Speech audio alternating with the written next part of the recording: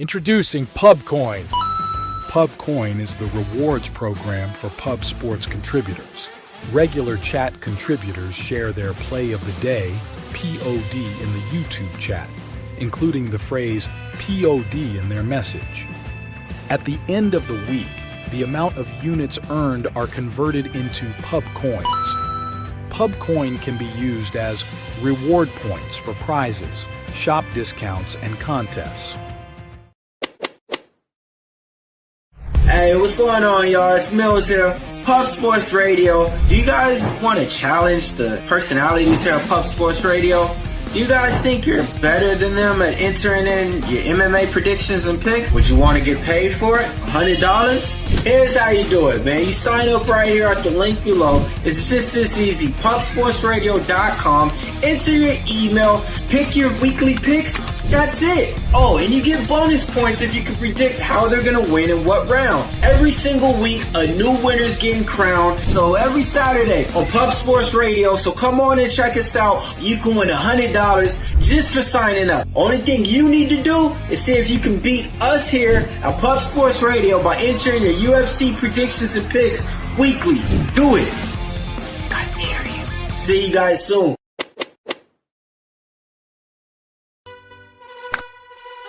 Your membership to Gold, you will be automatically entered in every horse race, every Wednesday and Friday. It is time to race horses.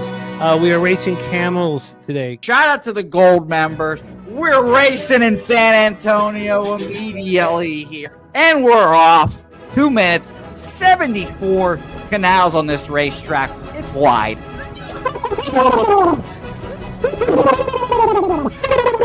We're racing in San Antonio. Matt Wally moving forwardly. Jeff Slaughter in the mix as well. And as is Randall Sheffield, who's put that beautiful nose out front. But it's actually real grass here, Jimmy. Maybe Kentucky bluegrass. Oldie, no! Here he goes. There he goes. Oldie in the lead now. K. Wolf falls back. The horses love it. Sometimes they stop and eat it on the way to the finish line. That's why your horses start so far in the back. Here. Oh, look at Nussflush Allen bursting out here. J-Dub in the mix. Rude Boy up here as well. Jimmy, take it away. There's Oldie. Oldie is moving to the front. We are past the halfway mark in our 2 mile. And there's Ricky Levy. Oh my goodness, he's in the mix here. Jimmy, take it home. This is our first dog race ever. 19 seconds left in the horse race here. It's Fernando Mendoza trying to find the wire. 14 seconds left. Can Fernando Mendoza take this home? Here comes Kenny Can. Kenny Can wants a piece of the pie. Put his schnoz up front. Ricky Bobby, 9 seconds left. Can Donut Silks make it right? Can Res Mall make it right to be $50? You son of a bitch! Here comes Tori Coker. Kenny Can Smoke and Mirrors. Director 97 home. That is way. Here comes Jason Meyer, the other auto custodian. Billy Friedrich. Joe's one. They're all coming down. Billy Friedrich. Coin! Fired! That's nowhere! Oh no! Fanatical Jim!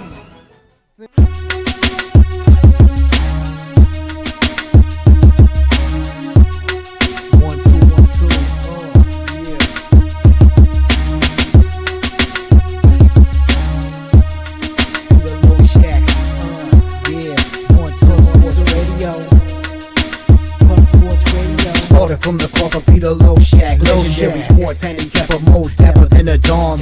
Father young phenom, known as Jimmy, who declared one day that the bag was here to stay. Information like a PSA, when we all PSR, Pub Sports Radio, bizarre. Is a man named Slaughter and he flipped the script. No competition in this they quit the trip. But we say we be pubbing, better with the bag and you love it. We want a top 10, we above it.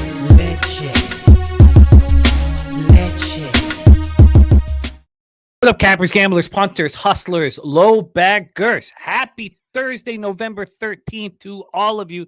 Thank you for watching Betting with the Bag right here on Pub Sports Radio. Thank you for rocking with us, capping with us, working with us, and hopefully getting paid with us. Great group of cappers already locked into the chat. We have best bets coming in, and we have an incredible show today. I'm pumped up about the show. We have Ian Cameron joining us for this big, beautiful NHL card. I've made 10 bets on this NHL card. It's ripe to be attacked. There's a couple more spots I'm very interested in. We're going to talk a little bit about the 112th Grey Cup going off on Sunday, November 16th.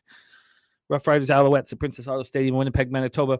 Mostly hearing from Bobano because Gorky and I are going to hit it tomorrow. Then we get into Thursday night football, Jets, Patriots. I have moved on that one. Then we bid adieu to Bobano. Morgan Spooner rolls in. We're going to cap Cornell, Lafayette, Loyola, Chicago, Wichita State, Charleston Southern, Alabama A&M, Cal, Kansas State. That's a line I've already beaten by 1.5. Purdue, Alabama. Daby Cab's going to come in for the Purdue Alabama breakdown, so it'll be a three-headed monster. Then Daby Cab and I are going to cap Troy Old Dominion. And then Nick Frazier from Water Cooler Talk Sports will be joining us to cap SEC. He's been excellent. He's right now with bad beats. He got a couple really bad beats. He deserved to catch Auburn +6 after he lost in overtime. He deserved to catch LSU +10. They lost by 11. And despite those bad beats, our guy, Nick Frazier, on this show is 15-12, hitting at 55.6%, plus 2.05 units, ROI plus 7.59%, average line minus 105. So looking forward to rock with him. We got Justin McKelvey in business. Stacks play day number 1 and 2 in business. Right after we talk SEC football, we are going to talk NBA with Billy Brisbane. And we'd like to see Jose Bouquet throughout this show as well. Stacks play today, Alabama -4. Travion Henderson over 80.5 rush yards. Gorky play today, EuroLeague Valencia money line plus 105. He's on Dubai Barcelona money line for tomorrow. And Peter Loshak in the house, and he says unreal call on Westbrook double-double. It's not just the Westbrook double-double. It's more than that. He is succeeding in all of our shows right now. In NBA this year, Justin McKelvey, 30 wins and 20 losses. This is on Peter Loshak's show and my show. 30 wins, 20 losses, plus 14.85 units. ROI plus 29.7% with an average line of plus 107. That's our guy, Justin McKelvey. Peter Loshak, Norway, Estonia, first half under 2. And he's looking at UEFA World Cup qualifier, first half under. So Iceland, Azerbaijan, first half under 1 at plus 103. Andorra, Albania, first half under 1 at minus 114. And Ireland, Portugal, first half under 1 at plus 107. Dave McKenna says NFL primetime game since 2023 with a spread of 8 points or more has seen the dog cover 12 of 17 and is on a run of 9 of 10. Wow, Dave, that's great stuff here that we will definitely copy and paste because we'll be able to talk about it on our live stream this very evening as well that I'm very excited about. Let's get this locked and loaded. Pig Milk play of the day is Boston, Ottawa. Boston, Ottawa, first period over 1.5. I'm going to keep copying and pasting. Oh, I've already copied and pasted Pig Milk. I'm going to keep copying and pasting. Thank you guys for joining us. We got Jose Perez. We got the Nuke Worker. We got Wine at Time Sports. He's on ODU -10 and Pacers money line. I'm very interested in joining you on the Sad Sack Indiana Pacers. I close. Want to talk it out. There's so much that we need to talk out. This is a big, glorious, beautiful card for us to attack. Your Thursday is going to be, well, all I can promise is going to be a roller coaster ride. Look, I'm not going to, there's no fairy tales in Shawshank. We need to do the work. And the harder we work, the higher our ROI climbs. So let's get that work in. Let's get to work. We got Matty Ice in the house. Matty Ice, star of the Taint play today, will give us his entire card. He will give us his entire card if we get one new silver or gold member. I am a gold member of Pop Sports Radio, but if we get one new silver or gold member, Matty Ice will unleash his entire card here for our show. Jerry Jones in the house. Peanut, Kristen Hess, Swiggy says shout out to Michael Kennard, Chris Boggin, Crystal, Craig, Gorky, and AM for being PSR gold members. Jose Perez says OKC punished the Lakers big. They certainly did. Irish King in the house. Irish King, you've been running so hot. Looking forward to rock with you. And obviously, there's been a big line move towards your Rough Riders, which we'll be discussing with Ian Cameron. I'm going to keep copying and pasting the action in the chat. I wish I could give you guys all a what up. I think I probably can. Res Mob, Robert McCormack, Kelly McInnes, Top Set Series, Business, BT, Dizzy, Donuts, Kyle Hindley back in business. Great to see Kyle, Martez, Denny, Rich, H, DC Capper, Nate Dogg, 420, Spooner, 9, Legacy, Fernando Mendoza, Alan Mittens, Latzy, Xavier Oliver, Jeff Pacheco, the guy, Philly Eagle Flyer, Thomas Rooney, and Rashawn Killer, now a PSR bronze member. Close. I mean, it means a ton to us, Rashawn. If you're a silver or gold member, though, you're in our Discord where we cap 24/7 and immediately, as soon as we bet our action, we also post it in the Discord immediately. But one silver or gold member, and Matty Ice will unleash his entire card. But Rashawn, thank you for being a member of Pub Sports Radio, which also gets you in our free UFC contest. Just got to be a bronze member for those $100 every Saturday up for grabs. Free UFC contest, but that's members only. DC Capper is on the Patriots here. It's all good, Rashawn. You're a man, Rashawn. You're a man. There, Top Set now a bronze member as well. I love it. Thank you, guys. It means a ton to us here. Top Set's being a member for a long time, a big supporter of our channel. We love him very much. Let's get to work. Billy Friedrich also saying the UFC card of the year is this weekend, so definitely check out Locker Room Talk Podcast, our hit show that premiered this week on Tuesday at 6 p.m. Eastern. Please welcome from Canada's black and yellow steel town, Hamilton, Ontario, home of Shea Gilgeous-Alexander. Please welcome the star of the Hitting the Books YouTube channel, the Ice Guys, and the NBA OG show, Ian Cameron, folks. How you doing, Bobano? I'm doing good. We're on a serious time crunch because I got a radio spot top of the hour, so let's not waste any time. Let's go. So what time? Sorry, I guess I missed that. Oh, 1 o'clock, but I can't go 1 o'clock. Okay, cool. No worries. We'll get 1 o'clock sharp. Let's get to work here. We have LA Kings, Toronto Maple Leafs. Kings 8-5-4, 7-1-2 on the road. Toronto Maple Leafs 8-8-1, 7-4-1 at home. Scotiabank Arena in Toronto, Ontario. As you well know, Bobano, I differ from your and Gorky's opinion that the Kings are a bad hockey team. I'm a believer in the Kings. And look, I'm not saying they're going to go up. Oh, and there we go. Top Set has upgraded to a PSR Silver membership, which means and Matty Ice is going to deliver his entire card here for us. Thank you, Top Set. Means a ton. And we'll see you in the Discord, my friend. Rashawn, that means a ton to us. Respect. Let's roll here. So I said that I was going to bet the Kings in every single one of these road games except the first and the last. I was a little nervous about the Penguins spot. It was 11 a.m. Pacific time, 2 p.m. Eastern time. They did fall down 2-1. I could have live bet them. I didn't, which was a mistake. They came back and win. I hammered them against the Canadiens. They went down 1-0 again and dominated that hockey game. And I'm betting them again. And I might add to it. I think the Kings. Oh, I've already said it. Look, I believe in this Kings hockey team. And the Maple Leafs are a mess. They're a mess. Yeah. I have their season win total under. It's all coming to fruition, but now we've got a bunch of injuries that are wreaking havoc. Now, I would prefer, honestly, to back the Kings against a squad that's full of health. I don't want teams rising to the occasion due to injuries, but this is rolling towards the Kings and rolling quickly. They opened up at -118. It went down to -110 last night. Got up to -120 and then back to -114. It was very strange. Now they're at -137. We have a 19-cent move towards the Los Angeles Kings.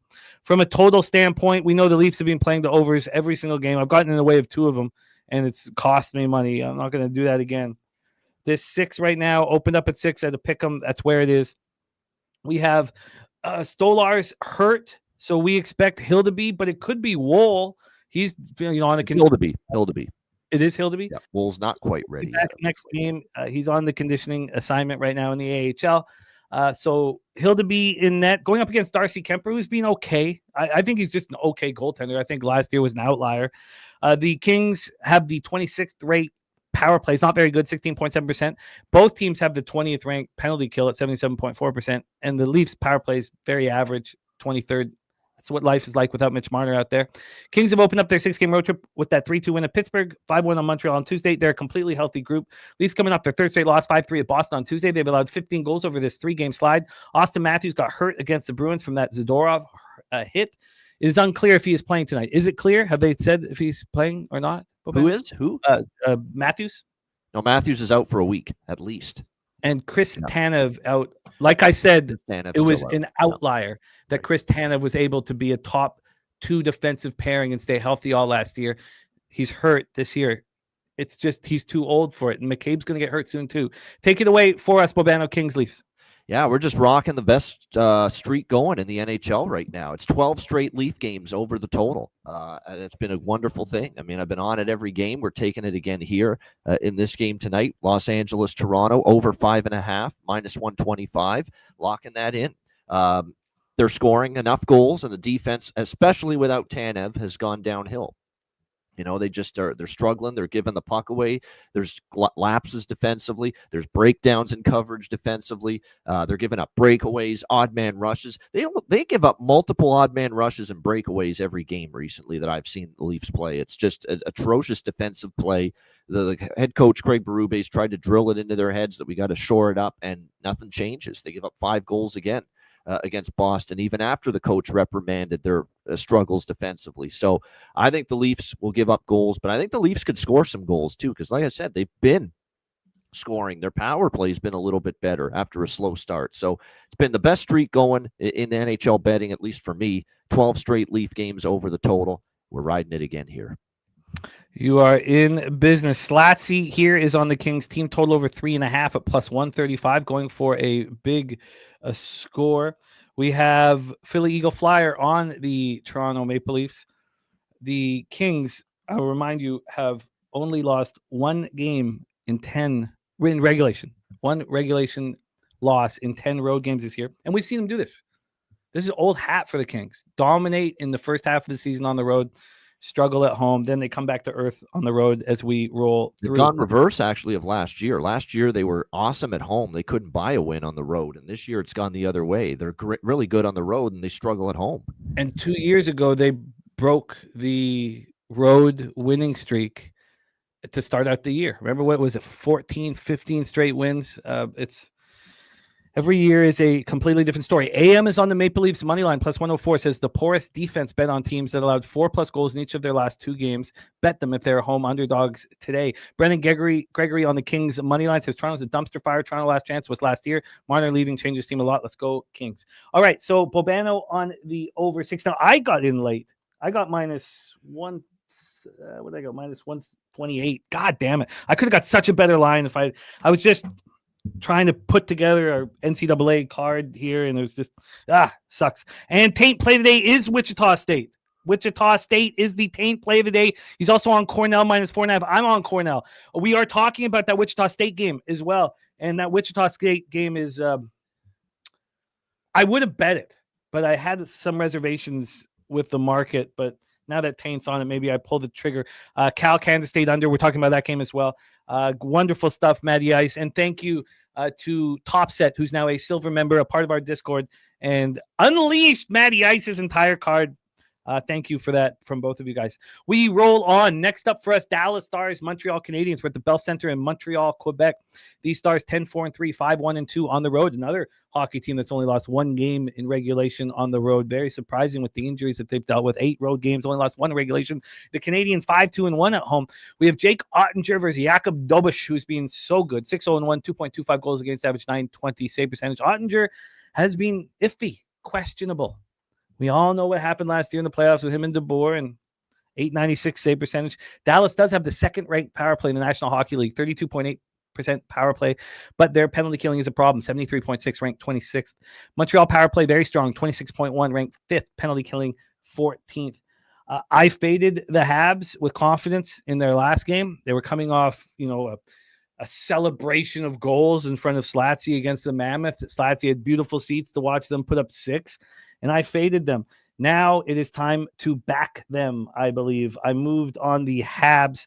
I got the Habs at minus 117. Let's go over the line history here very quickly and hand it over to Ian. We have these Habs. This total is a 6. It's minus 121 to the under. The Stars just played Ottawa in a 2-2 game that went to overtime, of which they won. Of course they won because I was on the Senators. I've lost the most ludicrous amount of overtime and shootout games this year, which I know will come back. It will progress to the mean. We have on the money line here, we have these Habs minus 118. It's not really moving in there. I mean, I guess it is. Because this, for some reason, this came out at noon yesterday on an offshore BOL that at plus 108, which was insane. So I guess it is, moving comfortably. I was shocked at the line. I was shocked at the Kings line. The Kings were favorites against the Habs at the Bell Center. I was astonished by that. The market doesn't seem to be giving certain teams much respect. Sharks, Habs. Stars coming off their third straight win, 3-2 overtime at Ottawa on Tuesday. They're dealing with injuries to Jamie Benn, Adam Ernie, so two left wingers, as well as center Matt Duchesne and defenseman Nils Lundqvist. Now, Jamie Benn did travel with the team. Now, if you know Jamie Benn, we're not sure if he's actually deciding to suit up or he's in Montreal for contact dances. I don't have that answer. Anybody else who travels with the team on a 2-game road trip, I'll say, oh, he'll suit up. Not Jamie Benn. I don't know what the hell he's up to. Habs coming off an ugly 5-1 loss at home to the Kings on Tuesday night. This is game 3 of a 4-game homestand. I'm backing a ton of teams on game 3 of a 4-game homestand on this day. Take it away, Ian.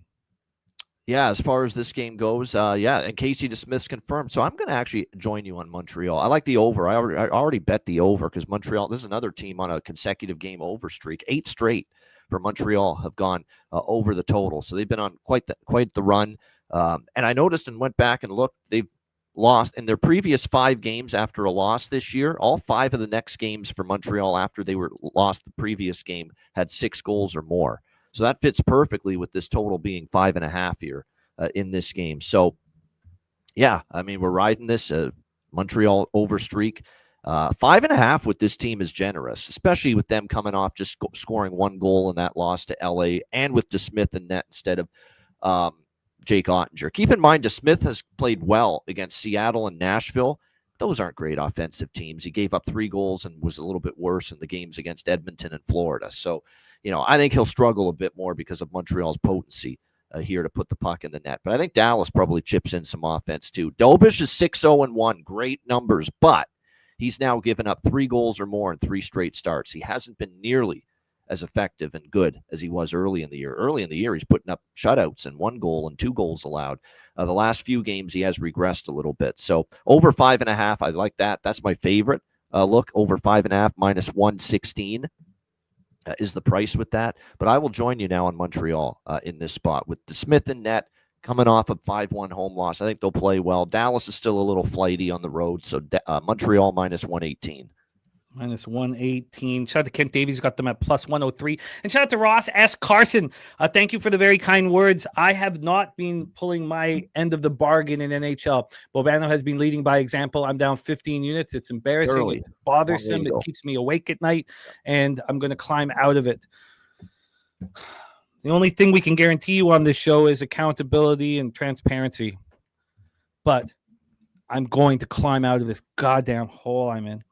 And it angers me to no end. Let's roll on to 7 p.m. Eastern. We have the Boston Bruins, 11-7-0, 3-4-0 on the road. The Ottawa Senators, 8-5-4, 5-2-2, a home by the Canadian Tire Center in Ottawa, Ontario. I actually had the Senators, queued up. All I had to do was press the button on the -1 line. And I stopped myself. I'm like, why am I... Look, we talk about the market not respecting teams. They're not respecting the Bruins as well. They should be in that group with the Sharks and the Habs. The Bruins are such big dogs, and they've won 7 straight games. They continue to win despite playing without Elias Lindholm, Casey Middlestad, and John Beecher. They're also missing defensemen. What does that tell you? They don't miss Lindholm because Lindholm's one of the most overrated players you can think of. God, you're speaking to the choir. I don't mind him if he's a third line center without him. You want him for defensive awareness. I'm not a Casey Middlestad guy either. I think they're better without him too. I mean, I don't think they miss those guys. Look at the other way the rest of the group has stepped up. Oh, they're just. I mean, Geeky's just playing out of his mind. The Senators. This is game 3 of a 4-game homestand. My favorite's game 5 of a 6-game homestand, but I like game 3 of a 4-game homestand. Senators coming off a 3-2 overtime loss at home to the Stars on Tuesday. They've been playing without Brady Tkachuk, and now they're dealing with an upper body injury to Thomas Chabot. I'm not that big of a fan. I'm a Sanderson fan, but not a Chabot fan. So we have Swayman, 900 save percentage it's almost as if they're winning despite his mediocre play. Ullmark, 870 save percentage. What the hell happened to these two guys who were once just monsters? I think you can talk about the defense that was in front of him and the accountability of that forward group that was in front of him. Boston has the 8th ranked power play at 25%, something I did not expect this year. 12th ranked penalty kill at 81.2%.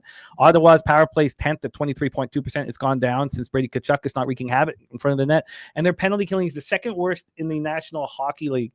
Look, I want to be on the Senators here, but at what price? At what price? I was looking at it when it was up in the high minus 160s. It's now minus 155, so we have had a move towards the Bruins. So if the Bruins are just more than the sum of their parts, why am I lining up with a Senators team without their captain and without a key top 4 defenseman to fade them? I stopped myself, but I'm not against possibly moving on them. This 6 has moved 2 cents to the over. It's now at minus 112. Ian Cameron, take it away. Oh, and Merrilainen in net for Ottawa. That's the price change. Now maybe that's not so bad.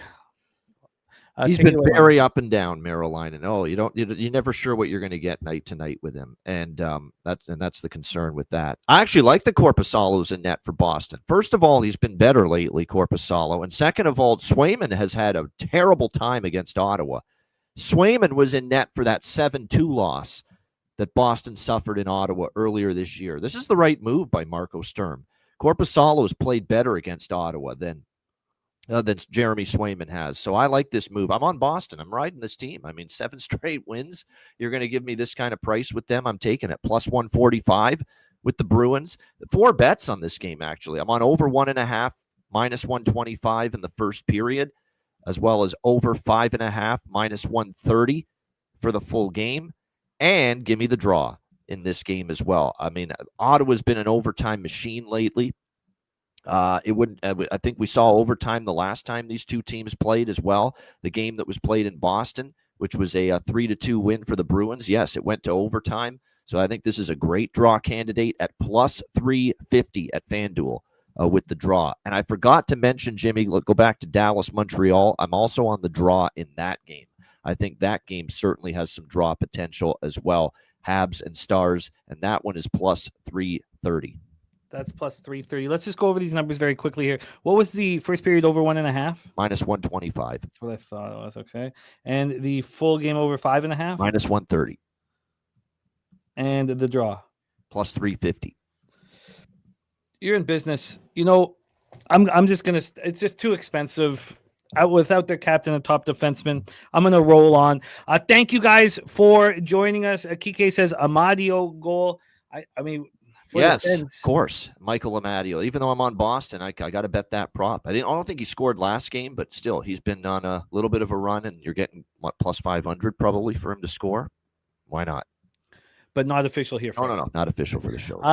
It's great to see all these cappers rocking with us in NHL. Ronnie Lofton, Kelly McKinnis, Philly Eagle Flyer, Kike, Hooligan Cappers, Peanut, K Wolf, Eldorado Custodian, Nate Dogg 420, Ty, Jen, Brennan, Gregory, the great Rich H joining us from Van City. Great to see all you guys. Ayo, D, Nasty Nate. Let's roll on to our next spot on the board. Next spot on the board is Anaheim Ducks at Detroit Red Wings, Little Caesars Arena in Detroit, Michigan. I don't know what it is. I have, as you know, Bobano, we're very high on Anaheim in the offseason. I haven't made the playoffs at plus 270 or plus 280. I can't remember. I have them over their win total, and I've not been betting them right. They've been in bad situations and winning.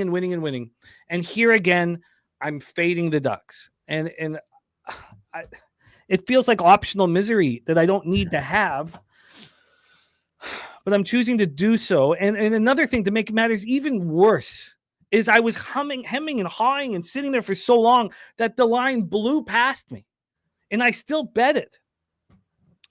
But if it blew past me to such an extent that I had to bet the -1 because I wasn't going to take a huge, minus 140. It's just very, very, very frustrating the way I've handled this. AM's on the Red Wings money line minus 122. Snapped winning streak bet against. It's bet against a team whose winning streak of length, the 3+ was just snapped in the previous game. Make the bet only if the team you're betting has a money line that's better than minus 150. And big shout out to Brent Verney for gifting a Pub Sports Radio membership. That means a ton to us. Thank you, Brent, so much, my man. So I'm on the Red Wings on the -1 line at plus 117. And I just, oh God, it's just, This total is a 6.5. It's minus 115 to the over. That's where it opened, but there was a 7-cent move to the under, and then it just came right back. On the money line here, we have Detroit now at minus 150. Good God. Wow. I guess that makes me feel a tiny bit better. Minus 150. Opened up at minus 120. It doesn't. I'm lying to myself. It doesn't make me feel better at all. So Lucas Dostal and John Gibson is who I've got listed, and keep correcting me with the goalie changes because these were put together late last night. It's going to be Peter Mrazek for Anaheim. Pretty sure it'll be him. That's the line move. And of course, you have Gibson going up against his old team, so get Mrazek going up against his old team. Yeah, I figured Joe Quenneville was going to use Mrazek tonight against his old team too, Detroit. Yeah. We have Anaheim, the 11th ranked power play at 23%, 23rd ranked penalty kill at 76.4%. Detroit's power play is not be nearly as good as we expected it to be. It's been surprising. 18.9% ranked 17th, penalty kill at 15th at 80%. Ducks had their 7-game winning streak snapped in a 4-1 loss at Colorado on Tuesday. This is game 2 of a 3-game trip. Now, Ryan Strome has been taken off the IR. He could make his season debut tonight. He's going to make it on this trip, we expect.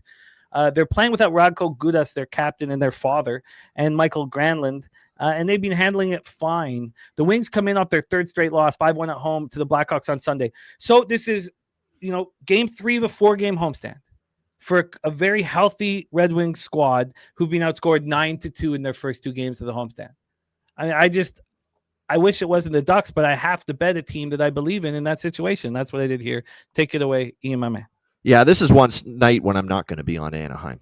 They had their win streak snapped against Colorado. I don't think they played that poorly against Colorado. That game was there for the taking. They had a bad fatigue penalty, and that's the thing with Anaheim. They've played so much hockey in the last, week to 2 weeks, and it might start to show at some point. I mean, these young kids are playing off adrenaline, but they're also human beings. They're not machines. Eventually, when you're playing this many games in a short period of time, it's going to start to show. And I think it did start to show a little bit in the 3rd period of that game against Colorado the other night. So and plus this is a really good situation for Detroit where they've lost a few in a row. They haven't been scoring.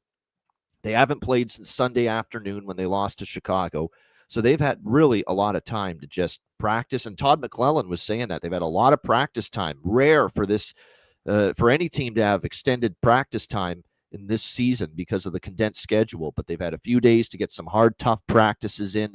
They're making some lineup changes that they hope can kickstart this offense, start getting some production going offensively, because that's where the issue has been for Detroit in the last few games. So they're well rested off a couple losses. It really does set up nicely for Detroit, but I'm going to go with because Gibson's in net. It should be Mrazek for Anaheim.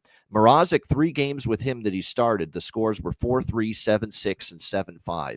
And the first period and full game over cashed in all 3 Peter Mrazek starts that he's made this year for Anaheim. So that's the route we're taking here in this game. First period over, 1.5 minus 135, and full game over 6.5 minus 102. I could get there. I could get to that over.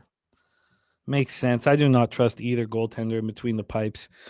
Makes sense. Bobano on the first period over 1.5 minus 135 and the full game over 6.5 minus 102. I am on the Detroit Red Wings minus 1 at plus 117. I'd much rather be in AM's shoes and have the money line at minus 122. We roll on. Next up for us, Washington Capitals, Florida Panthers, Amerant Bank Arena in Sunrise, Florida. Panthers 5-1-1 at home, and I'm still fading them here. I don't want to back the Capitals ever. And I sort of did against Carolina. I was on the under, which cashed. I wish I had been on them against Carolina. It was a bad spot for Carolina. Well, Carolina's dealing with all the cluster of injuries on defense. And I almost bet the under here. It was like I could just envision the 3-2 game, the empty net goal to make a 4-2, and I lose the under 5.5. Like I was pressing the button and I envisioned it, and I just said, maybe I'll bet it in a bit. Logan Thompson, 7-4-0, 1.56 goals against average, 934 save percentage. He's been spectacular. Sergei Bobrovsky, 8-4-0, 2.68 goals against average, 892 save percentage, 1 shutout. The Washington Capitals power play is still struggling. I don't put the blame on Ovi. I think maybe it's Carlson. They also have no more Pierre-Luc Dubois until maybe to March or something. Maybe it's McMichael. It's just that it just doesn't feel like it did last year at all. Their penalty kill struggling as well. That's why their record is where it is, because they're a smart, accountable hockey team that's now has weak special teams, which is not what was the deal last year.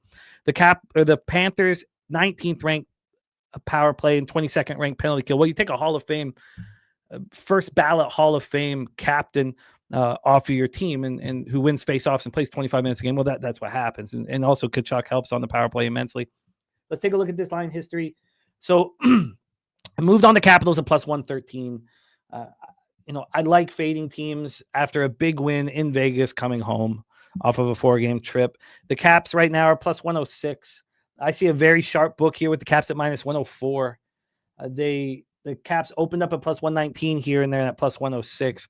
When we get to the total for this one, we have the 5.5 at a pick'em.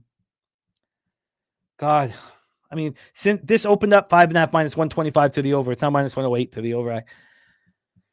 I should probably do it. I just, when you're not succeeding in a sport that you're used to succeeding in, you become hesitant instead of firing away. The Panthers are they finished their 4-game road trip with 3-2 win at Vegas on Monday. They went 2-2 on the trip. And on Barkov, Tkachuk, Kulikov, Nosek, and Gadjevich, they're all long-term injuries. No one's coming back anytime soon. Take it away, Bobano. Caps, Panthers. Yeah, we're in alignment here. I'm on Washington here as well with Florida. Florida, by the way, do you know that after winning the first 3 games of the season, they are now 0-5 off a win ever since? They haven't won 2 games in a row since that 3-game win streak to start the season. And it just speaks to how this is not quite that same Panthers group right now with the injuries. They haven't been able to sustain consistency from one game to the next. And I think Washington's looking to get some consistency. They had a very good win against Carolina. I thought that was a great spot to take Washington the other night. The schedule catching up to Carolina, still depleted on the blue line. Washington beat them. I think Washington wants to build on this because they've had trouble stringing good performances together as well. Thompson gives them an edge in net. He's been phenomenal. They haven't been losing because of him, that's for sure. He's been great. Danil Tarasov, he hasn't been terrible, but hasn't been great. And they haven't won with him. They're 0-3 in Tarasov starts this year, the Florida Panthers. So I like the spot. Florida, unable to win 2 in a row, coming home off the West Coast swing and that 4-game trip. Tough spot. Washington really owned Florida last year. Washington won every game in the regular season series last year against Florida, believe it or not. Played this team very well. So I'm with you. Capitals, Washington Capitals plus 112. We are all lockstep here. We have AM on the Capitals money line as well. And Billy Frazier giving us a heads up, an important heads up. He's a season ticket holder for the Hurricanes. Says he's betting Edmonton team total over on Saturday. Canes are on the second game of back-to-back, and they have 4 injured defensemen at this point. Yep. We roll on. Oilers, Columbus Blue Jackets, our next spot, Nationwide Arena in Columbus, Ohio. We have Calvin Pickard going up against Jet Greaves. At least Greaves was listed. And so it is confirmed. Okay, thank you, Slatsy. Jet Greaves, 900 save percentage. We believe in him. Both Ian and I believe in him as he moves forward. I think he can be a good goaltender in the National Hockey League, and number 1. I don't know if he's ever going to be elite, but I think he can be good.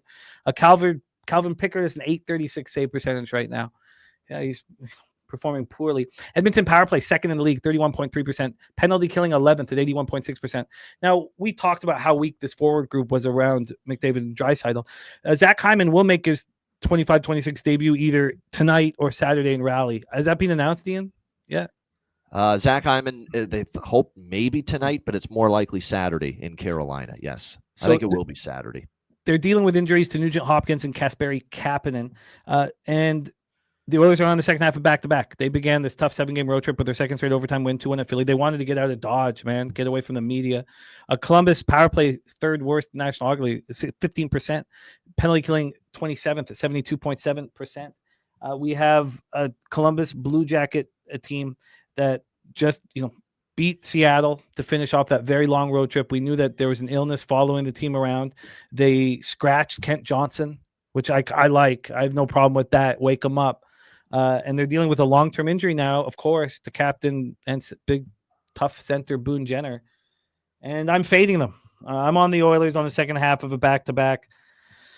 This total is a 6.5 at a pick'em. It has not moved since it opened. Now, it didn't open until a little after midnight, but has not moved 1 cent. And then on the money line, we have the Oilers at plus 101. They opened up at minus 110. I got plus 100, so I didn't shy away from that line move. Ian Cameron, take it away. Yeah, I'm on the draw on the over here. This is a draw for me for sure. I mean, we saw overtime in Edmonton just recently with these two teams last Monday when that Oilers comeback win. Edmonton's been playing a ton of overtime games lately as well. So plus 340 on the draw. And I think fatigue is a big part of this over here for me. Over 6.5 minus 108 is the price with that. The Oilers have played a lot of hockey. They're on a back-to-back on the road. I can see it getting sloppy for them defensively, and I could see the same for Columbus. Columbus has played a ton of games on this road trip. Now they're back home with just 48 hours after finishing that road trip in Seattle. So I think this could get pretty messy. You know, mistakes, penalties, turnovers, defensive breakdowns leading to goals. So draw on the over. Draw and the over, and I am on the Oilers here. Very interested watching this hockey game. We have Kong's Clip Smash Play of the Week, Chepe Mariscal plus 108, and number 2, Malcolm Wellmaker moneyline and Carlos Pratis moneyline at plus 131. And we have the MMA Mills interview with Malcolm Wellmaker on our channel as we speak. We move on. Bobano, Buffalo Sabres, Colorado Avalanche, Ball Arena in Denver, Colorado. Both teams are dealing with a myriad of injuries right now. It's a mess. Now it's much more difficult for the Buffalo Sabres, who are getting a better idea of how much Rasmus Dahlin means to him as he's with his fiance, as she is dealing with some a real life threatening illness, and he's beside her right now in Europe. Zach Benson, Jason Zucker, 2 left wingers, and Yuri Kulik are out. Justin Danforth out. Josh Norris has been out for a while, and just get used to it until he leaves the NHL. For the Avalanche, they're dealing with a lot of injuries too. Now they're much better equipped to handle this sort of thing. Kiviranta got injured in Game 5, but he didn't score a point this year or anything. Gerard, the defenseman, is out. LOC is out, and he's going to be out for a little bit longer with a hip injury. And now Nishushkin's on the injury report as well. For the Avalanche, I don't care. This Sabres team is in a very, very tough road trip right now. This is Game 3 of a 4-game road trip. They just suffered their 4th straight loss, 5-2 at Utah. Utah was exhausted. They'd been on the road. There was a perfect opportunity for Buffalo, and they took the lead. I mean, they're trying, but then they get destroyed late. The number 1 ranked penalty kill, take Dahlin off that penalty kill and see what it does. And then look who's playing the most. It's not Owen Power, which is something that you talked about earlier in the year, that you weren't that pleased with his, I guess just his, what's the right word? As he gets more comfortable in the NHL, I guess his trajectory is not quite as high as that you had expected. And I certainly expected him to have a real nice trajectory. It doesn't seem to be the case. It's Bowen Byram who's playing 24, 25 minutes a game. So I'm fading the Sabres. I'm on the Avalanche on the puck line. It was very expensive at minus 135. I don't care. I think the Sabres on the second half of back-to-back, dealing with all these injuries, are a problem. Here we go. Bobano. It's a huge line move towards the Avalanche. They're minus 365 right now. Open up at minus 300. It's a huge move towards them. And then from a total standpoint here, we have the 6.5 slightly juiced to the over. Ian, take it away. Yeah, I'm on over 6.5 here in this game, Sabres and Avs.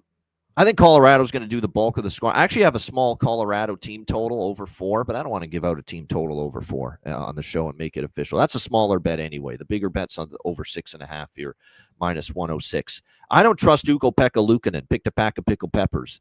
I don't trust him right now for Buffalo in net. This is a guy that's going to get the start tonight, and he's not been good when I've seen him play.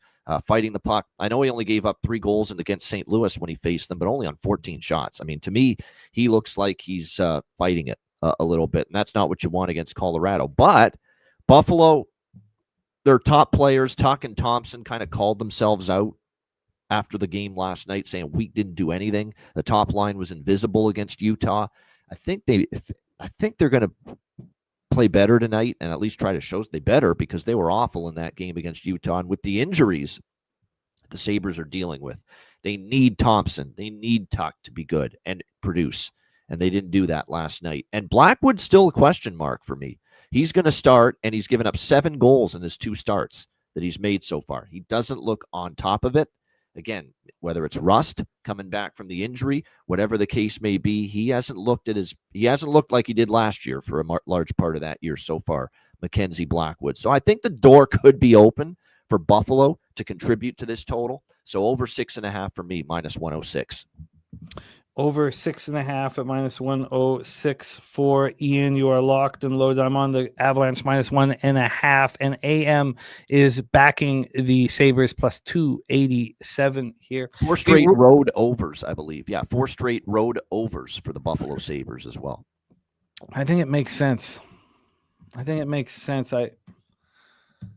understand why you also bet the Avalanche, not making it official, but bet them, team total over 4, because it's likely if the game goes the way we see it, to cash that 6.5, you're going to Colorado scored 6 and 5 the last 2 times they've hosted Buffalo at Ball Arena, by the way.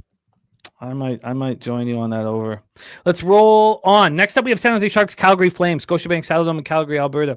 Yaroslav, ask about me. I'm a hustler. Ask about me. He's showing the talent now. Yeah. We've all understood that if Trotzy doesn't like you, you probably have character issues. And maybe that's unfair to have a blanket statement like that. But I trust Trotzy. He picked him 12th overall and didn't want him. Now, we know he's full of skill, and he's showing that now. Going up against Dustin Wolf, who's starting to get back in line, start playing better. The power play for the Sharks, 19.6%, 15th in the league, 24th ranked penalty kill. Calgary power play is the worst in the National Hockey League, 11.5%. Penalty killing is ranked 18th. The Sharks are playing much more accountable. They're just playing very good hockey. I mean, what do you want to say about it? They're a good hockey team, and they're not being credited as a good hockey team in the books. And I'm tired of looking at these numbers and saying, well, I want things to be expensive. And that, I'm on the under 6 at minus 105. First of all, I find it very difficult to see the Flames scoring, and the Sharks know what they have to do on the road. They just did it in Minnesota. I like backing teams to continue defensive accountability when they start a trip and show that accountability. I'm also on the Sharks at plus 140. It's insane to me. Insane. And not for a minute you were going to say you're on Calgary minus 1 or something, and I was like, no, I've got their season win total under. I would have taken them to miss the playoffs, but that was minus 600. No, I'm on the Sharks. The Flames come home after suffering their 3rd straight loss, 3-2 at St. Louis on Tuesday. No one's saying that the Flames aren't trying. It's just what team has number 1 overall picks, number 2 overall picks? What team has the snipers that are going to be the best of their generation? It's the Sharks. The Flames don't have any of those players, and so I'm on the Sharks here. The line is confusing and uncomforting, but I'm on the Sharks plus 140 and the under 6 at minus 105. Bobano, take it away. Yeah, I'm not even that concerned about it, but the only thing that I did take notice of was Calgary's beaten San Jose 6 straight times, but these teams are in different places right now. Calgary can't score. Calgary's struggling right now to win games. San Jose is playing with great confidence, and everyone's talking about Macklin Celebrini, and he's in the running for points leader right now, and Will Smith and Eklund and all these great players and what they're doing offensively. We need to start talking about what they're doing defensively. Okay, they have given up just 1 goal in each of their last 4 victories during this win streak. 1 goal. That's it. Askarov is starting to get comfortable. This team is buying in away from the puck right now, playing both ends of the ice. That's what's doing it for San Jose right now. This price to me, when I saw it, I couldn't believe it. Calgary was favored by this much. So I'm with you here. San Jose plus 145. And the line's moving towards the Flames, which is insane. But I understand it from a market standpoint only. That's it. Nothing that we're seeing on the ice makes no sense to me. But from a market standpoint, let's roll on. Next up, we have the New York Islanders, Vegas Golden Knights. We're at T-Mobile Arena in Las Vegas, Nevada. Sorokin and Schmidt listed. Schmidt is 2.51 goals against average and 6-1-1, but 901 save percentage. Sorokin's not looked very good for a while now, dating back to last year too. 899 save percentage. Let's get into the line history here. I moved on the Knights on the -1 line. I want to fade the Islanders. I understand that Waugh's getting a lot out of them. Vegas opened up at -185. They're now at -182. The Vegas is not playing well, and we're going to go over that in a second here.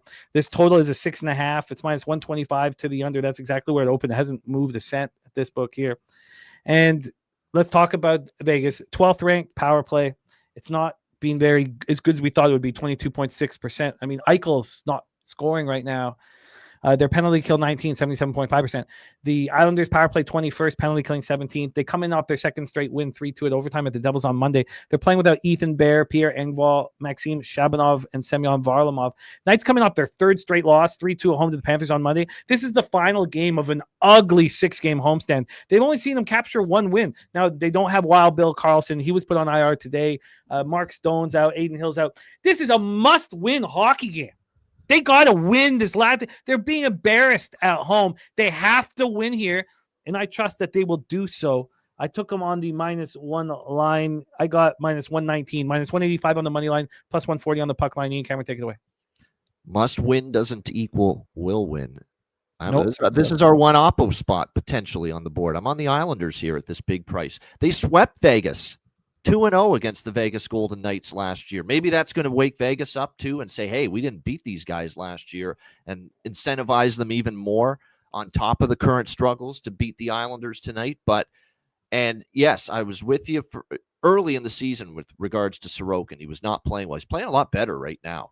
There's no doubt he has played much better the last few games for the Islanders, and he's got a 1.96 goals against average and 2 shutouts against Vegas. His numbers are off the chart good against the Vegas Golden Knights in the past. They're playing with a little confidence again. They smoked the Rangers.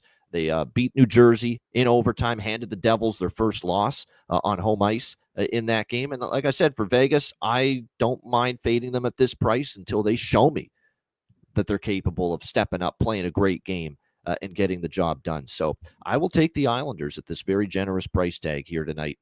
Going 2-0 against Vegas last year. They've won 2 of their last 3 at T-Mobile when they've made the trip to Vegas. So +168 for me for the Islanders. So this is their third straight road game, but this is the start of their road trip. Yeah. That's the important part. Yeah. It's just the start of their road trip. They were just in the New York area before. Yeah. Starting a road trip in Vegas, it's not as easy. Oh, yeah, first period over. Thank you for – I know it's been cooling off lately, but I feel if Vegas wins this game, they're going to jump out early. So I'll take a shot. Still been good overall. It's cooled off a little the last couple games, but I'm still going to take it. Over 1.5, -125 first period. -125 first period, over 1.5. Final spot on the board. Now, this was an interesting one, Ian. I had it loaded up, and I got cold feet. And then I went back to it, and I pressed the button. I'm on the Winnipeg Jets here. I didn't like the way they played against the Canucks. They beat the Canucks, but the Canucks are a mess. They lost the first 3 games of this road trip. It's a 6-game road trip. We have Gorky moving here on the Ducks money line at +105. It'll be fun to text back and forth throughout that game. Gorky, good luck. Climate Pledge Arena here in Seattle, Washington. Connor Hellebuck, Matt Murray.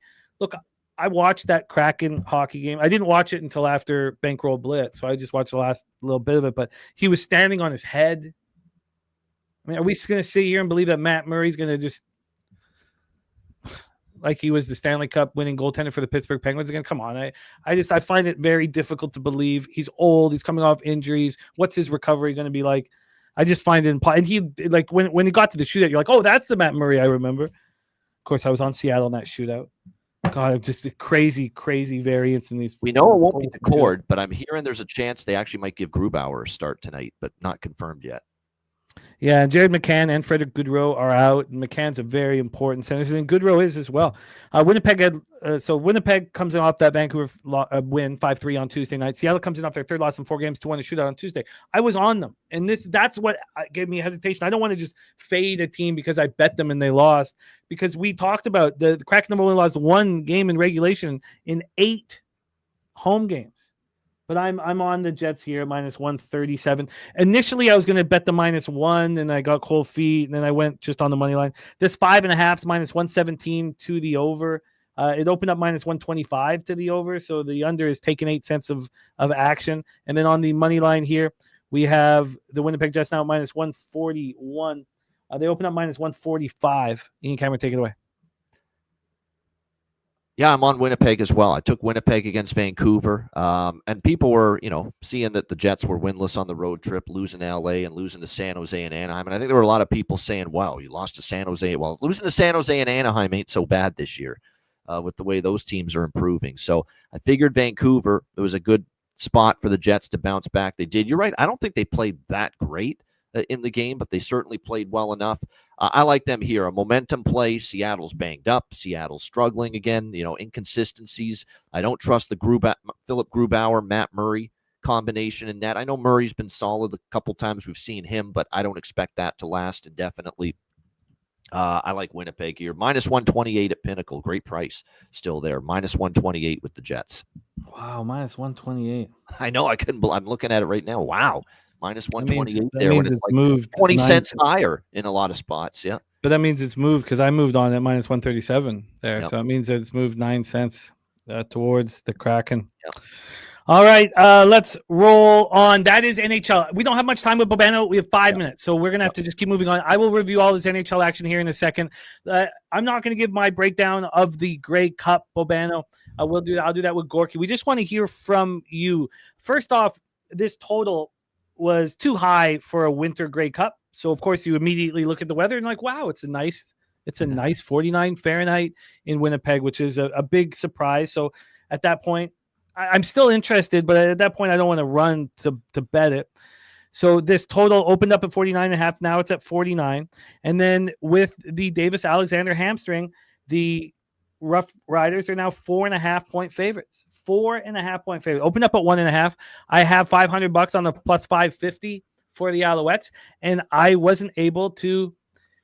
I could have hedged. Slatsy sent me a message. He's like, the hamstring's an issue. I'm hedging. Slatsy moved on the Rough Riders to -140. A few minutes later, it's -155, and then it's -190, and then it's -2. And I'm reading interviews on Davis-Alexander every single day. He practiced yesterday. He says didn't run, but looked fine. Like it didn't look like he was noticeably in pain or anything like that, which is a good sign. They have a hamstring expert with them on the road right now. I mean, I don't know. It's not comforting, but let's hear from your breakdown, my man. Yeah, I'm going to take Montreal here, plus 4.5, -118. We'll lock that in as an official play. I'm not moving on the total yet. We're going to wait because you never know. Forecasts can change right before kickoff. So I'm off the total for now. But, I think his hamstring, I think this whole thing's a little overblown. I think his hamstring's better than people think. They're doing everything they can do to make sure it's in as good a condition as it can be for this game. And I think when you look at Saskatchewan here, too, they're going to have Keyshawn Johnson back. The biggest concern I had, even more than Davis-Alexander's hamstring health, was the offensive line. They were missing multiple offensive linemen against Hamilton last week in the East Final. They still won in spite of it, but you could tell that offensive line wasn't at their best. They made life difficult on Davis-Alexander that whole game. But it looks like Callender and Pierre Lestage, the left guard, basically the whole left side of their offensive line was questionable going into this game, but it looks like the left tackle and the left guard both could play here for Montreal. They've been practicing all week, and Lestage in particular is the guy that didn't play against Hamilton, the left guard, so that's huge for the Montreal offensive line for this game against Saskatchewan. Look, these are two really good football teams. We like Mason Moss. That's quite the Mason Moss here with the coaching matchup. But at the end of the day, we're getting a very good Montreal team catching points. A quarterback that hasn't lost a game as a CFL starting quarterback. We're getting 4.5 points. How many times have we seen the underdog's been the better bet in the CFL Grey Cup the last few years? Look at last year. Everybody couldn't get enough of hammering Winnipeg when it was known that Nick Arbuckle was going to start at quarterback for Toronto instead of Kelly, and Arbuckle just leads the Argos to an outright win as a near double-digit dog in that game against the Bombers. So the underdog's been profitable ATS the last few years in this league, in this Grey Cup game. So, I'm going to take Montreal. I'm going to take advantage, I think, of a little bit of a betting market overreaction to the Davis-Alexander situation. So Montreal plus 4.5, -118. Troy Torrance says, does the 3.5 rule apply for the CFL? I would need to study that further. Troy.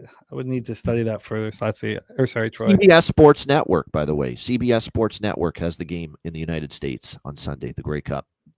And we have Bobano moving on the plus 4.5, -108.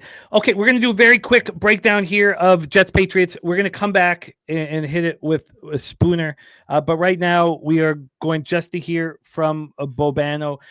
In short, I absolutely love the optics of 2 10-7 games in our last week in our spotlight standalone games. The Jets allowed the Browns to put up 268 yards with Dylan Gabriel on the road. I think this is the absolute perfect time to zag and take the over. I'm on the over 43 at -110. Everybody who's been on overs has lost and are angry, and they're not betting them. Everybody who's been on the unders was like, this is so easy. We'll go have a bigger breakdown in a bit, but I'm on the over 43 at -110. So is Troy. Take it away for us here, Bobano. Make it 3. I'm on it too. I'm on it too, just because, look, the Jets defense, I don't think it's very good. I don't. I mean, and now they're facing New England's offense, which has been humming. I was beyond impressed with Drake May and that offense, and Travion Henderson and the run game, and just so impressed with the Patriots offense. I don't know how the Jets slow them down, quite honestly. I know people are expecting this to be because it's Thursday night, your typical low scoring, maybe the Patriots. That's to me how the Patriots don't score a lot tonight, is if they're flat. If they're flat, they're not sharp. The execution's off. Drake May is not in rhythm with his receivers. I just don't see that happening to this degree against a miserable Jets team. And maybe I'm bitter saying that because I had Cleveland last week against the Jets, and I thought, I had a good bet there still, even though they lost, because 2 kick return touchdowns in a row. How the hell are you going to foresee that happening? And that happened in two in a row for the Jets. So shame on the Browns special teams for allowing that to happen last week. But now the concern, I guess, with the over is what do the Jets do offensively with their offense, which hasn't been good. I don't think Garrett Wilson's going to play again tonight. Doesn't look like it for the Jets. So that's the concerning part of this. But the total is low.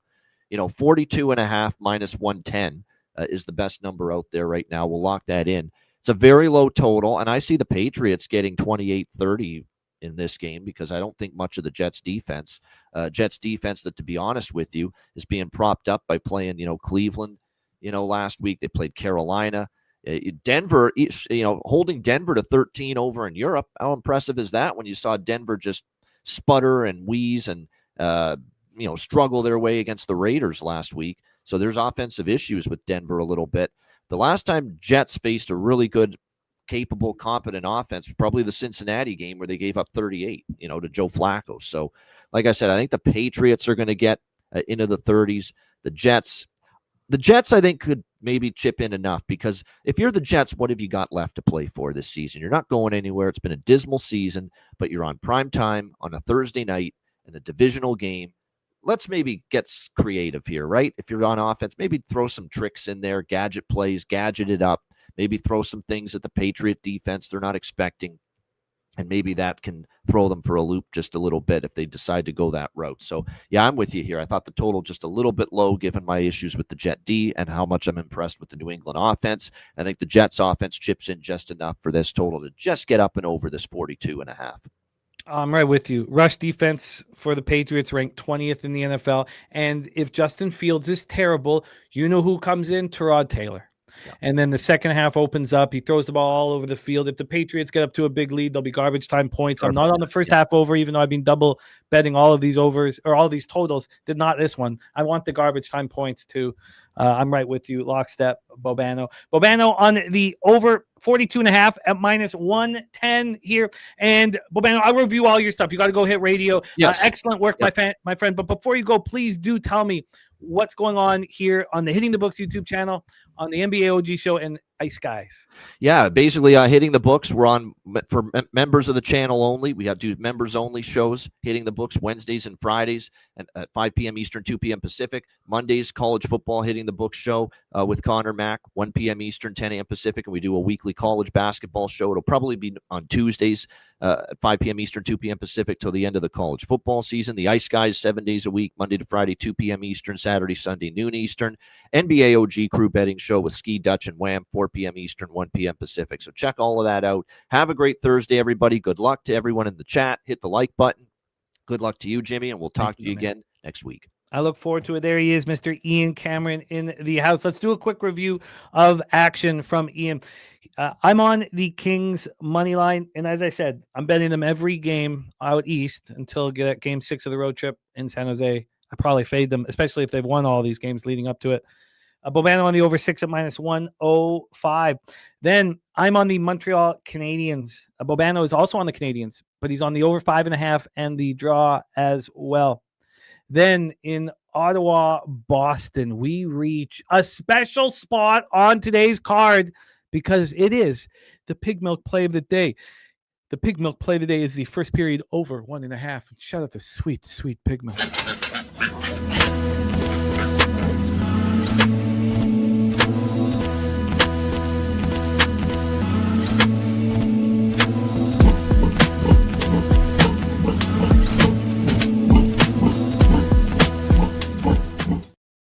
Bobano also on that first period over 1.5. He's on the over 5.5 minus 130. The draw at plus 350 and the Bruins money line plus 145.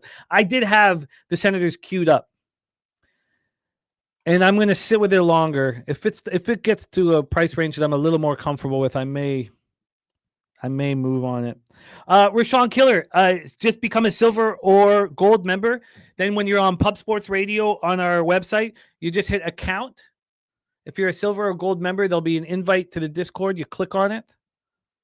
And there you go, my man. I'm on the Detroit Red Wings, and I ended up taking on the -1 line. I've really handled it poorly. But Bobano on the first period over 1.5 and the over 6.5 minus 102. I'm interested in that over 6.5. I am interested in the under still in this Capitals-Panthers game, but both Bobano and I are on the Washington Capitals, and I don't like the Capitals. I don't think they're very good. So it takes a lot for me to bet them. I'm on the Edmonton Oilers at plus 100, I believe plus 100. Bobano on the over 6.5, and he's on the draw at plus 340. Then Bobano on the over 6.5 and Sabres Avalanche. I think I might get there. But I'm on the Avs -1.5, minus 135. Very expensive puck line, but I'm on it. Bobano and I are both on the Sharks plus. Bobano got plus 145. I believe I just got a plus. Did I get plus 144? I got plus 144. And then I'm on the under 6 at minus 105. Bobano's on the Islanders plus 168. That's our heads up spot. I'm on the Golden Knights -1. I simply do not believe that the Golden Knights are just devoid of heart and character, and they're going to lose 4 straight games at home of a homestand. I don't believe it. And Bobano's getting the right price, though, plus 168. And he's on the first period over 1.5. Bobano is on the Jets at minus 128. I'm on the Jets, too. And mine was minus 137. Makes me a little nervous. We have AM on the Red Wings money line, the Maple Leafs money line, the Capitals money line, and the Sabres money line. And I hope you got to see AM cook yesterday on betting with Bouquet. It was great to have him here on screen. Then in the Grey Cup, I have the Alouettes at plus 550. And it's $500. It's nothing too concerning. I don't think of it as it's 2,500 or 750 if I win. And I lost the chance to hedge. Slatsy sent me the message and gave me every opportunity. And I just didn't want to. Looking back at it, should I have? I mean, would it matter if I pick up $300 or $400 or $500? Maybe if I had a hedge, I should have put maybe 1,000 on it. That was probably the thing to do. I will see. Bobano on the Alouettes plus 4.5 minus 108. And we are about to get into Thursday night football. And we're going to bring on our next guest, who's also with us for college basketball. But currently, I'm one solitary game ahead of him and Troy Torrance in the Cappers contest. We're all looking up at MMA Mad Hatter. But what we're doing in the Cappers contest is impressive. If I was in Circa Millions, I'd be 134th. So we're delivering the goods here. We are delivering the goods. Let's. J.W. Kim says I don't get the Sabres money line. It's the edge that AM has are on angles that are derived from trends. So he has an angle there that tells him that this is a great spot to back the Sabres, and that's where and he's succeeding with following those angles and trends. And one of the things about if you're doing something like that, it's you shouldn't really pick and choose which one. If you have a set of trends that are working for you and they work for you consistently year after year, you have to bet them all. When you start picking and choose, I'll use it here, but I'm nervous to use it there. That's when you start getting into trouble. So let's bring on our next guest. Not only is he the star of Pub Sports Radio, he was the star, and we're going to have it again next year, of Walk Off Wagers.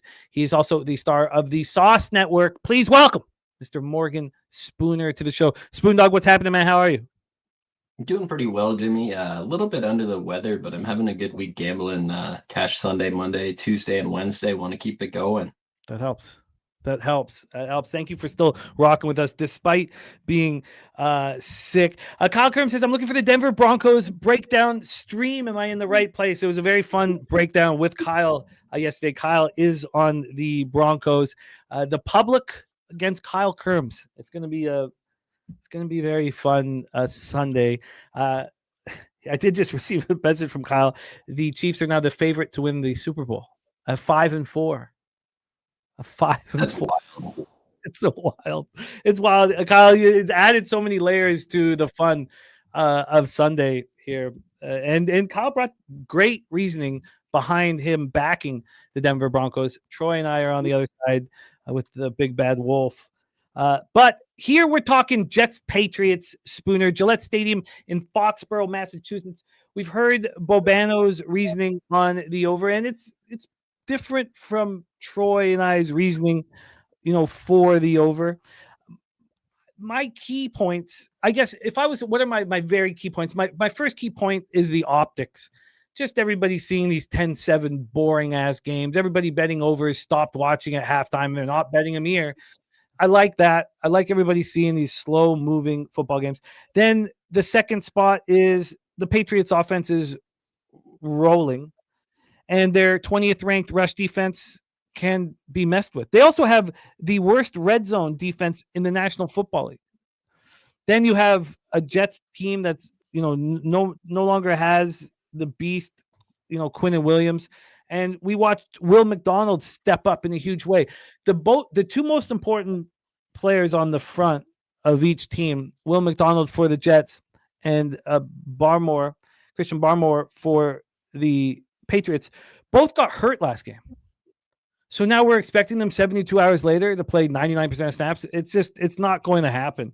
So you have injuries there. And then we also have what may be an ace in the sleeve. And if Fields fails to menace, Tyrod Taylor comes in. So that is the thought process behind the over for Troy, for myself, and for Bobano. But Morgan Spooner, how are you hammering this Thursday nighter Jets Patriots? Take it away. Yeah, so I'm staying away from totals this year in the NFL. I've done really well with just attacking sides so far. I do like how the market sets up for your total. Like you're talking about all these low total games recently that are the standalone games that everybody watches on TV does kind of present itself to some value for that over here because everybody's just thinking about those unders. But I just don't really know if I trust this New York Jets team. You're talking about when Justin Fields comes out of the game, they seem very committed to him still this season. He's going to be in that game for quite a while. I really liked how this sets up for the Patriots. I like how the market's moved in favor of the Patriots. I'm not going to walk into this game with any action at this point. I think the best bet was getting the Patriots there open. 67% of the cash, 68% of the tickets on the Patriots. Circa's got it at 13 now. They opened it at 10.5. Just clear move to the Patriots. It opened over that key number of 10 and hasn't quite got to that 14 yet. But I think there's a chance that we do see some 14s by the time this game actually kicks off. I only lean the New England Patriots here. If somehow the Jets do some special teams magic like they did last week, get an early touchdown, or even just keep the Patriots from scoring here early in this first quarter on those scripted plays, I think I'll try to get in on New England under 10. But as far as going into this game with action, I'm not going to have it. I do like where you're at with that over. I think the market's sort of respecting some of that over as well. Open 45, down to 43, but I mean, just tons and tons of cash. Everybody on this under. Still over 43 is a key number, and it hasn't gone past that yet. It's interesting football game. Thursday night football this time of year starts to get pretty bad. I don't really see a ton of game scripts. Like if we simulate this out 1,000 times where the New York Jets are very live in this game, but if they are, it's gonna take some special teams magic. I wouldn't be opposed to getting in on both defensive special teams touchdowns in this game. You can get them both over plus 600 right now, and I feel like some of these Thursday games kind of get muddy, nasty like that. But that's just my thoughts going into this game right now. I'm more focused in on the Sunday card for NFL right now. It's a beautiful card this Sunday. This was probably the most fun card to talk about with angles and edges. I enjoyed it immensely. It was 39 Fahrenheit, 9 miles per hour was the wind last I checked. Let's just take another look at what's going on in Foxborough weather here. We have the wind is going to die. It's going to be maybe a little cooler, maybe 30. No, I guess it'll be 39, 9 miles per hour, 8 mile per hour winds. Nothing too egregious weather-wise. And, you're right. I mean, the under is just being hammered and hammered and hammered. 84% of the money now on the under. I honestly think this is a great spot. And so I will look to live bet the over as well, rolling in. Nasty on the first quarter over 7.5. And Troy Torrance is any halfway decent coach with no Terod gives you a better chance to win a game like this. But that also brings up the point that Kong says, or you stay in tank mode, and go for the number 1 overall pick by leaving Justin Fields in the game. So, I mean, there's some legitimacy to that. It's going to be fun. Thursday night live stream right here on Pub Sports Radio. Morgan Spooner, my friend, let's go into college basketball. I have not gotten off to a good start here. And we've only had you for one show, so it's a very small sample size. Let's deliver here. I have picked 2 games, and one of them there's one game that I almost bet that that you're using. I'm not sure what you're going to be doing with it, but it's also the Taint play of the day. So it's great that you picked the Loyola Wichita State game. Let's roll in to our first spot on the board. We head to Easton, Pennsylvania, Kirby Sports Center, home of the Lafayette Leopards, the great Lafayette Leopards, a team that I am fading here this evening. This one starts at 6 p.m. Eastern. I love having 6 p.m. action, and I don't let it influence. I don't let it force. I just, it's nice that you get to, heat up a little bit before everything goes off. Yeah, it's fun. It's very, very fun. Now, we were on Kent State when Cornell played at Kent State, and that was a hell of a basketball game.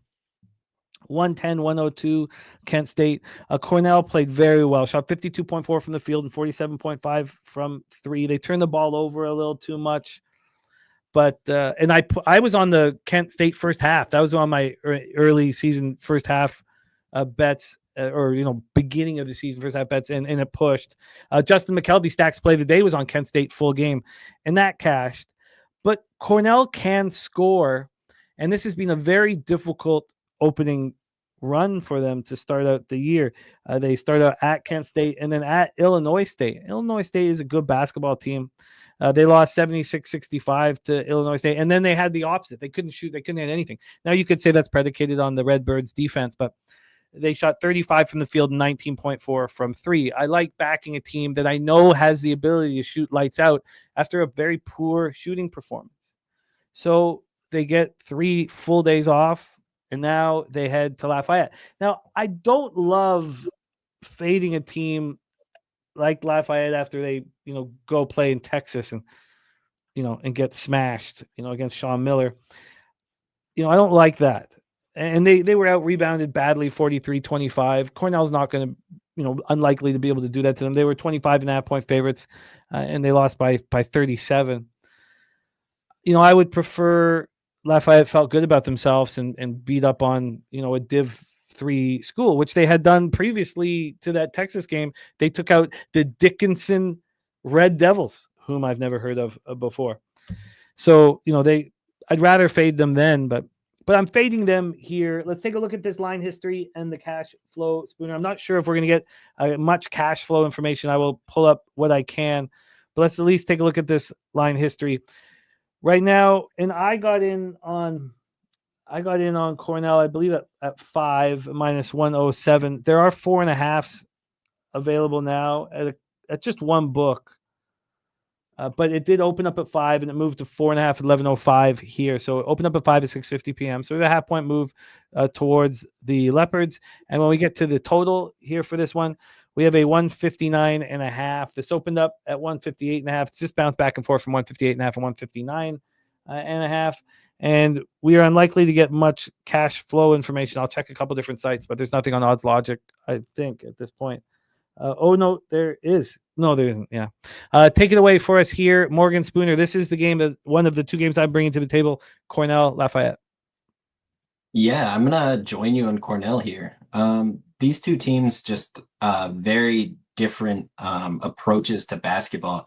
So far under Jean-Jacques, Cornell has run a very fast-paced offense. You saw that in the opening game of the season versus Kent State with an NBA score of 110 to 102. I just think if Cornell has any say in the pace of this game, it's going to be very hard for Lafayette to keep up. And a lot of times the home team has the ability to sort of set the pace, but the level of athletes in the Ivy League is not behind the level of athletes in the Patriot League. Generally, these two leagues are both kind of restricted, kind of hands are tied with what they can do. Just academically, recruiting wise in the Ivy League, you get so many athletes taken away from who you can actually recruit. And the same thing's true in the Patriot League. I just think that this is a mismatch in athletes. We're going to have a Cornell team that's going to be looking to run the floor. They have the ability to shoot the three ball, make plenty of threes. They're going to have a ton of possessions in this game. And unless Lafayette finds a way to slow this game down, I see this being a double-digit game. So I got the 4.5. Even at 5.5, 5, I still think this is a good number for Cornell. They had played this Lafayette team to open the season the last few years. Every single season when they played them, they've won by more than this amount. So I just think this is a good spot for Cornell. Didn't go back and forth with Lafayette that much. If this number crossed like 7 or 8, maybe there'd start to be value there, but it's so far off right now that I think this is a ton of value with Cornell. It's one of my favorite bets tonight. I like it. I like it a lot. Don Play says, is Cornell a good money line parlay piece? So they still are on the road. It's college basketball, but Lafayette does not have a great home court. It's ranked bottom 50 in all of college basketball. Early season like this, there's going to be more empty seats than seats with people in them. I think, Don Play, when you're looking for parlay pieces, you don't want a ton of volatility involved, and there is here. So, I mean, I'm betting them. I'm betting them at the 5. I've bet them at the 5. I like them. But I don't know if I would necessarily want to have them anchoring some sort of a bet here on the money line here. So 4.5 for Spooner. I got the 5 minus 107. What did you get the 4.5 at? Paid 115 at Juice. Hold on, I have it tweeted out on X. Let me make sure. I believe I paid 115. If I had the 4.5 minus 115 option, I would have taken it. I did not. Shout out to Good now because I see 110, but it is what it is. Yeah, but I would have taken the 4.5 minus 115 if I had that opportunity before when I moved on mine. And shout out to Good. Nice to have Good back in business with us. Let's roll on to the next spot on the board. Loyola Chicago Ramblers, Wichita State Shockers. Now, our Morgan Spooner just faded the Loyola Chicago Ramblers with success against North Texas. Watched the entire game. We also, we have, intimate knowledge of this team as it has changed throughout the years. Shout out to Just My 2 Cents in the House, Star the Locker Room Talk podcast. Huge UFC card this weekend. Billy Frazier calls it the card of the year this weekend. So then we also have the taint play of the day. We have the whole card being released by Matty Ice because we got a new silver or gold member. It was Top Set, who's now a silver member and will be in our Discord. Let me just pop this is the whole card from Matty Ice, which is very cool. Matty Ice wanting a gold or silver member to drop it into the chat. It means a lot to us. Taint play of the day is right there. It is Wichita State minus 5.5.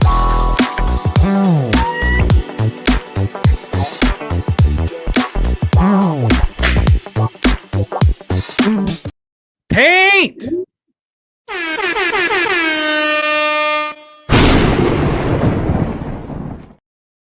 Now, Spooner, we are both cappers that are fully entrenched in watching this market and watching the lines and the cash and all of that. And this wasn't a cash-related feeling for me. We have 65% of the tickets, 70% of the cash on Wichita State. And I wanted to back them. X's and O's why, situationally, I liked it. What scared me was I could not explain why this line came out at 5 at 2 p.m. yesterday. Within 10 minutes, moved to 4.5. 31 minutes later, moved to 3.5. 5 hours after that, moved to 3. 20 minutes after that, moved to 2.5. And when I can't explain that, and maybe you can, which would change that for me, but to me, that's just a red flag. That means something's going on, and that's the sole reason. Now it's back of 5, and Wichita State's minus 117, so there's been 12-7 move to Wichita State. But that was enough to just say, you know what, at least I'll wait till it's capped on the show. But this was even before I knew that you were going to use the game. This total opened up at 150.5, dropped down to 150, got up to 152.5, back down to 151. And when we get to the X's and O's, you would think that this would be a perfect spot for Wichita State. And that's what I was sitting with.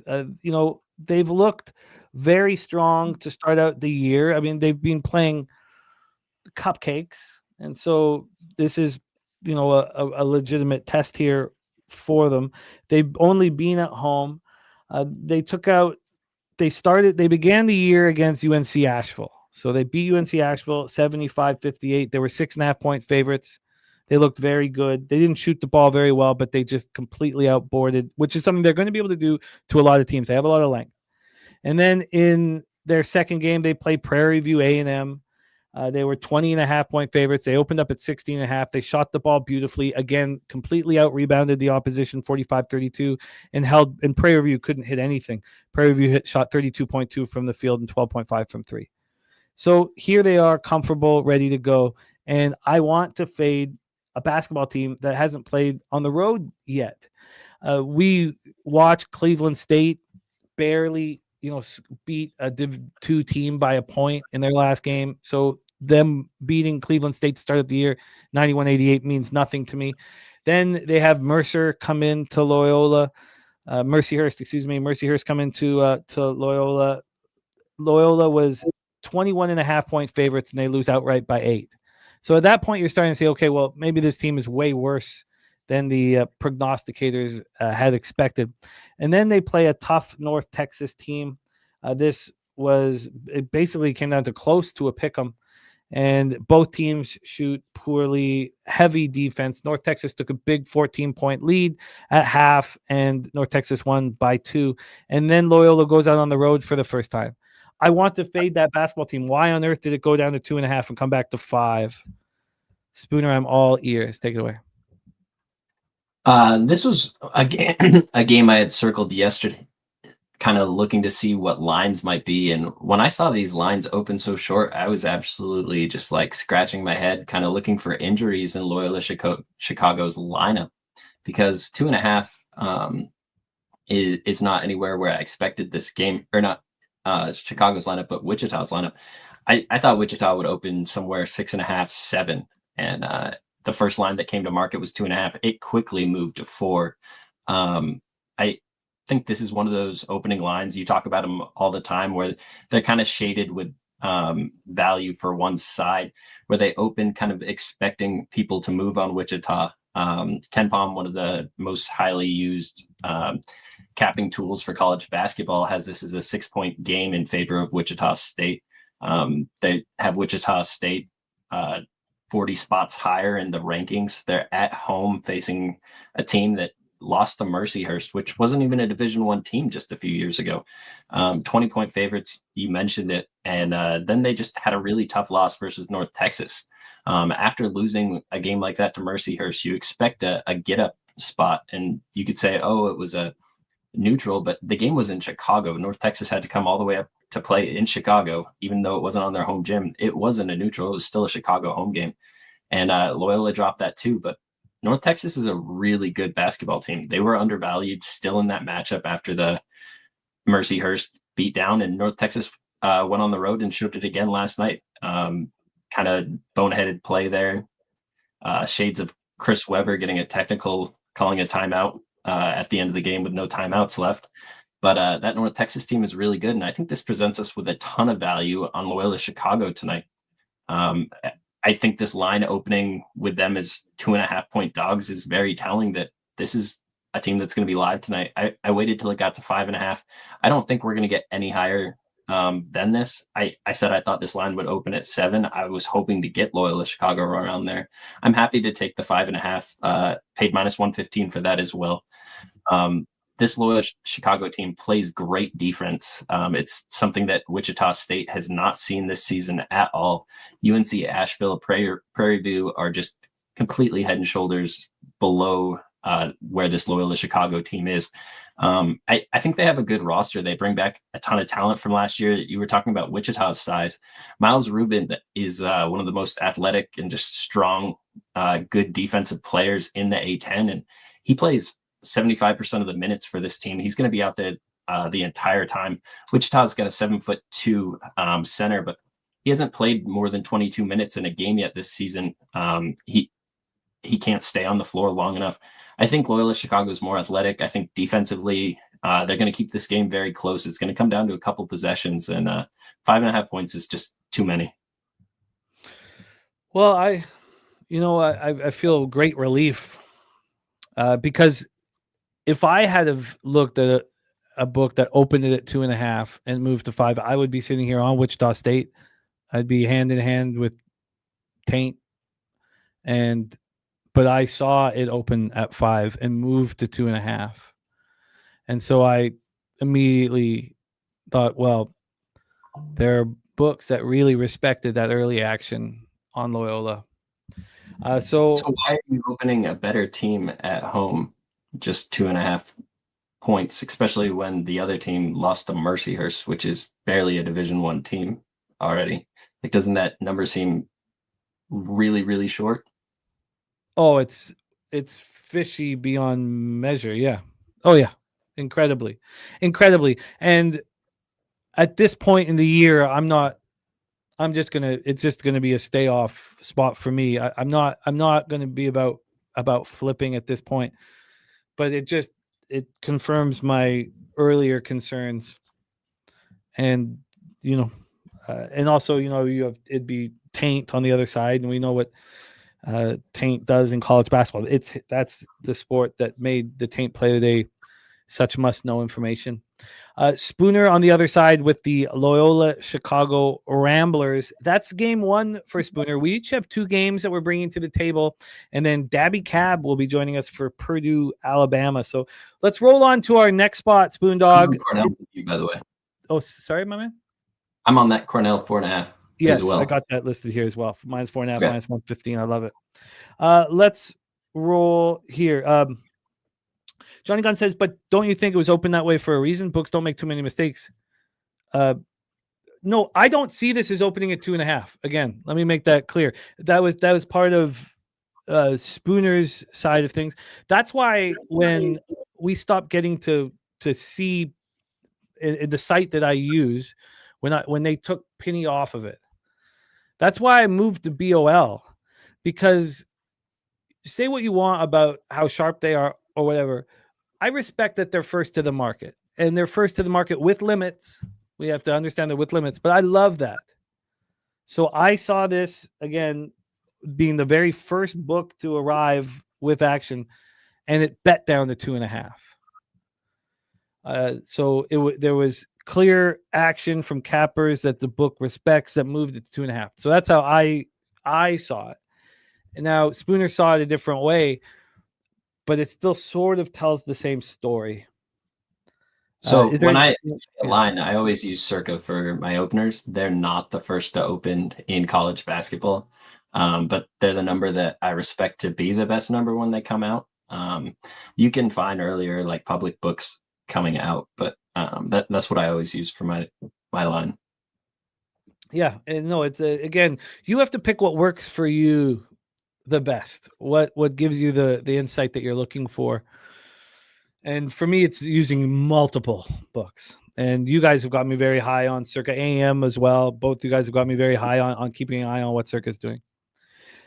Let's roll on.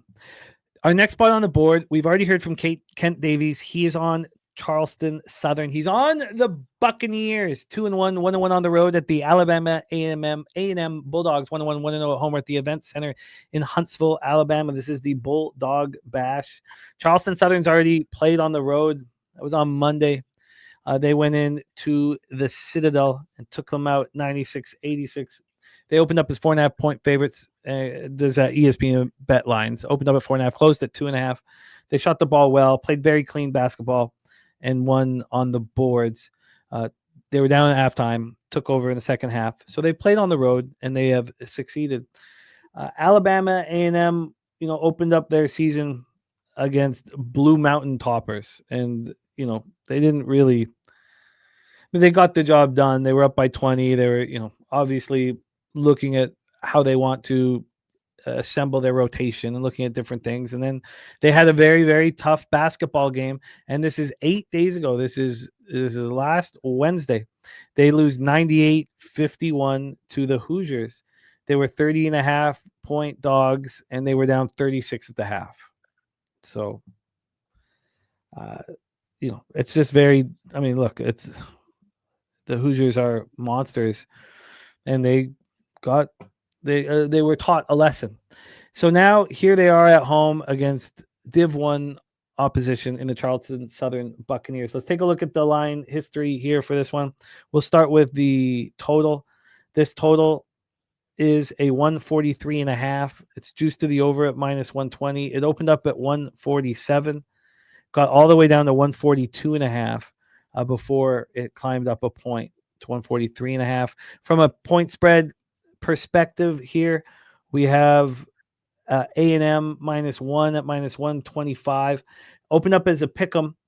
It took 3 hours and 7 minutes for it to move to 1.5, then 1, then back, then up to 2.5. That was the high water point. Now this -1's more than that. It's -1 at -125. Here we go, Spooner. Your second spot on the board: Buccaneers, Bulldogs in Huntsville. I'm going to be on the home team here. I got Alabama A&M money line -115. I think this is a great spot. This is their true home opener for the year. They played a D2 school, Blue Mountain State, famous from the show there with Tad. Then they got a paycheck to go on the road, get absolutely slaughtered by Indiana. Now they get two home games versus very winnable opponents in Charleston Southern and Lindenwood.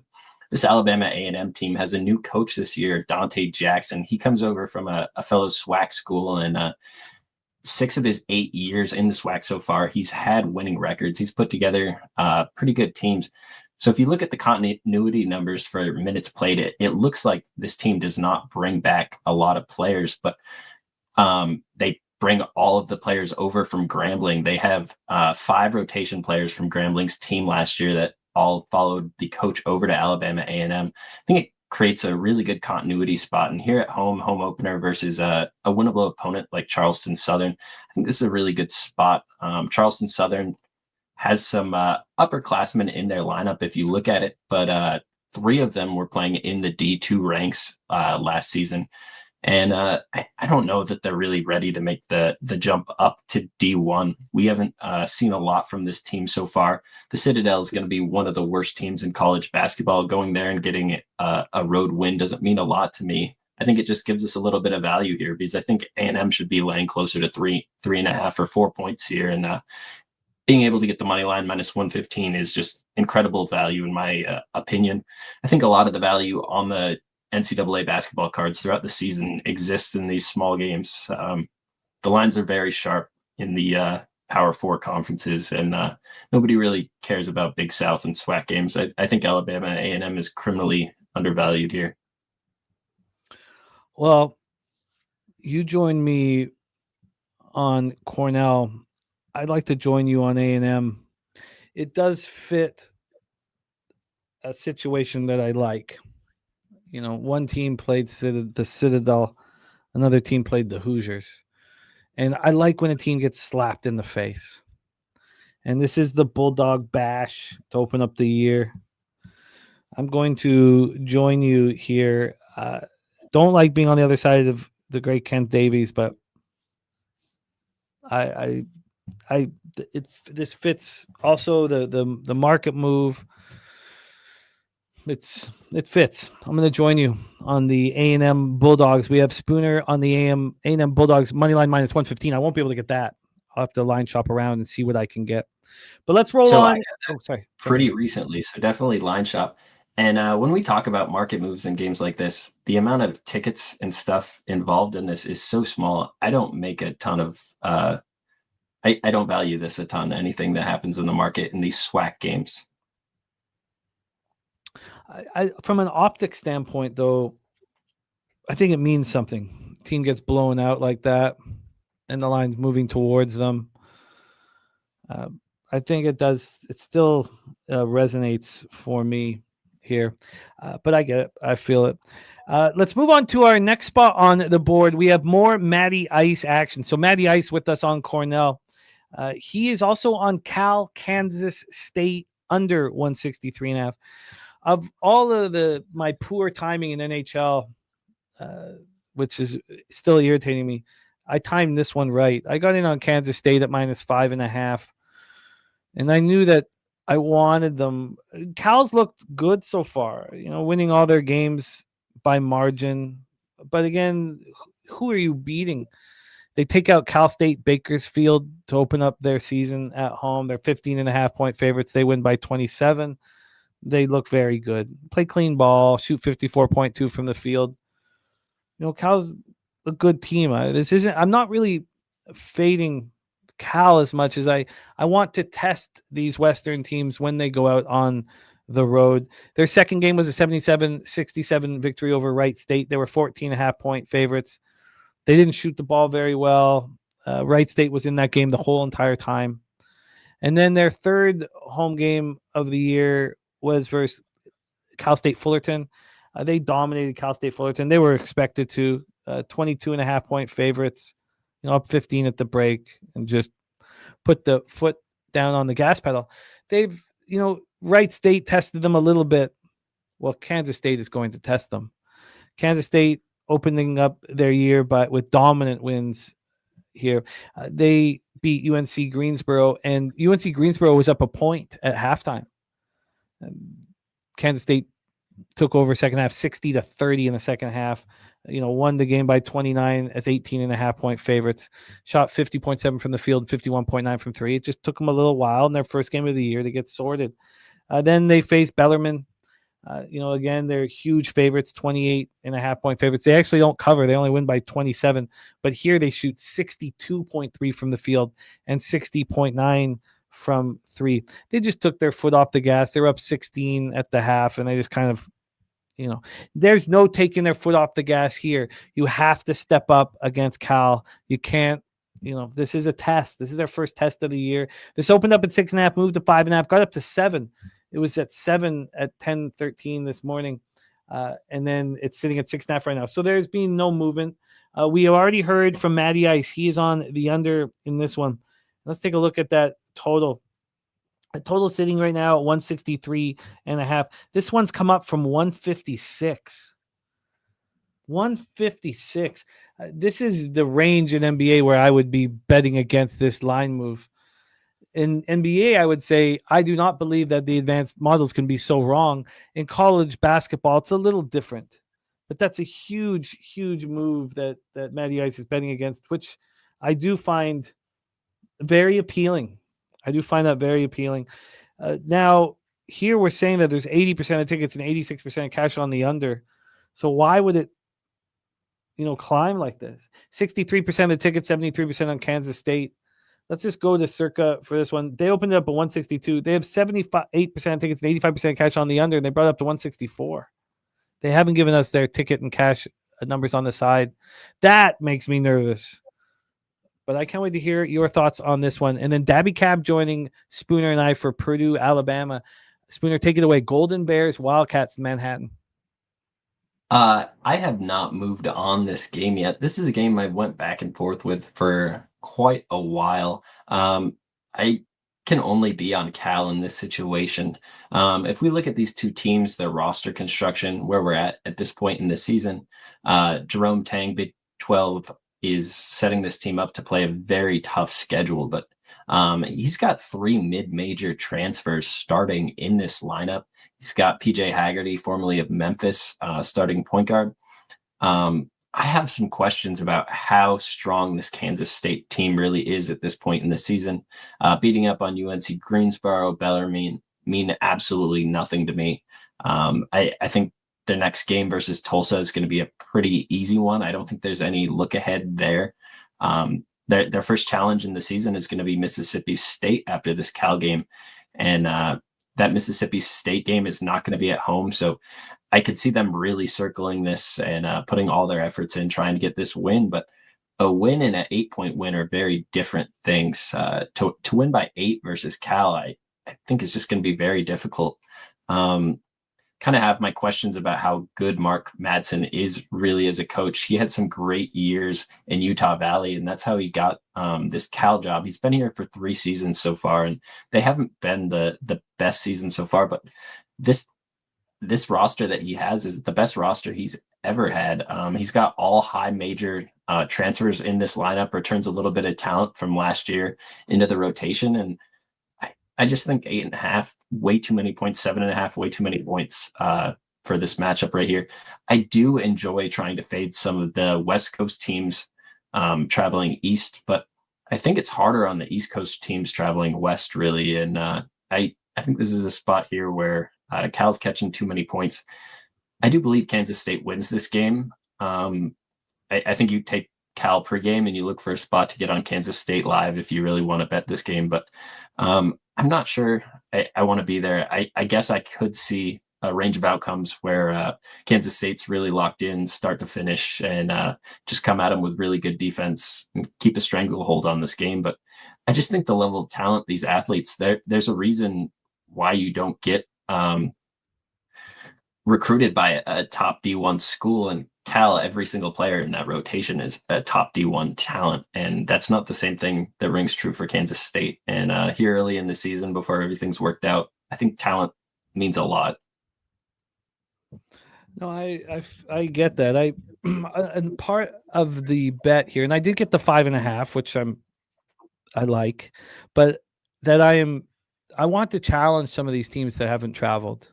And this isn't a small travel. This is a big time travel spot. And I want to challenge that, especially when they played weak opponents. But everything that you're saying is completely valid. I am on Kansas State minus 5.5. Kent Davies in our chat here. I got to meet Kent Davies 2 years ago at Palooza 3. Came in really early. I think it was a Tuesday night or Wednesday night. You can only be in there for one night. And we got into the drinks.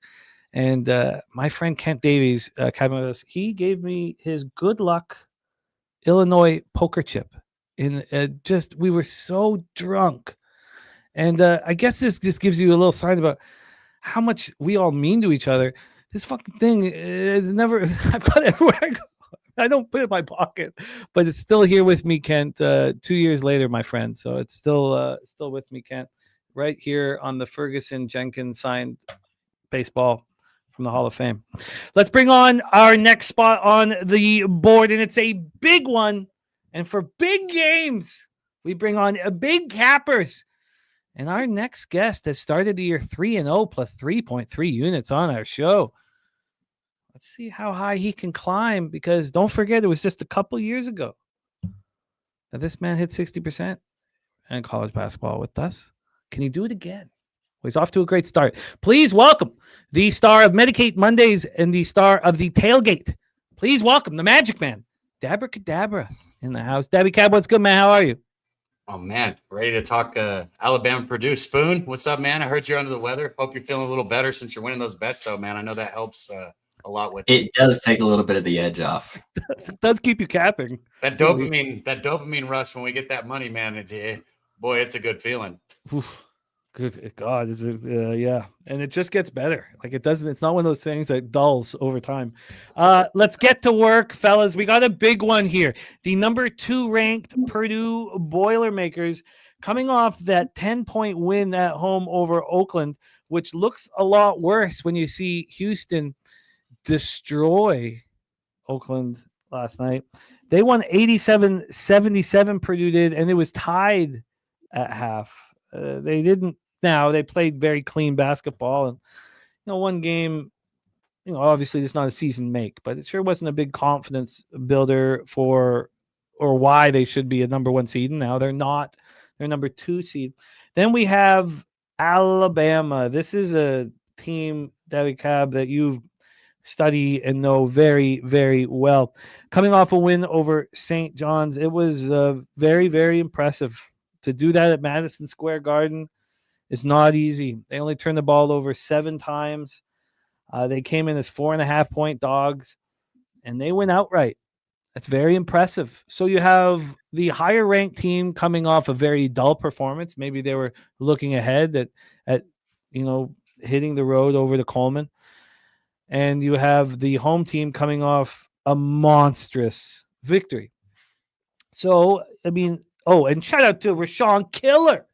Rashawn Killer now going to be rocking with us in the Discord. I love seeing that. Respect, Rashawn. Love it, man.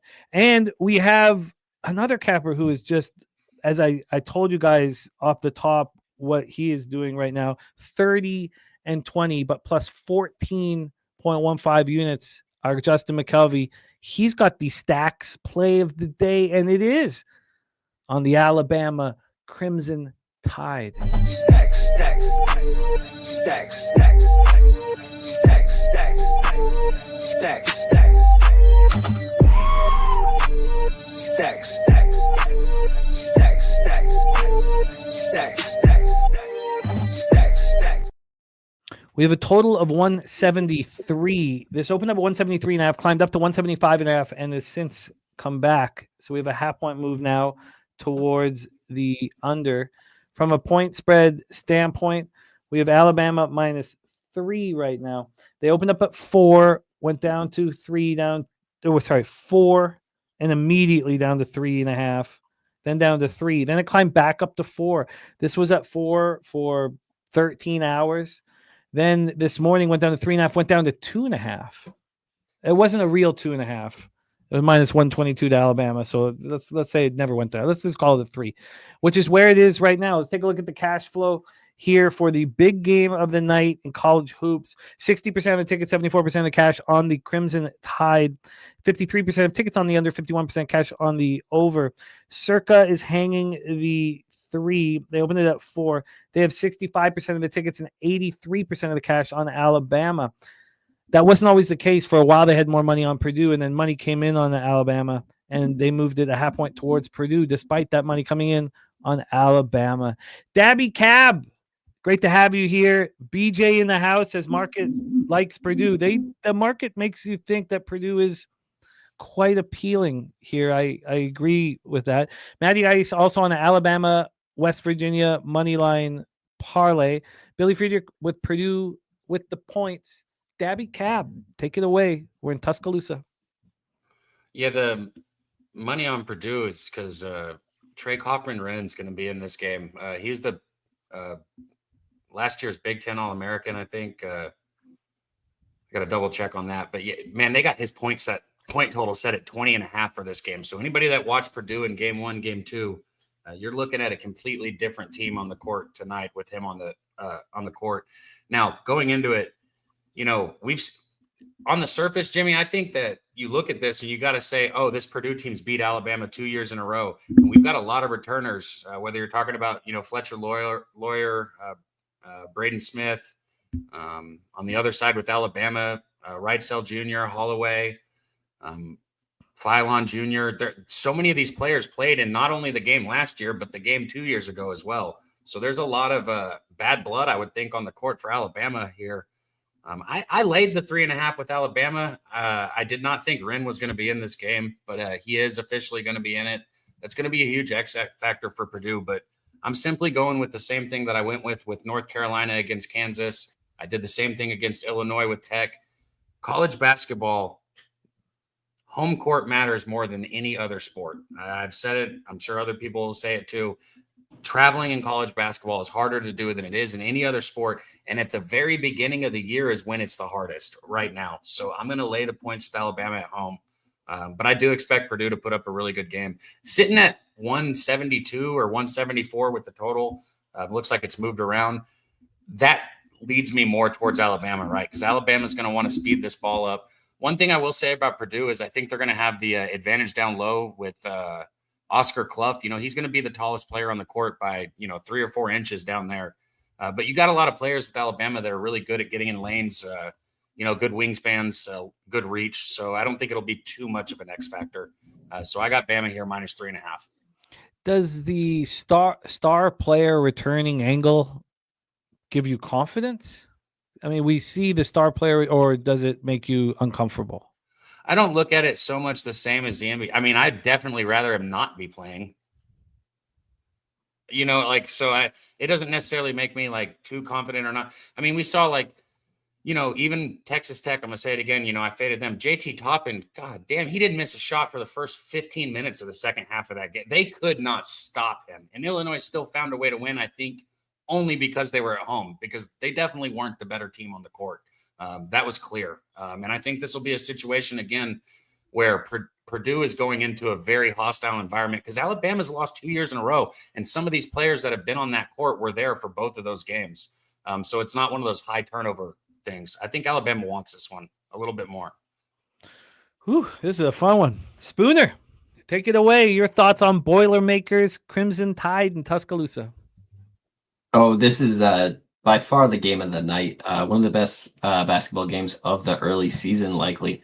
2 front courts that unmatched in college basketball right now. The upperclassmen for Purdue just returning so many players, and Trey Coffman-Wren is the center for this team.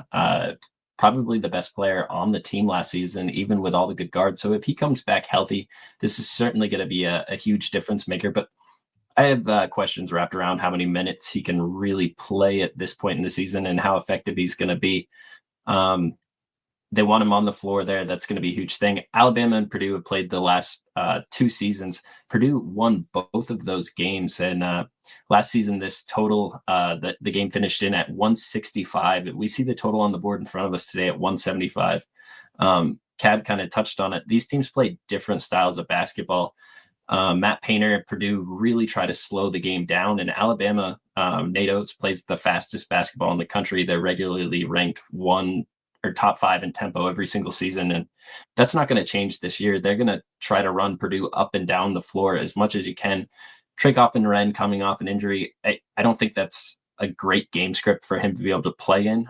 Purdue's going to do what they can to try to control that game script, but I mentioned it earlier today, the home team really gets the advantage in deciding that game flow, and I think this is going to be fast-paced, ton of possessions. I'm going to watch this game. My goal is going to be able to get on Alabama money line. I think this comes down to just a possession. I could see either team winning this game, but if one team does walk away with it, I really think it's Alabama. I think athletically, while Purdue does have a good front court full of upperclassmen, I don't think they're as athletic as what Alabama has. And we saw it in those first couple of games versus St. John's in the Garden. Alabama was faced with a ton of very difficult situations, and Purdue hasn't really been tested like that. I can only lean Alabama here. I see 2.5 minus 120 available for me. Just kind of thinking about it, but this is something, there's so much more value getting in live. We talk about trying the value there is in beating the closing line. If this closes 2.5 or 3.5, at one point in this game, Alabama is going to go down a couple buckets. Basketball is a game of runs, and you're going to be able to get Alabama minus 115 money line, maybe even plus 100. that's what I'm going to be looking to press the button on. I think they find a way to win this game. I think after losing 2 straight to Purdue, Nate Oates really kind of has this circle. It's going to find a way to get this win. And your take on the star player returning angle? I think it's important to a point. I think they're going to try to get him involved, and I don't think that's necessarily a positive. Like, we're talking about Alabama running up and down the court, gunning threes, tons of them. To get Trey Kaufman and Wren involved, you're slowing the game down. You're playing inside-out basketball, and you're hoping to get him involved around the basket, get a couple early quick layup kind of things so you can get the ball into him, make a double team happen, and then open up some shots. But I just don't think a 6'10" big man that not really that athletically gifted is going to be a huge difference maker versus Alabama here. You have to have a very athletic front court to be able to play with Alabama. Purdue has a great front court. Like I said, I think it comes down to the last couple of possessions, but the star player returning, the only thing that matters to me is I don't think he's fully healthy yet. So you're putting somebody that's not fully healthy out against one of the best teams in the country in the 3rd game of the season. When was it announced that Kaufman Wren would return? When I was capping it last night, he was still questionable as far as playing. He was going to dress. So I never read the 100% official he was coming back, to be honest with you. What about you, Daby? Was there a time that you became aware of it? Because you stated that you didn't think that everybody betting Alabama knew that he was going to be in or back officially. Because that the market move was when he was announced in, simply that, and not based on action?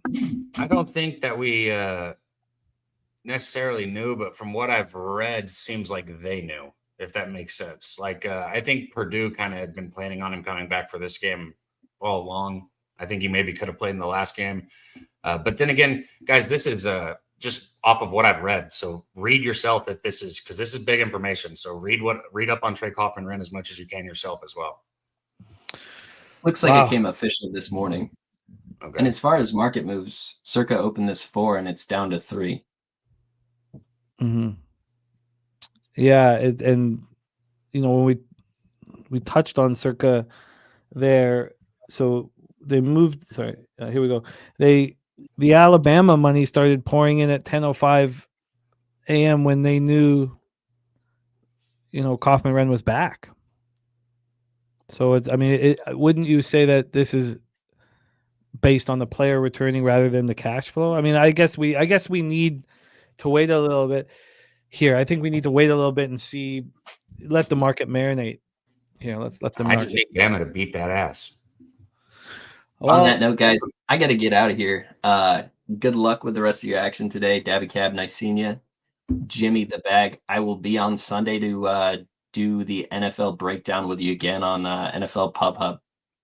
Beautiful. Spoons, and are you rocking on the Sauce Network tonight? Because I know, Cappers want to rock with you. We'll be breaking down the college basketball game tonight, midnight over on the Sauce Network.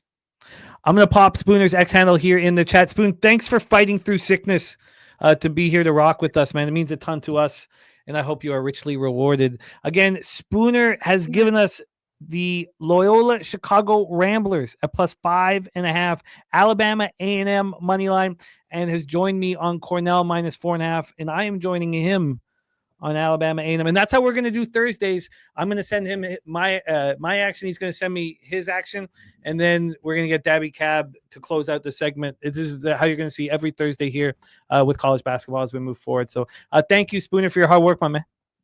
Let's go get that cash, guys. Good luck. There he is, Morgan Spooner, Daby Cab. Let's get to work, my friend. You've started with Alabama -3.5 in college hoops, where you are undefeated.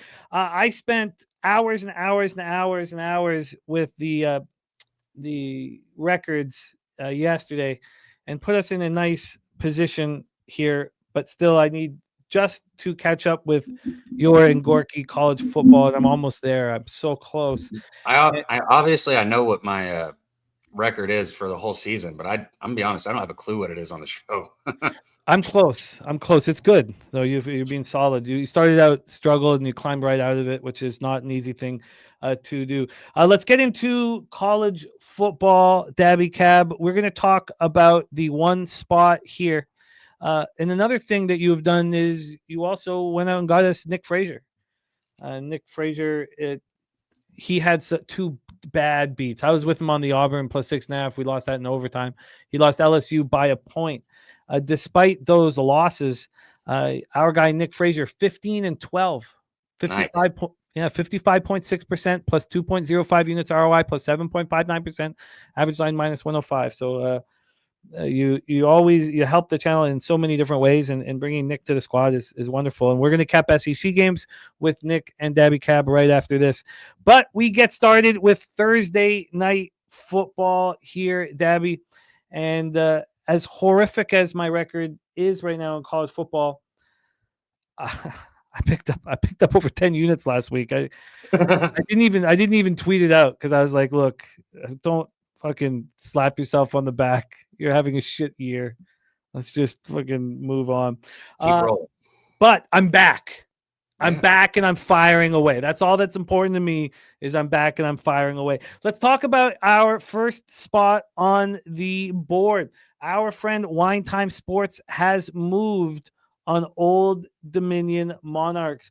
We're in SB Ballard Stadium in Norfolk, Virginia for this one. Let's take a quick look at the weather here in Norfolk, Virginia here and see what we are dealing with very quickly. And it's beautiful, nice and beautiful. No wind, no issues. Perfect weather here for football. We have Troy coming in off the loss at home to Arkansas State. We've seen them travel and play well, but they're coming off the loss. They were 7.5-point favorites and they looked terrible. They immediately went down 17-0 and just really failed to menace throughout that football game, leaving a nasty taste, I assume, in their mouth. This is a team that's 4-1 in the Sun Belt. Monarchs are just 3-2 in the Sun Belt. They've bounced back from those back-to-back road losses that were just horrific. They lose at Marshall by 24.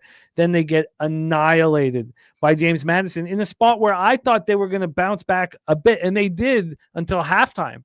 And then they got completely annihilated. Their defense looked a little better in their next home game. They took out App State 24-21. Now, they were 12.5-point favorites, so it was an underwhelming victory. And then we just saw them at ULM, the Warhawks, and they were 16.5-point favorites, and they won 31-6. And their defense looked very strong. It's such a Jekyll and Hyde defense that we're dealing with here. Steps up against weak opposition, and then when the big boys come in, they get dominated. But these aren't big boys here with Troy coming to town. Let's take a look at the line history here and the cash flow. We have here we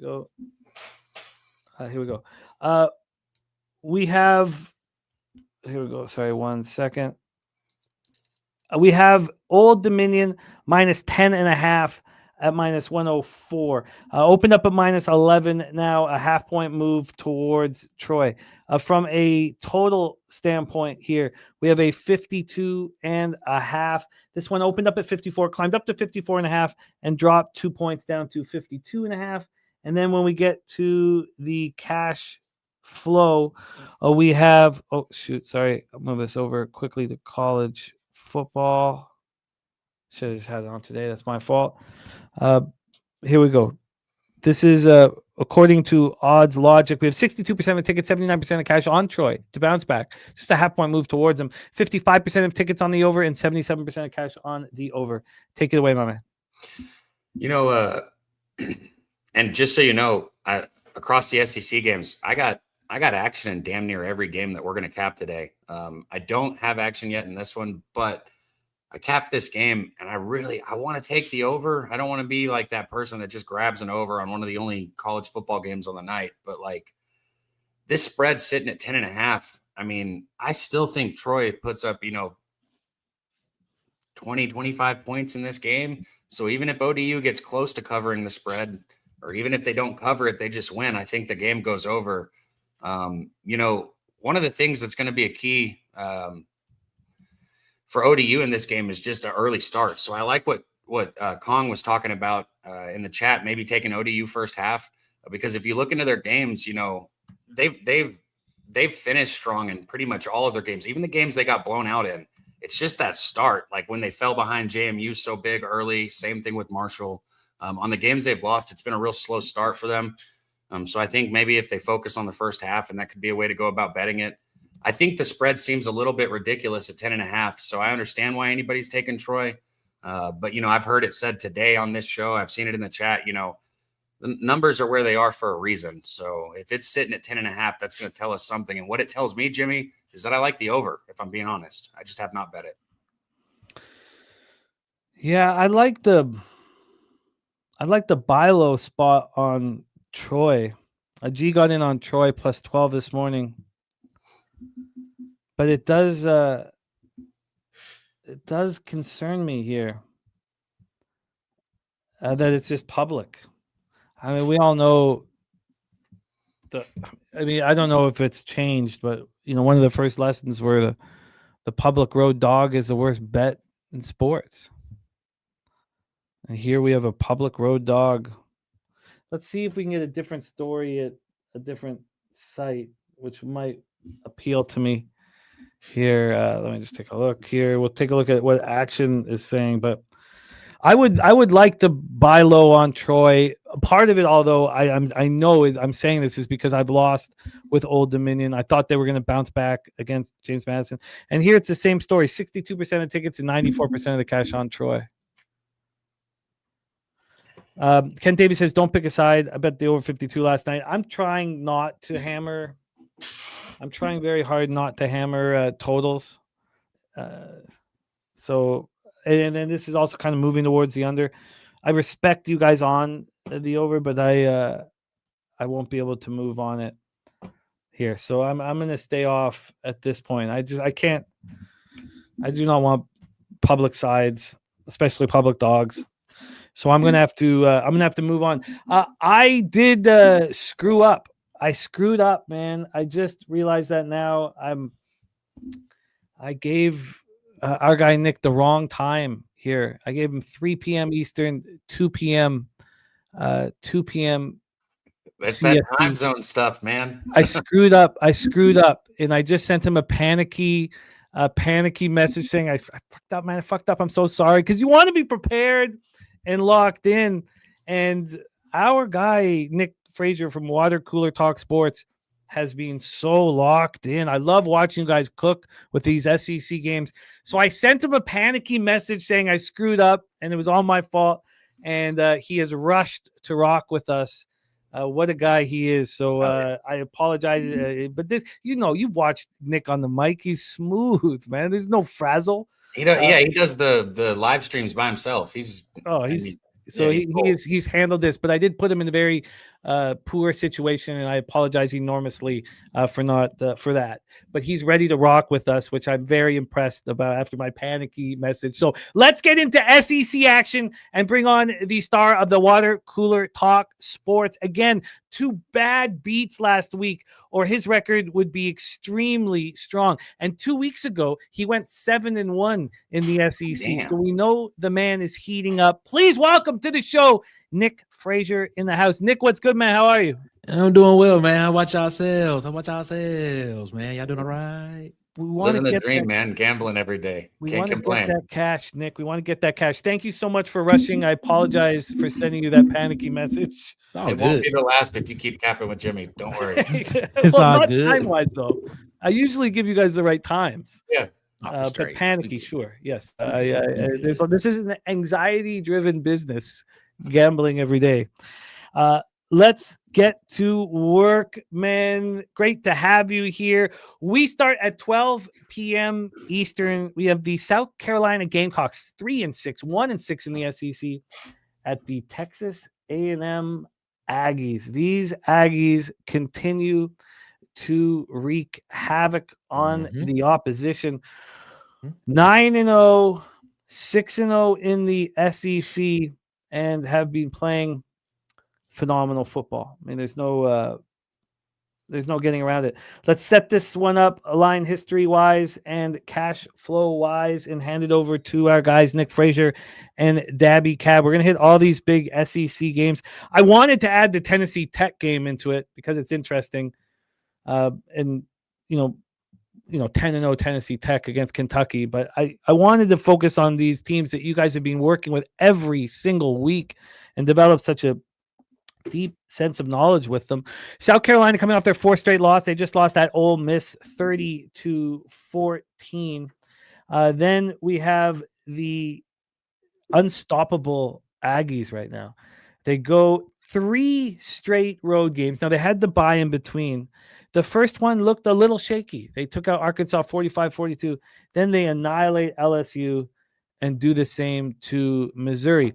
You were very confident in your Aggies last week, Daby Cab. They put up 464 yards. Mizzou just put up 284. It was dominant.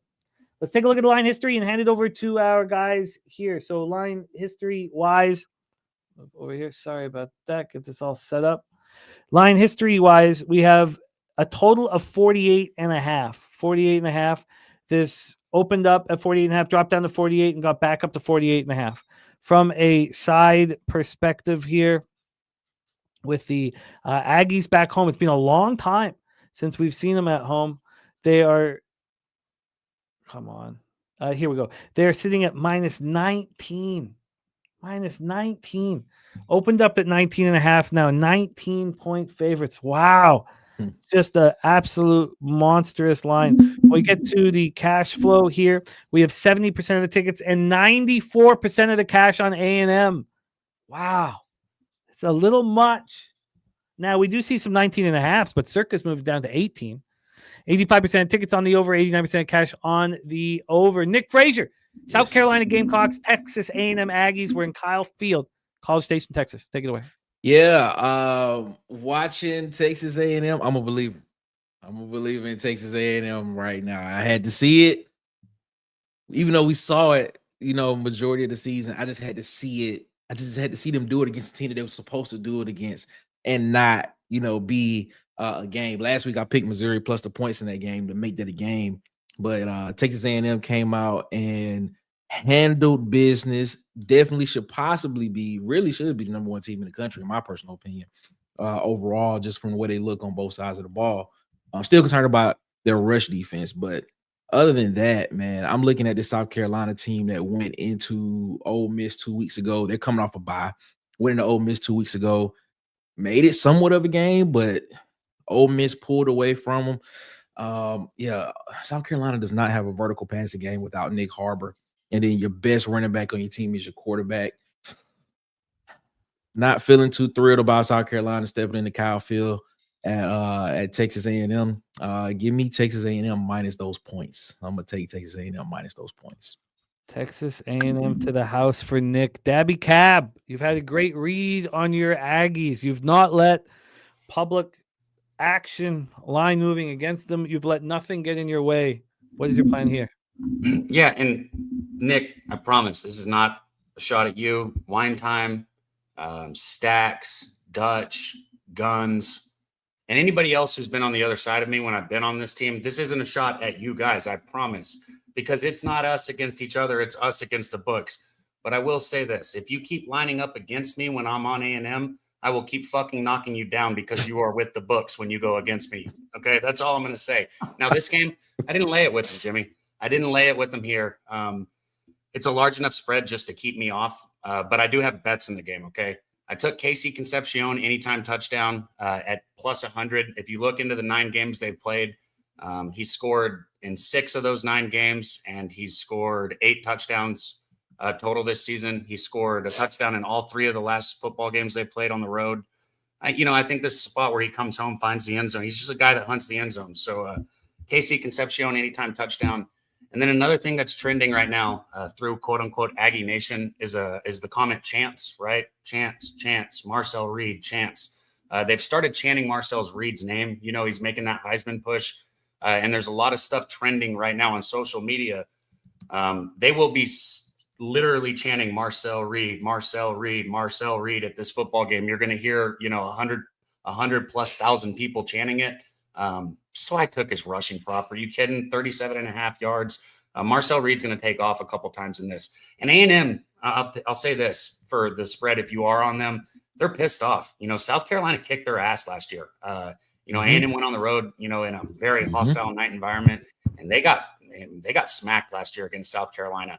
I don't think that's the case here, but I'm not willing to lay 19.5 simply because I've seen Elko, pull the Kirby Smart. He is more than happy winning, especially sitting 9-0. They don't need any style points. He's more than happy winning this game, by 10 points, 14 points, hell, 7 points. So that's why I didn't lay the spread with them. And we can get the 18 for Nick that's available right now at Circa. So -18, -110 Concepcion, anytime touchdown for Daby Cab at +100, and Reed over 37.5 rush yards. What was the vig on that? Is that -110, Reg? Hold on. It's -114 over 37.5. In business, South Carolina, Texas A&M, our first spot in the SEC. We roll on 12:45 p.m. Eastern with the Arkansas Razorbacks, yet to win a conference football game this year. 2-7, 0-5 in the SEC. At the LSU Tigers, 5-4, 2-4 in the SEC. We're at Tiger Stadium in Baton Rouge. And Nick, you deserved a better fate. 29 loss. God, that one that stung. They lose by 11. They fight hard. They play tough. They lose at Alabama 20-9.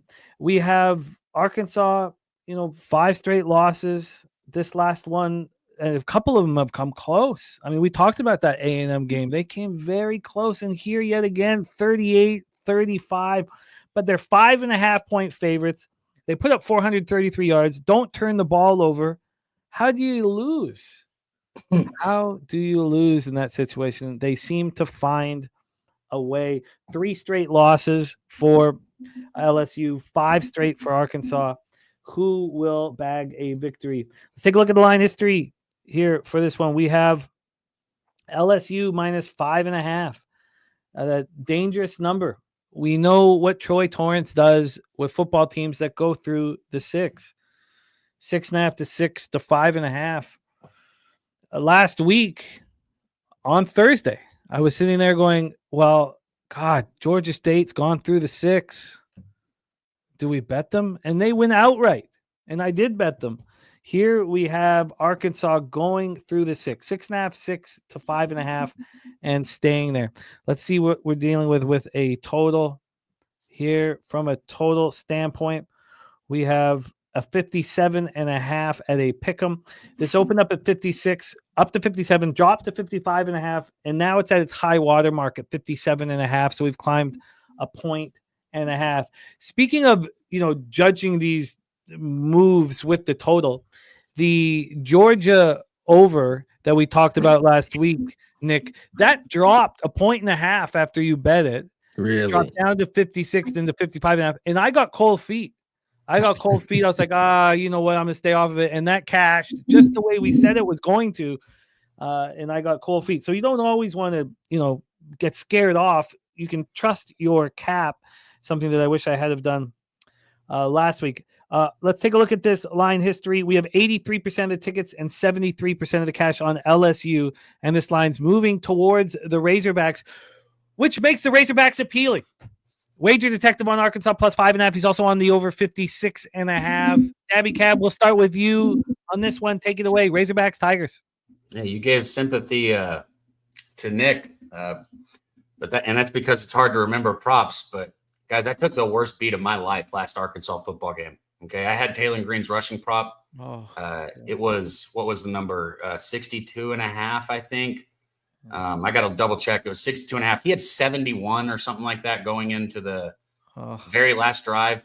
Even furthermore, he had 65 on the last fucking play of the game. And then he got an intentional grounding penalty. If you bet a rushing prop for a quarterback in college and they get an intentional grounding, that comes off the yards. So that was the biggest kick in the nuts I've ever had in my life. I was even positive on the day, and I still couldn't. It was such a bad beat. I couldn't get out of the funk that it put me in. So I have to be absolutely psychotic to be sitting here betting it again. And that's what I did. The reason is because LSU has a problem with mobile quarterbacks. All right. Marcel Reed has already exposed that. We've seen it not just this year, for 2 years now. This team, they have a very good defense with a huge weakness. That weakness is mobile quarterbacks. Yep. Taylor Green is the most mobile quarterback in all of college football. Okay. He is, in my opinion, the best mobile quarterback in all of college football. So even after taking the worst beat possibly of my entire gambling life, I'm going right back to the well and I'm betting it again. Taylor Green over 55.5 rushing yards. And I love the bet. And I had to remind myself, I had to go through the last 2 years. I bet Taylor Green's prop 10 times. I'm 7-3 when I bet it. I had to go through and I just had to keep staring at it and saying, okay, you go back, you go back, you go back. All right, so I'm here. Taylor Green rushing yards over. That is absolutely horrific and shouldn't happen. No. It doesn't make any sense why that would count against rushing. Like, it just, it's bullshit. But going back to the well, and still 7-3 on props, but you should be 8-2. Taylor Green over 55.5 rush yards at -110 for Daby Cab. Nick Frazier, you took a bad beat with LSU. Yeah. It's gone through the 6. So Troy Torrance now jumping in the chat saying he's on the Razorbacks. He's on the Hogs. Who are you moving on, if anybody, in this one in Baton Rouge? Yeah, I look at this game, man. I look at LSU as a team. I think it's just a miss. I think it's a miss at LSU overall. But the one thing that LSU does have is they do have a really solid defense. And you took my point that I was going to make. The one problem that the defense does have is mobile quarterbacks in this game. And Taylor Green is a very mobile quarterback. Long strides down the field. It seems as if he takes 2 steps, he goes 11 yards. That's what it seems like.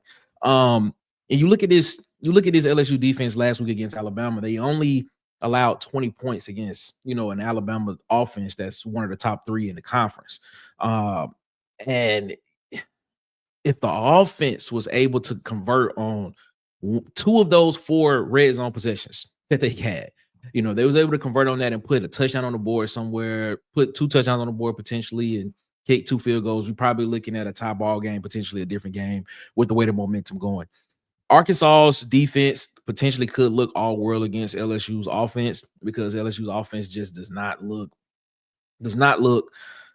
man, it looks bad. It looks really, really bad. But Arkansas will probably be able to put up some points in this game. I'm not saying that they will win in Baton Rouge. Maybe LSU's offense with Marvin Van Buren, who potentially may be starting in this game, get some life. But I am going. I'm gonna ride on that Arkansas plus the points, and I'm definitely gonna take the under in this game. Arkansas and the under here. That any LSU game unders are appealing. Daby Cab, what do you think of this? Let me just give you a refresh on the total. We're up to 57.5, climbing. What do you think of the total in this one, Daby? If I was to make a play on a total, I know it's not the total, maybe Arkansas's team total over. I don't know what Arkansas's team total is. Nick did a great job on this. This is a strength on weakness and strength on weakness for these two teams. You've got Arkansas's offense, which is outstanding. Okay. They're a top 10 offense in almost every category across the board. I understand what their record is. I understand, how many games they've lost and found ways to lose. But as far as the offense goes, this offense is humming. Washington at the back's been good. And we already went over Taylor Green, and LSU's defense has been good. On the other side, LSU's offense is terrible. I don't trust them to put up points against anybody. I don't care if it is Arkansas's defense. Arkansas's defense has not been good. The reason Arkansas lost so many football games is because their defense folds. So who's going to step up? I think Arkansas's defense out of the two. And so I like Arkansas as a side. Just didn't bet it. I like Arkansas's team total over, and I guess under on the game total. I could see it maybe like a 30-20 type game or a 32-20 type game, Arkansas. So I took let me ask Nick this. Nick, I took a bath when I doubled up on the LSU Vandy unders, first half of full game. Now Vandy is just in high scoring games. So is Arkansas. Mm-hmm. What is what would be different with LSU hosting Arkansas than what happened in the LSU Vandy game that flew over. I just look at potentially the quarterback change. Marvin Van Buren for LSU may be a difference in this game. I'm leaning on. I'm being very risk averse here because I could easily pick the over in this game. Because that quarterback coming in and playing a whole game could give some type of rejuvenation to the offense.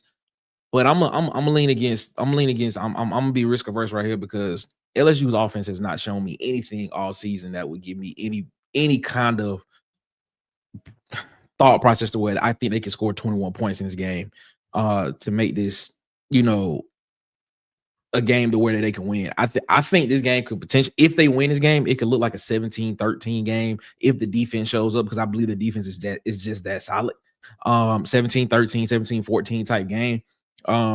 But I low key, if I had the guts to do it, I probably would pick Arkansas to go into LSU and win this game. I'm this close to doing it. But I just do not have any faith in LSU's offense to put up 21 points in this game. And I know you're a little probably more sore on this topic, but you and I were both. I said I thought Auburn could go in and beat Vandy last week. You jinxed us. I didn't jinx you guys because this is what we do is cap it. They damn near did. That's all I'm saying. This is the game right here where I think Arkansas can go in and beat LSU. That's all. I'm not confident in LSU's offense. It's just everything that's around the program with everything that's being reported about it. I think it's just a lot of noise and just a lot of distractions to the players, and whether or not they're going to pay Brian Kelly or not. That part, was he fired or did he walk away? He's trying to figure that out. I do not have any faith in this offense, but the defense showed me last week that they still going to play and they very, very solid defense. So I'm expecting them to step up and play, but the offense I have no faith in. Taylon Green over 55.5 rush yards for Daby Cab. I'm going to line shop for Nick on the Arkansas side, which Troy Torrance just moved on +6 -112. So we know at least the 6 is available at a decent vig. And I'm going to get the under, which we know is up to 57.5. But let's move on to the next spot on the board. And this one, I mean, there's massive games in the SEC this week. And this is one of them. The number 11 ranked Oklahoma Sooners 7-2, 3-2 in the SEC. At the number 4 ranked Alabama Crimson Tide 8-1, 6-0 in the SEC. We're at Bryant-Denny Stadium, Tuscaloosa, Alabama. Nice weather, warm and nice weather. Not cold, I should say. Not cold, not windy, maybe not warm. We have Oklahoma coming in off their bye week. We last saw them in that 33-27 win at Tennessee. We last saw them at home. I mean, they haven't won at home since the 4th of October when they took out Kent State 44-0. They lost at home 23-6 to Texas. That was a game where Jose was heavy on Texas. Then they bounced back on the road, took out South Carolina 26-7, came back, and then lose to Ole Miss at home. So, it's been on the road where they have delivered, and here they face Alabama off the bye. Now, our very own Ron Crawford's college football play of the day is right here on the Alabama Crimson Tide. And if you're listening on headphones, you might want to turn it down just a little bit. Ron Crawford's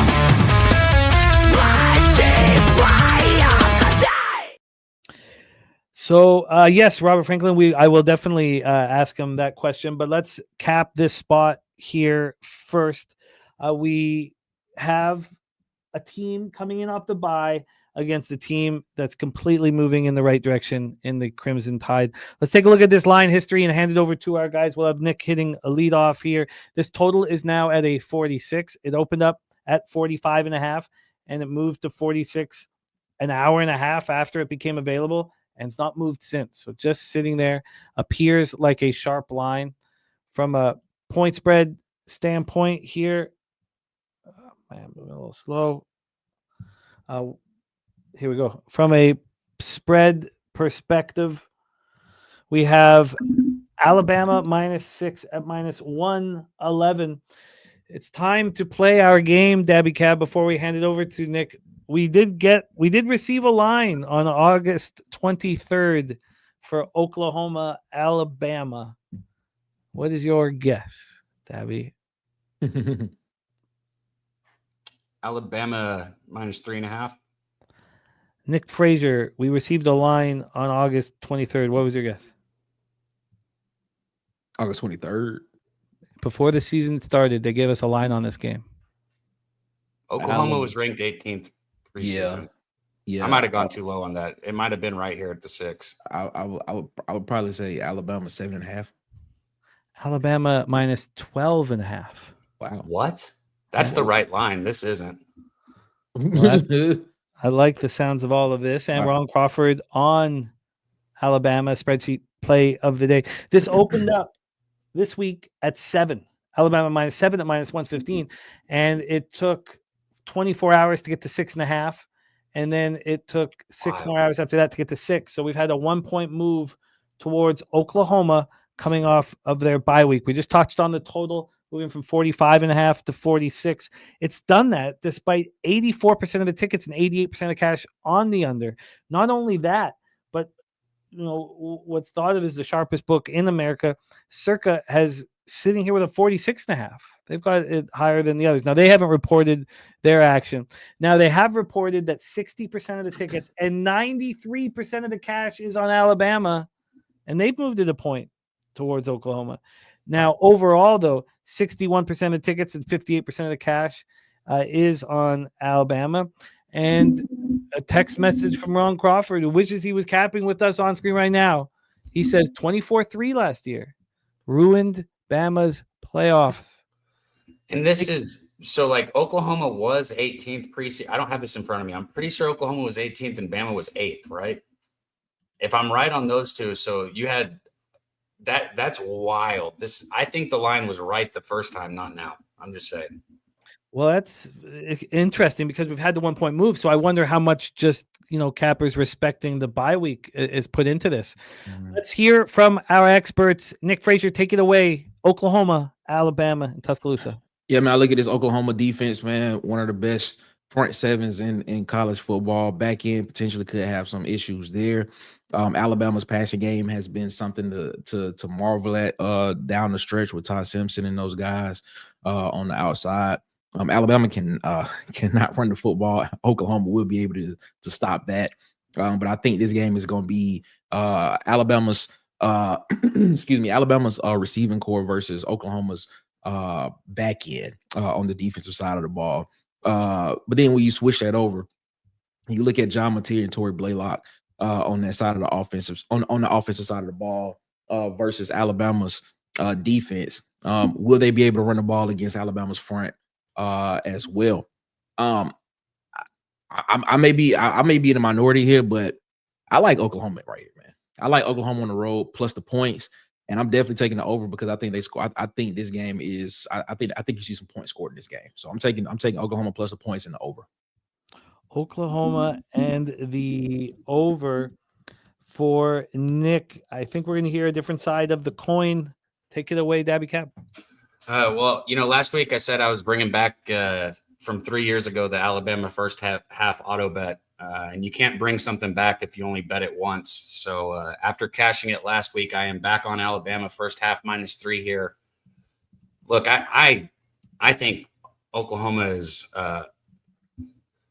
an overrated football team. I thought they were overrated at the beginning of the year. I said, they have not had a good single win in SEC football, and I was on Tennessee, and I was wrong. Okay, I admit I was wrong there. Oklahoma went, to Knoxville and got the win. Good for them. But they were ahead at halftime with 42 fucking total yards of offense, while Tennessee had 244 yards of offense. It was, just Josh Heupel's team in November and December doing what they do, giving away football games. If you bet on Josh Heupel in August, if you bet on Josh Heupel in September, Tennessee looks great. They do the same shit every year. They were moving the ball up and down the field against Oklahoma. They just couldn't score and couldn't stop getting in their own way and turning the football over. Alabama, I don't think is going to have the butterfingers. I don't think they're going to give Oklahoma extra chances. I don't think they're going to give Oklahoma extra possessions. And if that's the case, I don't necessarily see this a high scoring game. But I do see Alabama getting maybe 28 to 35 points. And if that's the case, I like the over here since it is a low enough total. So I lean over, but I'm on Alabama first half -3. Alabama first half -3. Have you tweeted that out already? Yes, I have. Okay, what was the VIG? Hold on. Okay, we're gonna get that here. Alabama first half -3. Then I needed to grab. Oh, we got the over 45. Oh, I paid some juice for that. -120. You know what? The threes. Anytime you're dealing with a 6, they cost money. They always do. So just a dime is not the worst case scenario. And I know people say you absolutely don't buy points, which I did not buy a point. I just paid extra. But I like having the 3 over the 3.5. Oh, it's massive. Yeah. It's massively important. So then we have Oklahoma here for Nick. Wine time's on Oklahoma too, right? Sorry, say that again. Wine time was on Oklahoma as well, right? Oh man, I was so caught up with the ODU. Oh, from yesterday. Mm-hmm. I have to go over all of that action. I haven't loaded it up yet. I think you'll be in good company on this one, Nick. I think Alabama will be a public side, and you'll get quote unquote sharps on your Oklahoma side with you. That being said, I'm taking this first half. And ESPN Bet, of course, offering the 6.5 as well for Nick, and we got him at 6.5 on Arkansas as well. I'll go over all those for your notes as well, Nick. But we're locked in. So Nick is on Oklahoma plus 6.5 -110. And the over 45.5 -110. Cabs on Alabama first half -3 at -120, which leads us to a question for Nick. Before we get into our next breakdown, Robert Franklin says, "Can you ask Nick if he's heard anything about Saban going to LSU?" Come on, you must be an LSU fan. Has to be. I'm not locked in with LSU like that for real. But it seems to me, from what I have gathered, there seems to be 2 names that possibly could be those guys, and I don't know if Coach Saban would be one of those guys that want to take that chance again. It seems as if Miss Terry is going to be the one that makes that decision there. But what I will say is, if the AD has anything to do with it, which we don't know, one name that I probably would this is no insider information, but this is one name that I would probably be interested in if I was an LSU fan. I would say Marcus Freeman. It'll probably be a name that people could be interested in, and it could be a tie there. Leave?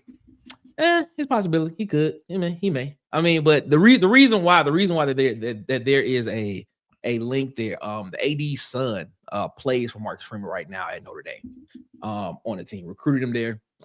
Knows him well. Could be somebody that potentially could come there. Of course, you have the names like John Summerall and Lane Kiffin and things and stuff like that. But the AD's son, AD has a son that plays for Notre Dame right now currently. Has 2 sons. One plays for LSU and one plays for Notre Dame. So I don't know. That could be a name that people could watch out for. All right, let's roll on to our next spot on the board. We head to Ole Miss, Oxford, Mississippi, home of the Rebels, 9-1, 5-1 in the SEC versus the Florida Gators, 3-6, 2-4 in the SEC. Good God, did Florida look bad? 38-7 loss at Kentucky. Their 3rd loss in 4 games. They have scored 27 points in their last 2 games. Coming up against Ole Miss, who basically, had a week off in a 49-0 win versus Citadel. It's those games are the perfect live bet at halftime on the under. The team doesn't want to embarrass the opposition and just kind of takes their foot off the gas, and the game ends up going under. Also because Citadel's not kicking field goals. And so 49-0 was the final score. Ole Miss's 3rd straight victory. Let's take a look at the line history here for this one and hand it over to our guys. From a line spread perspective, we have this opening up -13. Opened up Ole Miss -13, and it moved in 11 minutes to 13.5.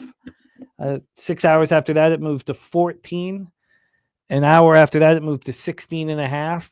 21 minutes after that, it moved to 17. So it moved 4 points in the first 7 hours that the line was available towards Ole Miss. That proved to be the high water mark at 9. Well, it got back to 17 again the following day in the afternoon. But then it's just dropped and dropped and dropped. Now we're down to 14.5. So we've still had a 1.5 move towards Ole Miss. But God, I mean, 7 hours, 4 points is a monstrous move. Let's take a look at the total here for this one, and then the cash flow, and hand it over to our guys. From a total standpoint, we have, I just blow past it. We have 53.5. This opened up at 54.5, climbed up to 55, and has since dropped down to 53.5. And when we look at the cash flow for Florida and Mississippi, we have 73% of the tickets on Ole Miss and 62% of the cash. I'll take a look at a different book for total information. Daby Cab, we switch to you, my friend. Gators, Rebels, Oxford, take it away. I think sometimes if you want to be profitable long run betting on college football, you have to be able to say you missed a number. Look, if I could get Ole Miss under, 2 touchdowns, like maybe at that, what'd you say, 10.5 is where it opened? 13. Oh, okay, 13. I thought you said it moved 4 points. Yeah, it got up to 17 in the first. Okay. 7 hours. Well, still, I stand by it. If I can get it under 2 touchdowns, if I can get it at that 13, I think I like Ole Miss. There's no way that I want to bet Ole Miss at 14.5, though. If I missed a 13, it just long-term doesn't make sense. I say it all the time. You got to know who you're betting on, right? Lane Kiffin is a coach who we had this discussion last week, and some people got upset. We're not going back down that road, but he knows what the spread of the football game is. I fucking promise you he does. He knows that Ole Miss is favored by 14.5. I'm not saying that he's, quote-unquote, trying to cover it, but he knows that he's got to put up extra points as Ole Miss, as they've always kind of got the short end of the stick when it comes to, being favored for SEC schools. They kind of always just kind of been put down a little step below everyone else, which, I understand, but he puts points. He puts the foot on the gas. He doesn't stop. So I like Ole Miss, but I'm not betting it at 14.5. Nick, Frazier, Gators, Rebels, take it away. Yeah, I'm on the opposite side of that. I look at this Florida team that went into Kentucky last weekend. Only put up 7 points on the offense side of the ball, but gave up 38 points to a Kentucky team on the road. Now, granted that Florida had a lot of injuries on their availability report going into that game, and a lot of those guys still remain on there. And I look at this Ole Miss offense, man. And I tell you, Chambliss has been a bright spot for these guys and has been distributing the football around the yard efficiently for Ole Miss this season. Ole Miss's defense has been getting timely stops. They're not a great defense. They are a okay defense. They make stops when they need to make stops. So looking at that, and this is going to be a night game in Oxford.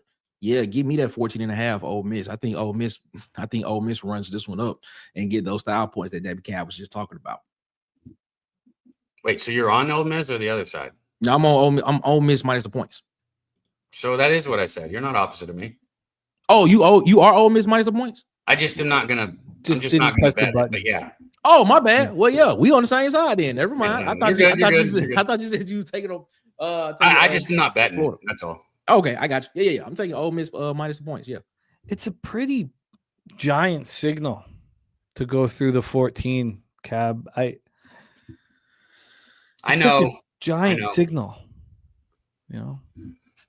I know it is. It's just one of those things, man. I know what's the odds? Like, there's probably a 3% chance that Ole Miss wins this game by 14 points. Hell, it's probably even less than a 3% chance.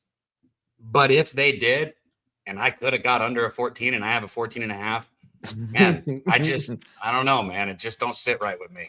Well, I can get Nick Ole Miss, and I can get it myself at minus 14 at minus 105. Yeah, let me take there that. You go. I can live with the push, but I can't take that. I'll take that. I can live with the push. Yeah. I think it's a real loud sign for that to blow through all the way to 17 before there was any pushback. I mean, we don't really see that unless it's injury related. Minus 14 at minus 105 for Nick. I'm interested in joining also Also, this will be a game at 7 p.m. on Saturday night that if for whatever reason, special teams touchdown, Florida does something early and you get under that 14, it's a pretty nice live opportunity to get in on Ole Miss as well. Let's roll on to our next spot on the board. Second to last game in college football before we hit this 3-game NBA card with Billy Brisbane. We had the Sanford Stadium in Athens, Georgia. Bulldogs 8-1, 6-1 in the SEC. Longhorns 7-2, 4-1 in the SEC. And if Texas doesn't win this game in regulation, they will not have won on the road in regulation all season.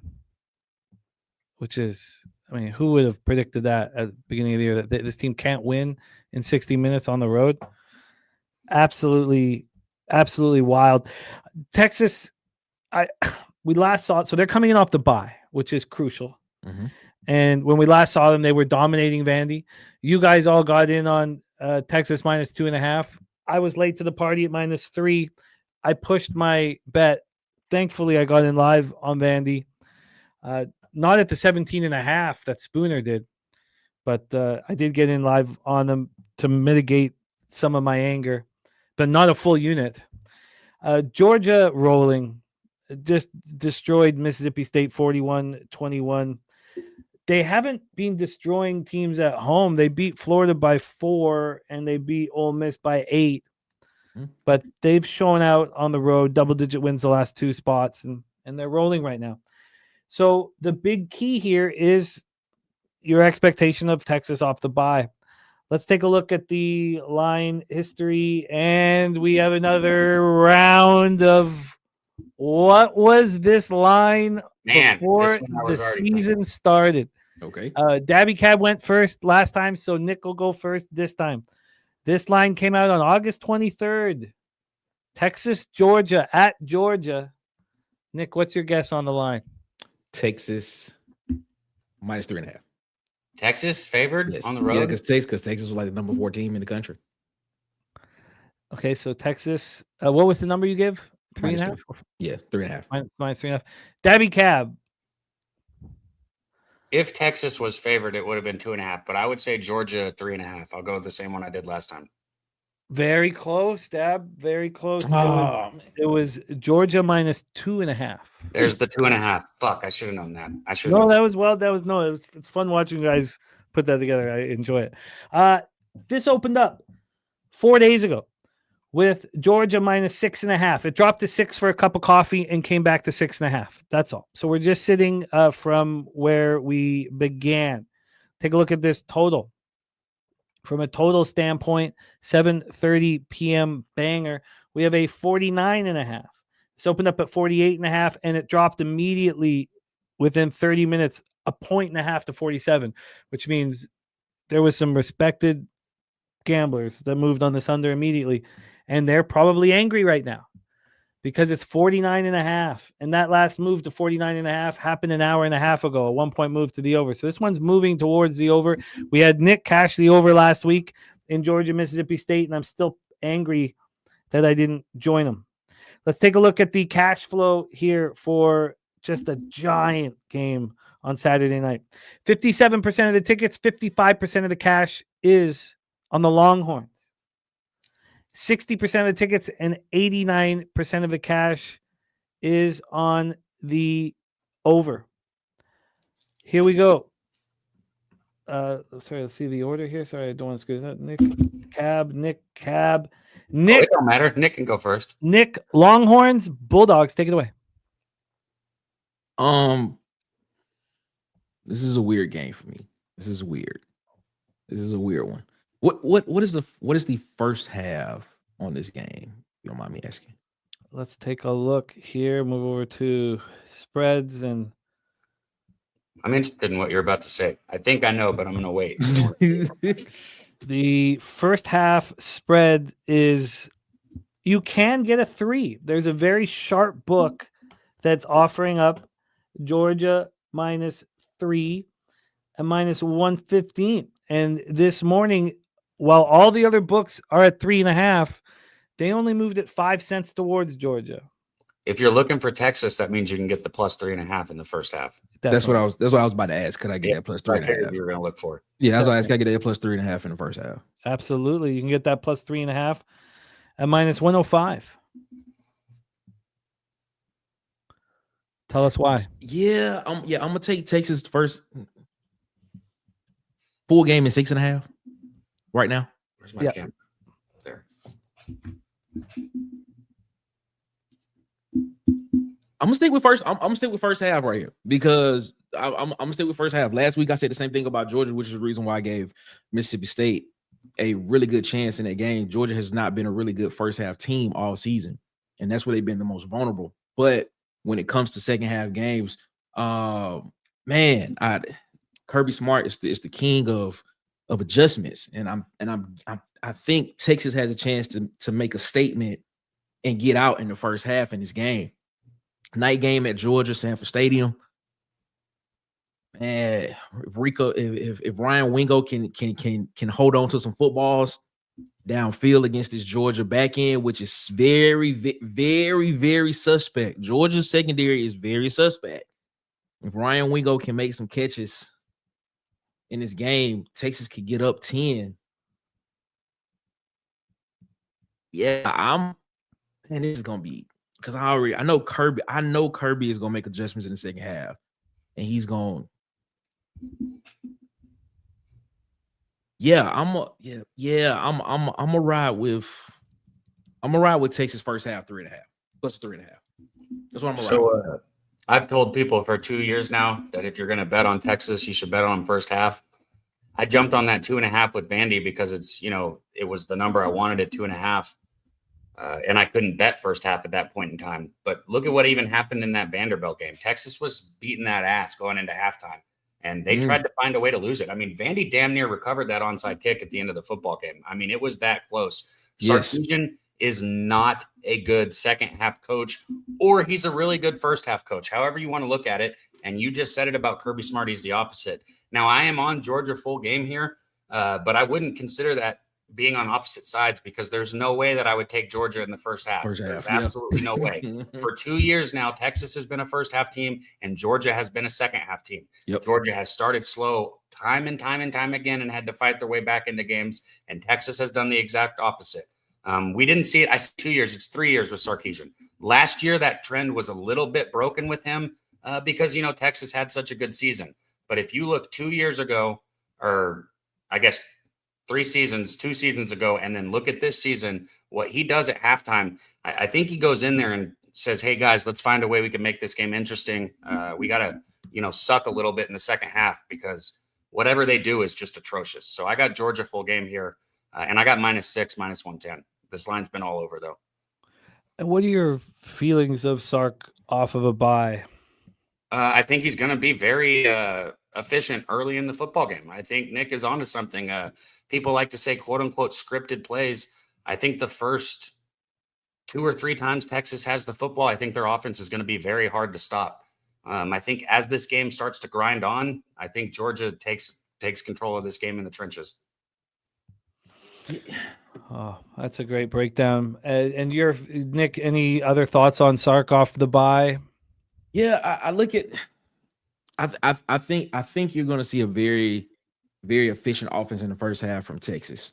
I think you're going to see a lot of what you saw against Vanderbilt. A lot of less yards traveled with the football in the air. Going to be a lot of swing passes, a lot of screens, just to get the ball in the hands of your playmakers and try to get them out on the edges and try to make some explosive plays. But I could see them take shots down the field because I do believe Georgia's secondary is very, very suspect, in my opinion. I mean, you look at the SEC championship game last year. Texas had a 6-3 lead going into halftime, and Georgia comes out and scores 10, and only scores 10 in right away in the third quarter. But it did end up going into overtime because Carson Beck did get hurt in that game. He did have a elbow shoulder injury in that game. But the thing here's the thing I'm gonna say about Sark. In order for Sark to get into that conversation of being one of the best coaches in the conference and not just having the biggest brand in the conference, he's gonna have to beat Kirby Smart because Last year, Georgia came to your house. You had it was a game, majority of the game, for somewhat of the game, but Georgia ended up beating you 30-15. And then in the SEC championship game, you have a chance to beat them in the SEC championship game. The starting quarterback for the team gets hurt. The backup comes in, who's now the starter now for Georgia, and still beats you. So he has to find a way to win this game. He has to find a way to win this game to in order to, in my opinion, be considered to be in that echelon of the coaches that are the best coaches in the conference. I'm gonna stick with the first half. I was tempted to go full game plus the 6.5 points, but Cab kind of talked me out of it. We listened to him, so I'm gonna just stick with that first half plus 3.5 Texas. You are locked in. Nick Frazier on Texas first half plus 3.5 minus 105. Daby Cab on Georgia full game -6 minus 110. No worries, Kong. My man says sorry, behind on the stream a little bit. Had a meeting at work. Kong gave out Ole Miss minus 13.5 on Medicaid Mondays. Beat the line move drastically. Let's talk about our final spot in the SEC before we get into the association. 7:45 p.m. Eastern. Mississippi State Bulldogs 5-5, 1-5 in the SEC at the Missouri Tigers 6-3, 2-3 in the SEC. We're in Columbia, Missouri for this one. Both teams coming off 20-plus point losses. Very ugly losses. Both teams took those losses in front of their home fans. Mississippi State losing 41-21 at home to Georgia. Couldn't follow the victory up over Arkansas, and Texas A&M smacking Mizzou 38-17.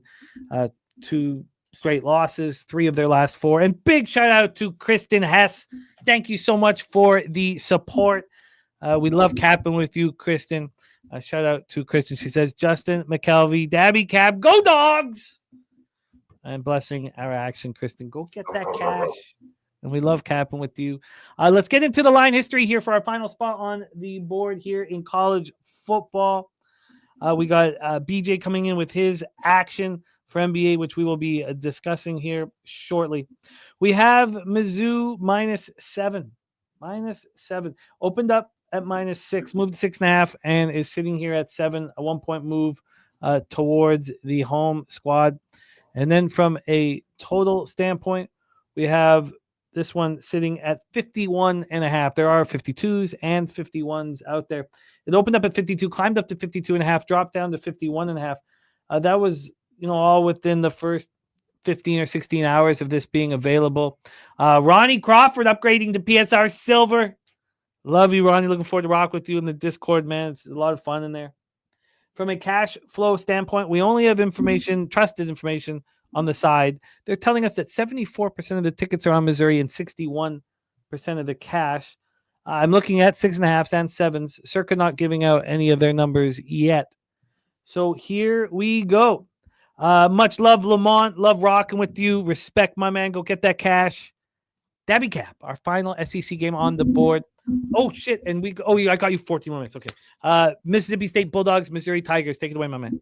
Yeah, I was just looking at that. So once I finish this, I might as well go ahead and let everybody know for sure I'm out. But man, I hate to pour salt on an open wound for the Missouri fans. But I've been saying it, man, and I say it every year. Y'all aren't built for this, man. I'm sorry. Missouri, your football team's just not built for this. You keep trying to get into the top 15. You keep trying to make noise. But when it comes down to it, you're not built for this SEC football. Mississippi State, we all know that. We all know they're starting to get better and better. But Missouri is built for this game right here. And if I'm Missouri, I'm letting out a whole fuck ton of frustration on a Mississippi State team that I'm a lot better than, if I'm being completely honest, right? I think Ahmad Hardy easily goes for over 100 yards in this game. His prop is set at 100.5 yards. I will probably move on Ahmad Hardy. I haven't done it yet. But I like Missouri here. I think this is just I don't want to call it a get right spot because you can't get right after losing 3 games in conference, but a get better spot. We'll call it a get better spot, feel better spot for Missouri. I like Missouri. And did you move on Missouri? I have not. This is one of the games I have not moved on. I haven't moved on Missouri or Ahmad Hardy yet. And you're interested. You're working on it.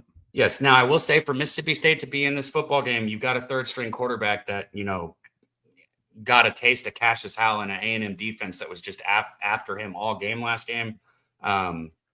So if I'm Missouri, I'm setting the tone with Ahmad Hardy. This goes back to thinking that his rushing prop is very live in this game. I'm going to try and take a lot of pressure off my my freshman third string quarterback by giving Hardy the ball early and often in this football game. Daby Cab, I know you've got baseball lessons ahead. We love what you're doing, coaching these young elite athletes. Thank you for your time today, all your hard work in both college basketball and college football. Before you go, tell us a little bit about our big tailgate on Saturday.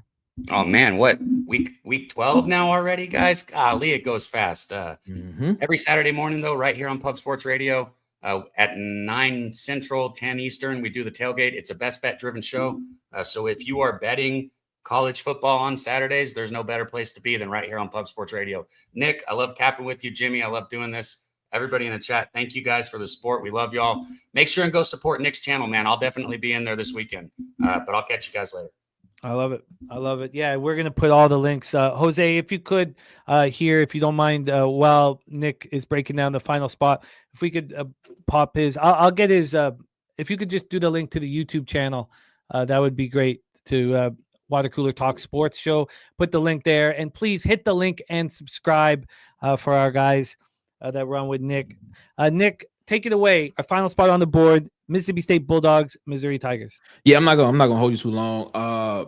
All conventional wisdom tells me to take Missouri in this game, minus the points. Is what it tells me to do. But when I look at this Mississippi State team, man, Mississippi State was the team that I thought would have the biggest increase this year coming into the season. And so far they have. They only won 2 games. Last year they had 5, 1 game away from being bowl eligible. You look at Missouri last week. Missouri started freshman Zollers at quarterback. Only threw, it was like 7 of 22 for 77 yards.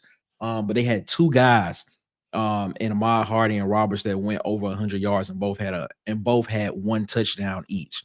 Kamario Taylor probably will be the starting quarterback for Mississippi State in this game. Blake Shapen went out, left the game with a shoulder arm injury against Texas A&M against Georgia last week. But Kamario Taylor brings a different dynamic to this game that Blake Shapen does not. A lot more mobile. Has the same arm that Blake Shapen can. He can throw the ball just as well as Blake Shapen can do. But he can't escape the pocket, and he can get extra yards, and he's more of a mobile quarterback. Now, Grant, I will give Missouri their credit. I do believe they have 2 of the best defensive ends in the country, in Zion Young and Damon Wilson. But I'm gonna ride with Mississippi State in this game, and I'm gonna take Mississippi State plus the points. I'm not saying that they will win, but I think Mississippi State can keep this one close. The one thing that State does have a problem with is stopping the run, but I'm gonna just throw this one out there, and I just think I think they get that taken care of this week and slow it down. I don't think they stop it, but I think they slow it down. Conventional wisdom tells me to take Missouri, but I'm gonna ride with Mississippi State here. I'm gonna keep riding with them to the end of the season too. So Mississippi State +7 at -108. This is the lines in the SEC are the sharpest in college football. Yes, they are. And you have been very impressive with your action. This is the 5th show that Nick Frazier has rocked with us and hammering SEC. And again, you could easily be sitting here 17-10. You probably deserve to be. But 15-12, 55.6% plus 2.05 units ROI plus 7.59%, average line -105 from a bunch of gamblers that hammer every day. It's very impressive, and we love working with you. We have put the links here. I put Nick Frazier's X handle and the Coolest Pod 23. That's the X handle for the show. And then Jose has put the link to the Water Cooler Talk Sports Show there. Please hit that link and subscribe and follow Nick and follow the show on X. Nick, before we actually, why don't I go over your action and then tell us what is in store for the Water Cooler Talk Sports Show this week.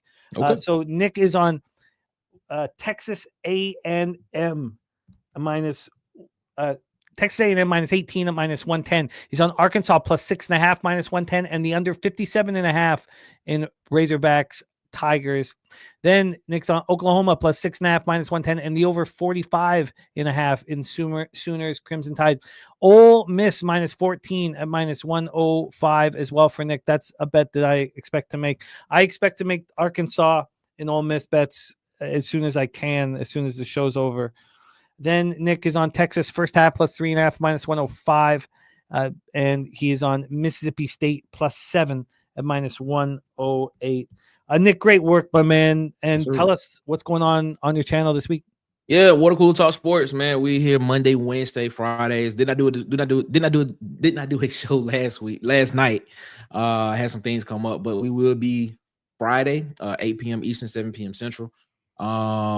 Yes, just come over there, chill with us, man. We like to have a good time. We talk SEC, we talk Auburn football, we talk college football over there. So man, we appreciate y'all so much, man.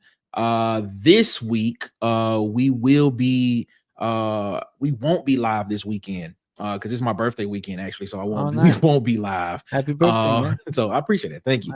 Nice. Yeah, every Sunday morning, I'm on the Up Tempo podcast where I got Dustin. Sunday night, I'm over with Auburn Addicts, where I got DC Wolf, and then Monday, Wednesday, Fridays, Water Cooler Talk Sports, 8 p.m. Eastern, 7 p.m. Central. Man, shout out to Jimmy, shout out to Wine Time, shout out to Cab, man. I appreciate y'all so much, man, for allowing me to come over here and cap with y'all, man. Appreciate you.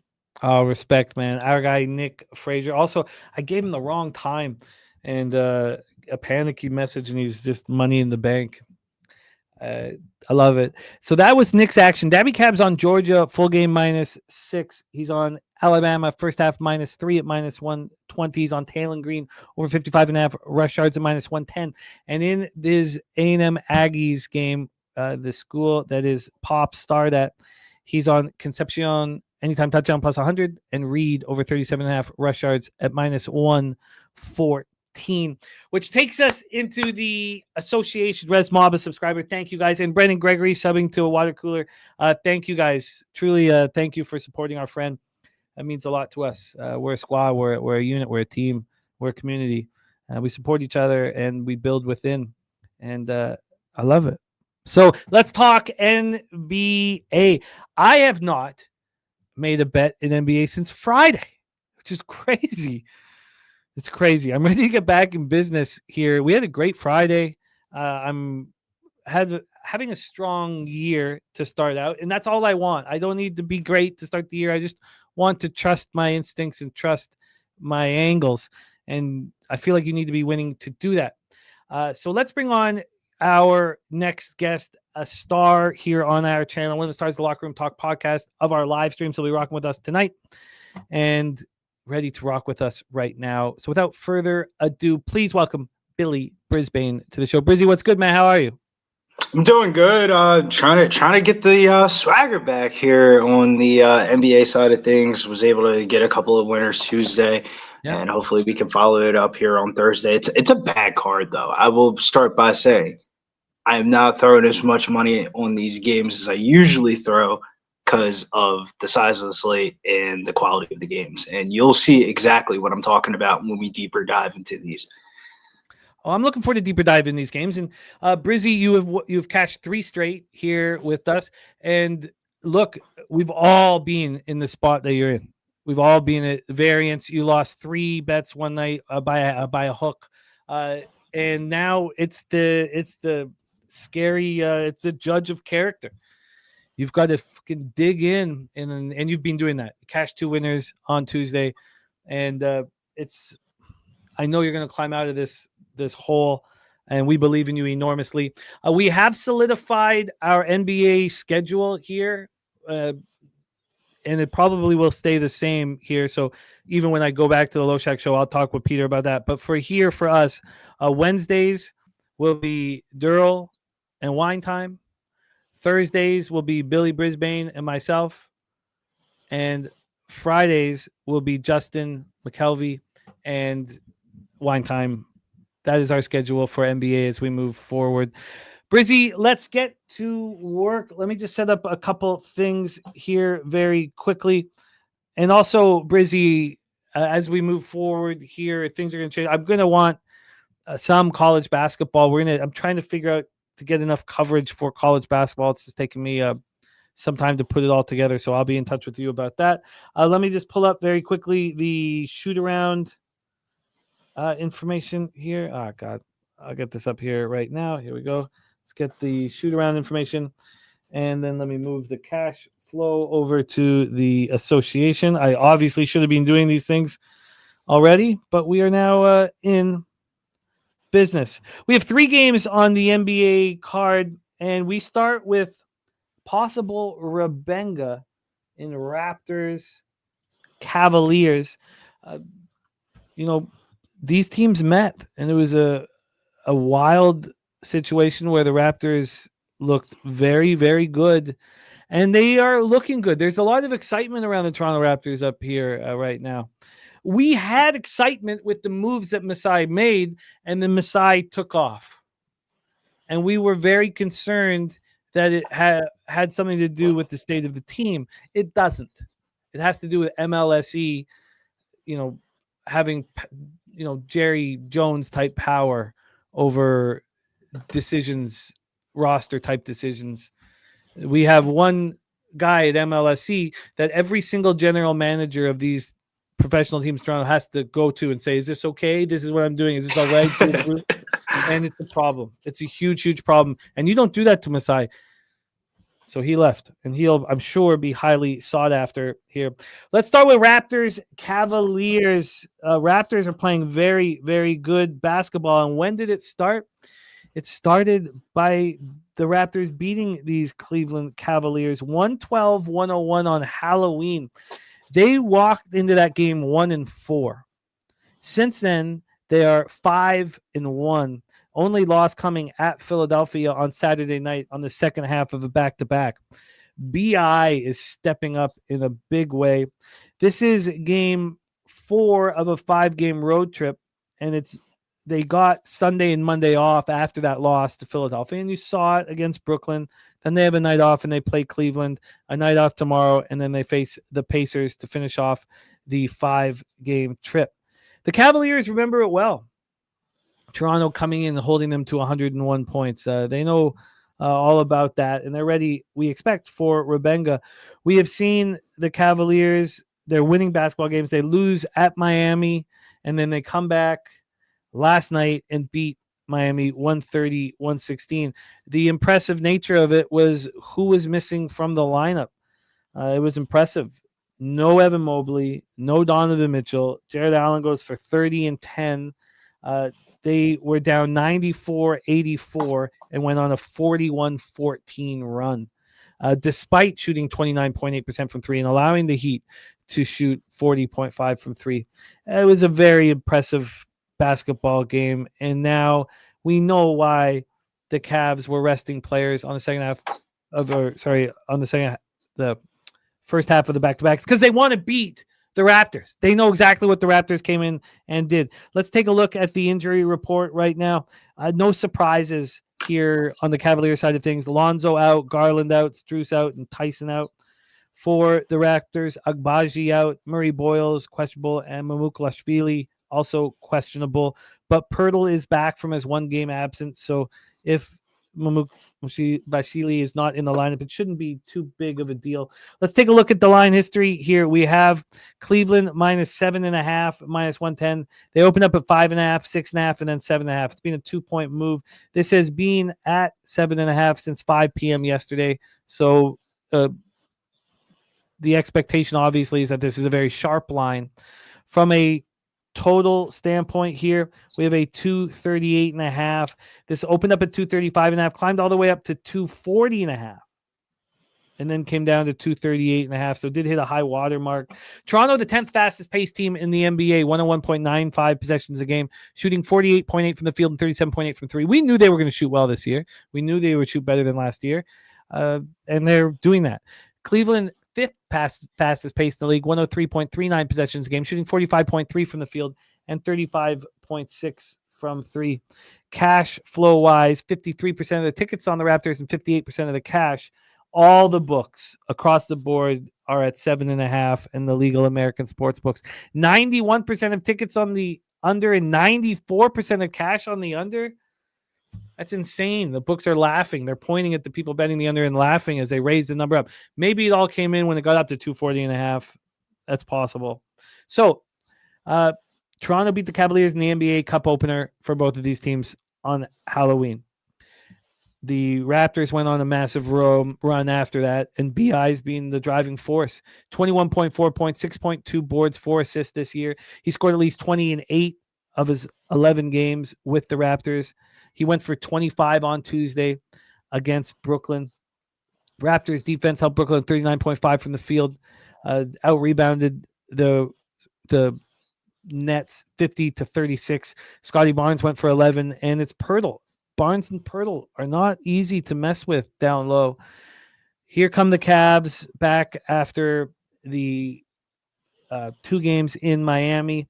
And who stepped up for them? Well, Jared Allen was a beast. And then Porter off the bench, 19 points, 9 assists, 3 steals, and 4 blocked shots. And we know how important that is with Garland out of the lineup. Garland's missed the first 7 games of the year. And then he got hurt when he banged into Jovic. And Jalen Tyson is out indefinitely with the concussion. Here we go. Brizzy, game 1 of our card. Raptors, Cavs, take it away. Yeah, biggest thing I would say the note or just notice is from year to year in the NBA, I feel like they always like change a few things sports books wise. They try to crack down on certain stuff or certain ideas that public bettors or just bettors in general have cashed on in the past. And I feel like this year they're really showing their cards for the second halves of back-to-backs. I had this line at 10.5. And this line's at 7.5, and I feel like it's adjusted for the travel situation. But is this as much of a travel situation as what people really want to make it out to be, or is what the models will say? Because the model is going to tell you that the only bet in this game should be the Toronto Raptors plus 7.5 with Cleveland on the second half of a back-to-back and their situation. But Cleveland came back home after resting their core guys last night, the B squad, but still able to get that win versus the Heat plus 4.5 outright. These two teams faced off on Halloween, Toronto winning that cup game 112-101. Kind of a game that I think Cleveland kind of like threw away. Donovan Mitchell was rested for that game. He didn't play in the first cup game. I thought it was a weird spot. I think Cleveland's looking for revenge tonight, 4-1 straight up at home. But this is the caveat. 4-1 straight up at home, but 1-4 ATS at home. They have not been covering spreads at the house this season. I definitely think that's something that could change. This is the first game of a 6-game homestand for Cleveland. They play Toronto, Memphis, Milwaukee, Houston, the Pacers, and the Clippers.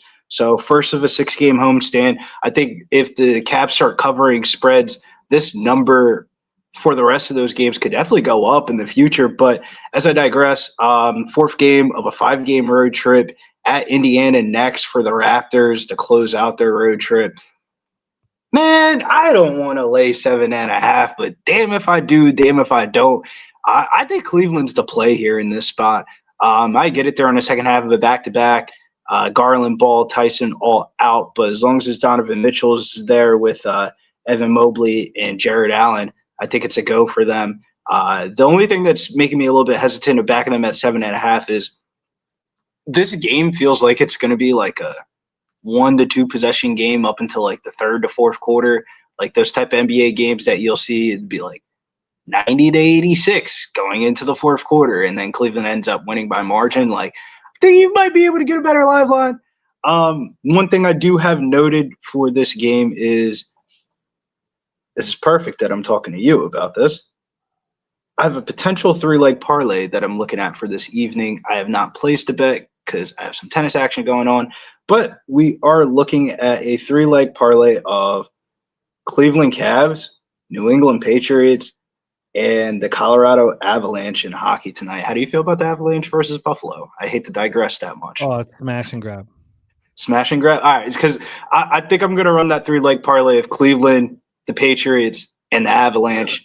That was like even odds. I'm not looking to make $1 million on a fucking Thursday afternoon here. I'm just trying to get the bankroll right for the weekend. I'll dominate throughout the weekend to really get those big plus money spots. But I think the plus money angle here in this one for the player prop section has got to be Jakob Poeltl, 10 plus rebounds, plus 130, double price at plus 270. Just thinking about the X's and O's side of things, Jared Allen, Evan Mobley, Jakob Poeltl's got to play. However minutes Jakob Poeltl wants to play, he's going to play tonight. Minutes trending back up for him. 9+ rebounds in 6 out of his last 7 head-to-head meetings versus Cleveland. So Jakob Poeltl is definitely a name to circle for the player prop market. I know some people wanted me to touch on more player props. 10+ rebounds for Jakob Poeltl. Plus 130 is a really good number. Double-doubles plus 270 on DraftKings and FanDuel. He's popping as well. I'm seeing some sharp bettors bet Donovan Mitchell under 27.5 points.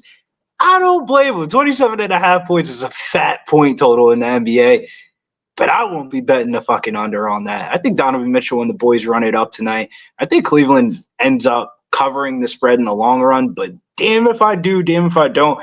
I think it's just better as a money line parlay piece filler. Yeah, Rod Zawacki says, why the Cavs need revenge. Raptors money line. Initially I thought I was going to back the Cavaliers here. The number doesn't make sense with the way the Raptors are playing, and it implies to me that the Cavaliers are angry about what happened in the NBA Cup game. It implies that. So I thought that at the end of this conversation I would be on the Cavs. Maybe it's Rod that's giving me cold feet. And saturated too, saying Cavs are way overvalued. I think that now look, the Cavs we saw in the playoffs, they can't just decide when they're going to dominate, but it feels like they care about this spot.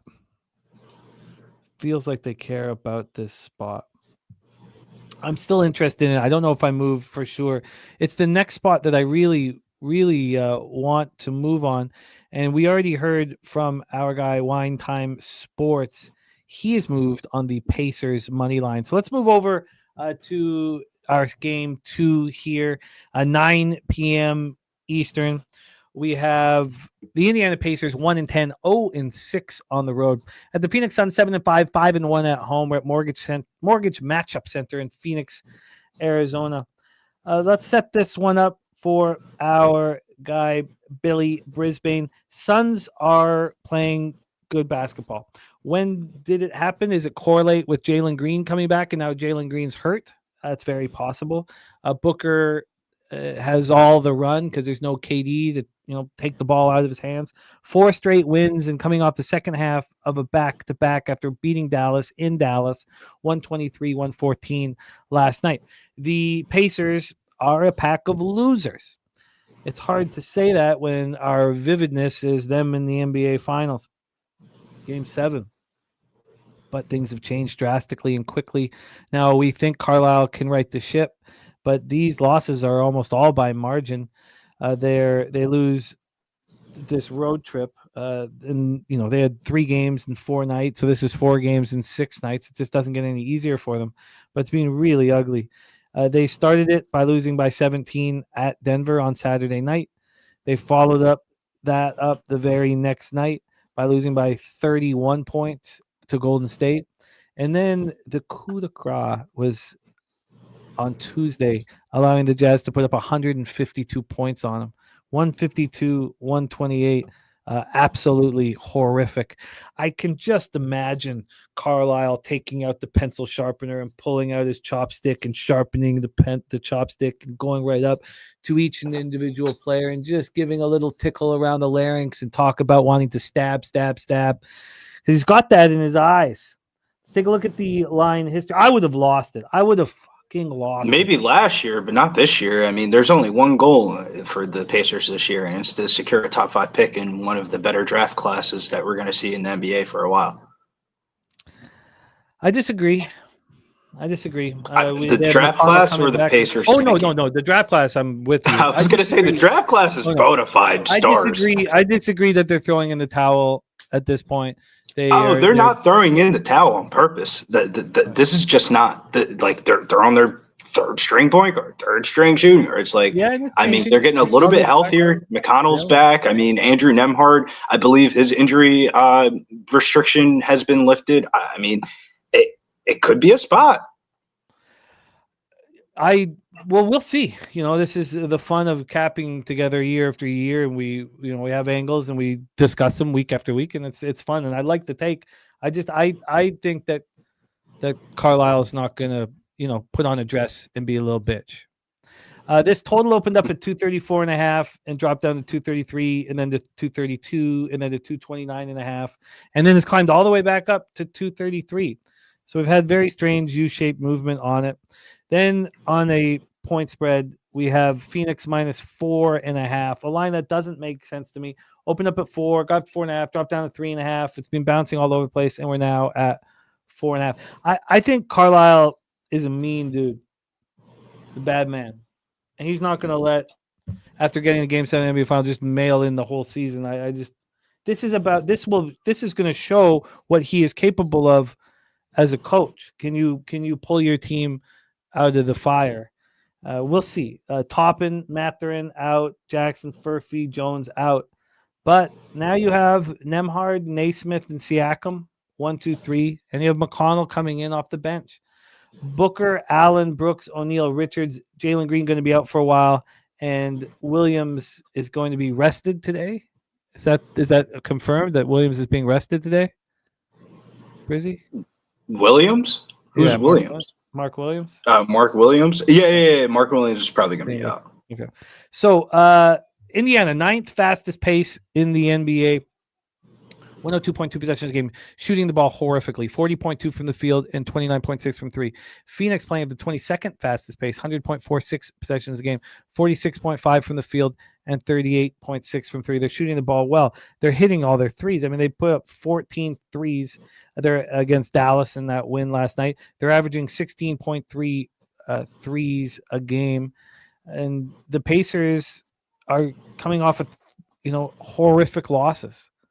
Just crazy ass, allowing Utah to put up 152 points. It's horrible. The Suns have hope. Jordan Ott is trying to change the vibe in here. Booker's going for 28.2 and 7 assists. They've won 4 straight. Grayson Allen put up franchise record 10 threes in the win over New Orleans on Monday. But he's going to have to step up in an enormous way with Jalen Green now out. He had 23 last night. He was hooping last night in Dallas. He's going to have to keep doing that because Jalen Green, with this hamstring strain, is out 4 to 6 weeks. Siakam is trying to step up, but this team is shooting so badly with Halliburton and Mathurin. TJ McConnell came back, 12 points and 1 assist in 11 minutes, his first game of the season. And I, too, want to back the Indiana Pacers, but you are well within reason to get me off of this spot and tell me that I should not do it. Let's just touch on the cash flow before we get here, Brizzy. 58% of tickets, 76% of the cash on the Suns. I see 4.5s across the entire board at the legal books. And let's see, Rod Zawacki as Raps money line, Pacers money line. Robert Franklin on Nembhard under 7.5 assists. Wine Time says why the Suns only -4, -4.5. Books telling us a really interesting story here, and I am listening, says Wine Time. Saturated says Suns are rolling. Rod Zawacki says bet on Rick Carlisle on the money line off upset loss by 15 points or more as a favorite. Carlisle's record as coach of Indiana, 11-2. I want the Pacers here, Brizzy. Tell me your thoughts. Yeah, Phoenix on the second half of a back-to-back last night. The win versus Dallas, I thought Dallas fought pretty hard, but they couldn't close it out. Booker played 38 minutes, argument legit for tired legs. Phoenix, a team that's really the thing that's kind of like hesitating me is these two teams are moving like opposite directions, I would say, like power ranking wise, of like Phoenix is moving up in the power rankings. Like, granted, it's a little bit of a formula of strength of schedule. Like, they played 2 of the bottom feeders in the league in the last couple of games, but it's also like a team that might be one of the last play-in spots in the West. So think about like a team 6 through 9 or something like that. Probably like a team like Sacramento or Memphis that we thought would be in their spot is actually going to be Phoenix this year. After a slow start, kind of like addition through subtraction, Indy last game of a 4-game West Coast road trip, double-digit losses in each. This actually might be one of the worst teams in the league or the worst team in the league. It's either two ways. They're either going to try to ball out on the last game of a road trip, or they just want to pack the shit up and go home. I have no idea. They have the rest spot advantage. That's clear as day.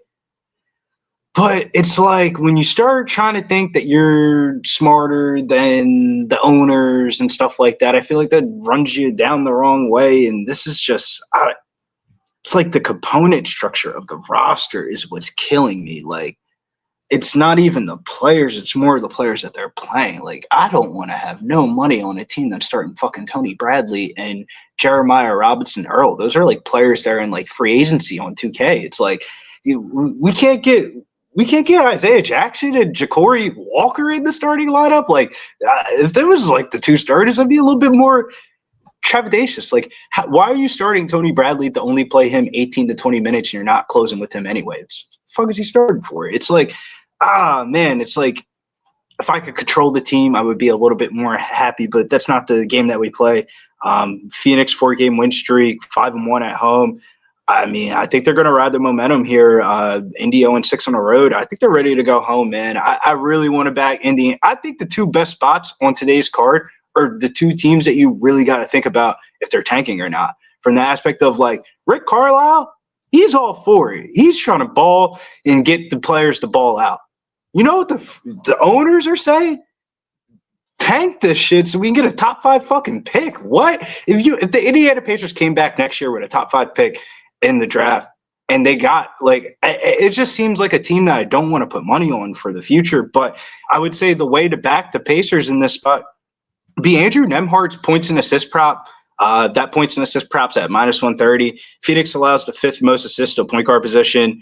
Andrew Nemhard's being forced to take more of an offensive role if he likes it or not. He's going to have to shoot more. He's been shooting more. And I think his numbers for just points and assists just in general are just going to go up as the injury restriction gets lifted. Let's say in a scenario where you guys are deep in this game and the Pacers are in a close basketball game and Andrew Nemhard plays 35 fucking minutes, we'll never see 23.5 points and assists again. Like, that's going to start being like 27.5, 28.5, and it's not going to be bettable anymore. So I feel like it's either now or never for Andrew Nemhard tonight, and I don't know. It might be never for me, but I'm playing him in my daily fantasy lineup. I got to see if I want to get to the betting window with it.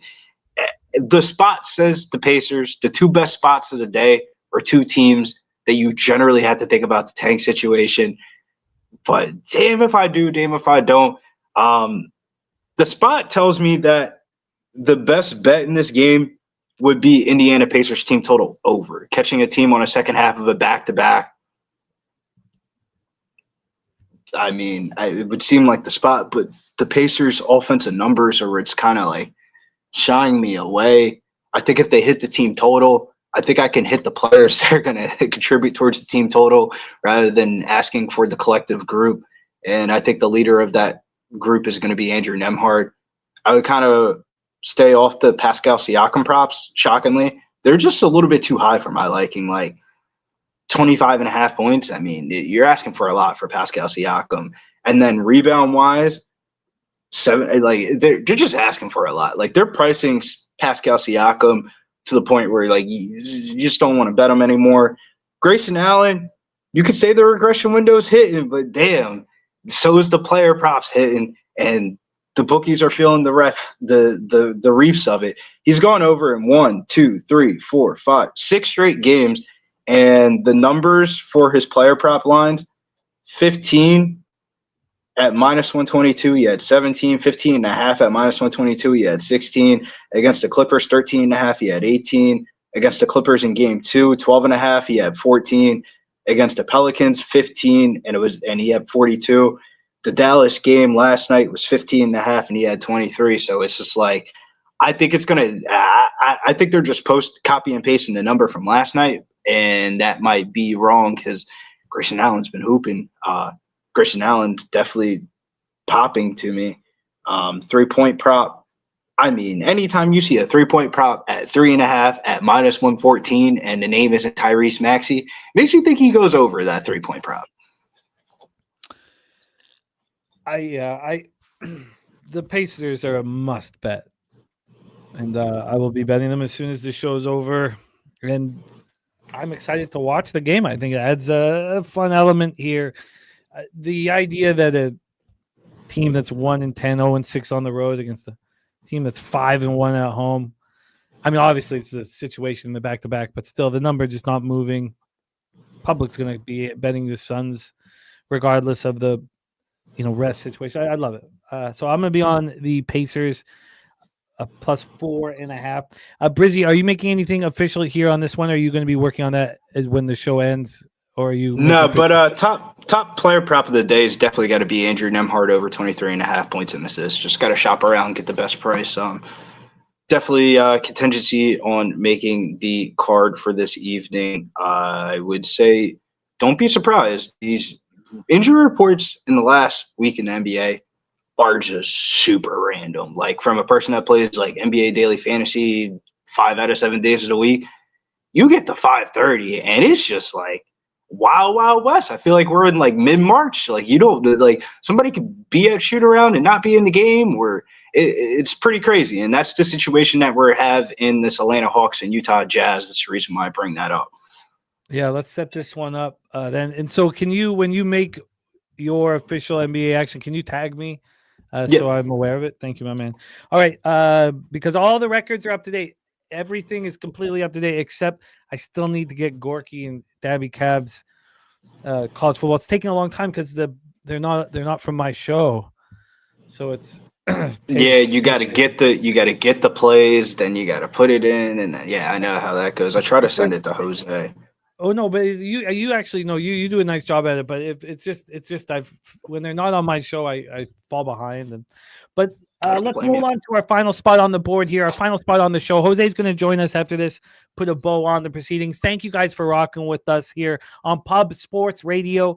Thursday betting with the bag show. We have the Atlanta Hawks 7-5, 5-2 on the road. The Utah Jazz 4-7, 3-2. At home, Delta Center in Salt Lake City, Utah. Atlanta playing at 11th fastest pace, 101.79 possessions a game, just barely faster than Utah, 101.58. The difference is Atlanta shooting the ball nice, 48 from the field and 35.3 from three, while Utah shooting 43.9 from the field and 32.2 from three. Atlanta on the second half of a back-to-back. They won at Sacramento last night. So this is also the third game in 4 nights. As much as I want to fade the Jazz here after putting up 152, this pales in comparison to the opportunity we have with the Pacers. This is game 3 of this 4-game road trip.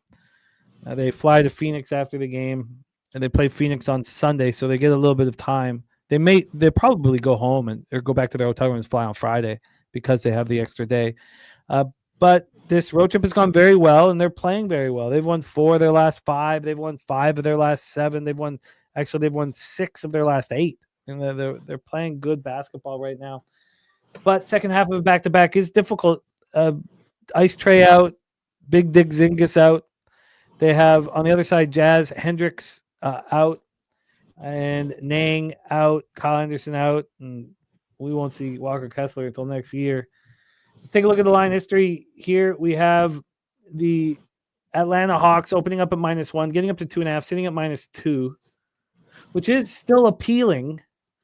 I'll just need to hear from the chat and hear from you guys, because I'd be very comfortable if the Pacers are the only bet I make on this NBA card, even though I do find the Cavs appealing. This total opened up at 233.5, dropped down to 232, up to 233.5. I could move on all 3 of these games on the side, take Cleveland, Indiana, and Atlanta. The problem is I really like Indiana. The others I'm not quite so sure about. From a cash flow standpoint, you have 51% of the tickets, 77% of the cash on the Jazz. Circus moved this to a 3. So the sharpest book in America has moved this to a 3, despite big bets coming in on the Jazz. 56% of the tickets, 63% of the cash on the over. Circa has given us their numbers. And they just moved it to 2.5. Wow, that's interesting. That's important to know. So this got to +3, and it lasted there for 1 minute. So somebody must have been waiting for the 3 and pounce. It's at 2.5 right now, but 77% of the cash is on the Jazz, and it still moved a half point towards Atlanta. Again, it's just not as appealing as these other spots. So let's set this up and hand this over to Brizzy. the Jazz just shot 55.4 from the field and 45.2 from three. On the season, they're shooting 32.2 from three. They 38 assists on 51 baskets. Is this what we're supposed to believe from this basketball team? Markkanen went for 35. Ace Bailey is starting to roll. Second start, 20 points, career high. I mean, he started really slowly. Now they're blaming that on his illness, but he started really slowly. Over the last 3 games, 14 points, 48.4% from the field, 5.7 boards, and 2 assists in just 26 minutes. So they beat up on the Pacers, second win in 8 games. They haven't won consecutive games all season. Hawks come in after beating up on Sacramento. Jalen Johnson went for 24, 10, and 8. Krejci went for 28 off the bench. They have players, fighting for them. Brizzy, I'm all ears. Our final game on the board here, Hawks, Jazz. Yeah, I gotta hold my nose and do this one. I just gotta buy the stink. I gotta roll with Utah in this spot. I know Atlanta's been rolling without Trey. Shit, they might be a better basketball team. Defensively, they are without Trey. Coming off a 33-point win last night, second night of a back-to-back. Granted, nobody really got extended a bunch of minutes. Second to last game of a 4-game road trip. It's more of last year's game that lives in my memory of this spot is more of if you remember last year's game, it was kind of like a similar situation. Second half of back-to-back. Atlanta went in there and Trae Young hit a damn near full court buzzer beater, hit the backboard, banked that shit in, and they won by 3. And that was the biggest game of a basketball game you'll ever see in your life. Like Atlanta should have got smoked in that game, and they ended up coming back and hitting a buzzer beater.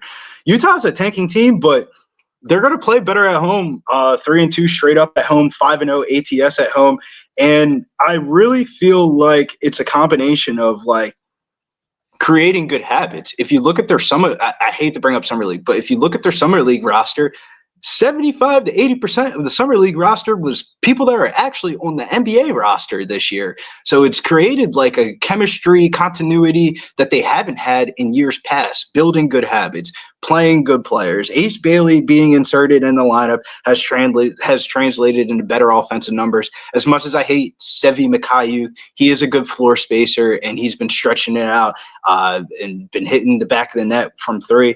I really feel like this Jazz team is not as ass as people want to make out to be. The players, like the front office might want to tank, but the players on the court are putting the ball in the back of the basket, and they're putting themselves in advantageous situations. And not the usual back-to-back with Atlanta with the blowout win last night. Atlanta is better than what we thought, but I also feel like the market's telling you that Utah's outright live. Like, don't even take the points, take the money line here. I like the spot here a lot for Utah. I think they're going to catch Atlanta slipping here. This is just the slip spot, I feel like. Second half back-to-back. We don't know who's in the lineup. I don't think Kristaps Porzingis is starting tonight. Second half of back-to-back. And then Jalen Johnson, we still kind of don't know. I think he plays, but he didn't play the last second half of back-to-back, but he was also just coming back from injury. But he's not even on. He's not. I mean, I know that we get. Well, it's the second half of a back-to-back. You don't have to post your second half of a back-to-back injury news report until like 5, 6. So, and this is a West Coast game, last game of the day. So I really don't know who's going to be in for Atlanta. If anything, I think the number closes at 1.5 here. I like Utah, taking Utah. Utah's like play of the day for me. I like Cleveland the most, but when it comes to money, lines, and what we can go official with, it's not like I can go official with a 3-leg parlay of Cleveland, Patriots, and the Avalanche. So I might just be more of a Twitter contingency type of play. And I like the Jazz here in this spot tonight. I think that they beat the Atlanta Hawks outright. I think people are going to be betting happy. I mean, the Hawks last night versus Sacramento might have been one of the easiest bets ever in like NBA history. They were -4.5 against Sacramento in the second half of the back-to-back, and they fucking smoked them from pillar to post. Like Doug Christie was talking about, don't come back with a Sacramento jersey on if you go play like that. I could have gone out there at 53 years old and played better than what they did tonight. I mean, I think Utah is going to give them a lot more resistance than what they faced in their last couple of games here. So, not last couple of games, more of the Lakers game and the Sacramento game were kind of just blowouts. But I like Utah here in this spot. It feels weird back in Utah to win back-to-back games. Probably won't ever do this again, but it has all the ingredients of what I would like. The rest spot advantage, the fucking 3/4 court buzzer beater last year that was late in the year last year. It wasn't like it was like in the first couple months of the season. And then Utah's 5-0 ATS at home. I think that's being baked into the price, but not baked into bettors' minds here. I think that they just want to back Atlanta again because they've been putting money in their pockets. Yeah, I can understand your angle. My issue here is, who do you want to buy high, the Hawks or the Jazz? And my answer is none of them. Probably Atlanta. But I get why. I get why you think that you want to sell Atlanta high and trust Utah, even despite them shooting disgusting last game. It's a one-off. Yeah. It's a one-off situation. It's a one-off scenario. Usually don't like backing team. I don't back tanking teams, but this screams like Utah money line, Utah team total over, full game over, get paid. But we're not line shopping for you for the Jazz right now. We'll wait for you to put that out, or do you want me to line shop? Yeah, I kind of wanted to see who's in for the Hawks tonight, because that definitely changes the pace of play. And I want to decide if I'm going to take Utah Jazz money line or fade the Hawks defensive numbers of recent and take Utah team total over 115.5. Because for them to win outright, I'm going to imagine you're going to have to hit somewhere around 115 to 120 points to win this game outright. No, I feel you. I'll be interested to see what you decide to pull the trigger on. You got to follow Billy on X at _Bills. I'm going to pop Brizzy's X handle here in the chat. At this point, I'm going to hold off on this Cavs situation here, but the Pacers, I'm going to bet as soon as I can. _Bills_. Brizzy, can you rock NFL live stream with us tonight? Yes, sir. A couple of college games that I wanted to talk about before we get on out of here. From the times that I lived in West Virginia, the Pitt versus West Virginia rivalry, the backyard rivalry is legit. I think the 6.5 is telling you everything you need to know about this game. I think West Virginia wins this game by margin. The way that Pitt plays basketball this year is just not it. Like, they're more of a half court, try to bang it out, physical type of team. And that's like the identity and core of like how West Virginia plays basketball. And it's just a 133.5 total with a 6.5 point spread. I just feel like that tells you everything you need to know. I like West Virginia on the card. And then the Purdue Alabama game. If I'm not to be mistaken, Purdue beat Alabama in back-to-back tournaments with Edey the one year. I believe it was like the Elite Eight or something. Whatever it was, I remember the next game we were all on stream and we watched Purdue play in the national championship game. And then last year they beat them. They beat the dog breaks out of them. Or not dog breaks out of them, but they won by double digits. I want to back Purdue, but damn, man, Bama's gotta get one of them, right? I mean, back-to-back tournaments. I mean, it's just a game that's been running my brain all day. Braden Smith's props are getting fucking steamed to the roof. It is crazy. His assist prop line opened up at 6.5, and it's up to 9.5. Point prop has gone up 3.5 points. The sportsbooks are scared on some Braden Smith props tonight. And I'm kind of shocked because it's not like Braden Smith has been like the Alabama Crimson Tide crusher or something like that. I think the game really comes down to how healthy Trey Kaufman-Renn is. Purdue's biggest Achilles heel has been athleticism and their size. Ever since Zach Edey's left, I feel like they haven't really replaced him with a bunch of size. And Kaufman-Renn has got to play a big role in this game today. I would take his rebound props. I would take his points props. He's going to have a big one. And then the other game that I was looking at was Wichita State against Loyola Chicago. I think Wichita State is kind of being like undervalued in a way of like, why is that line 5.5, third straight home game? They've been rolling at home, 75-58. Granted, it was UNC Cashville, but Cashville is one of the better mid-major teams that I like down there in the Big South. I feel like they come back with a good roster every year. And then the Perry View win, I don't really care about. I mean, yeah, they covered a 20-point spread, but 105-62. What I'm getting at towards is I think Wichita State's team total is being a little bit devalued of like 79.5 at -112. I think that they hang in the 80s in a win or a loss in this game.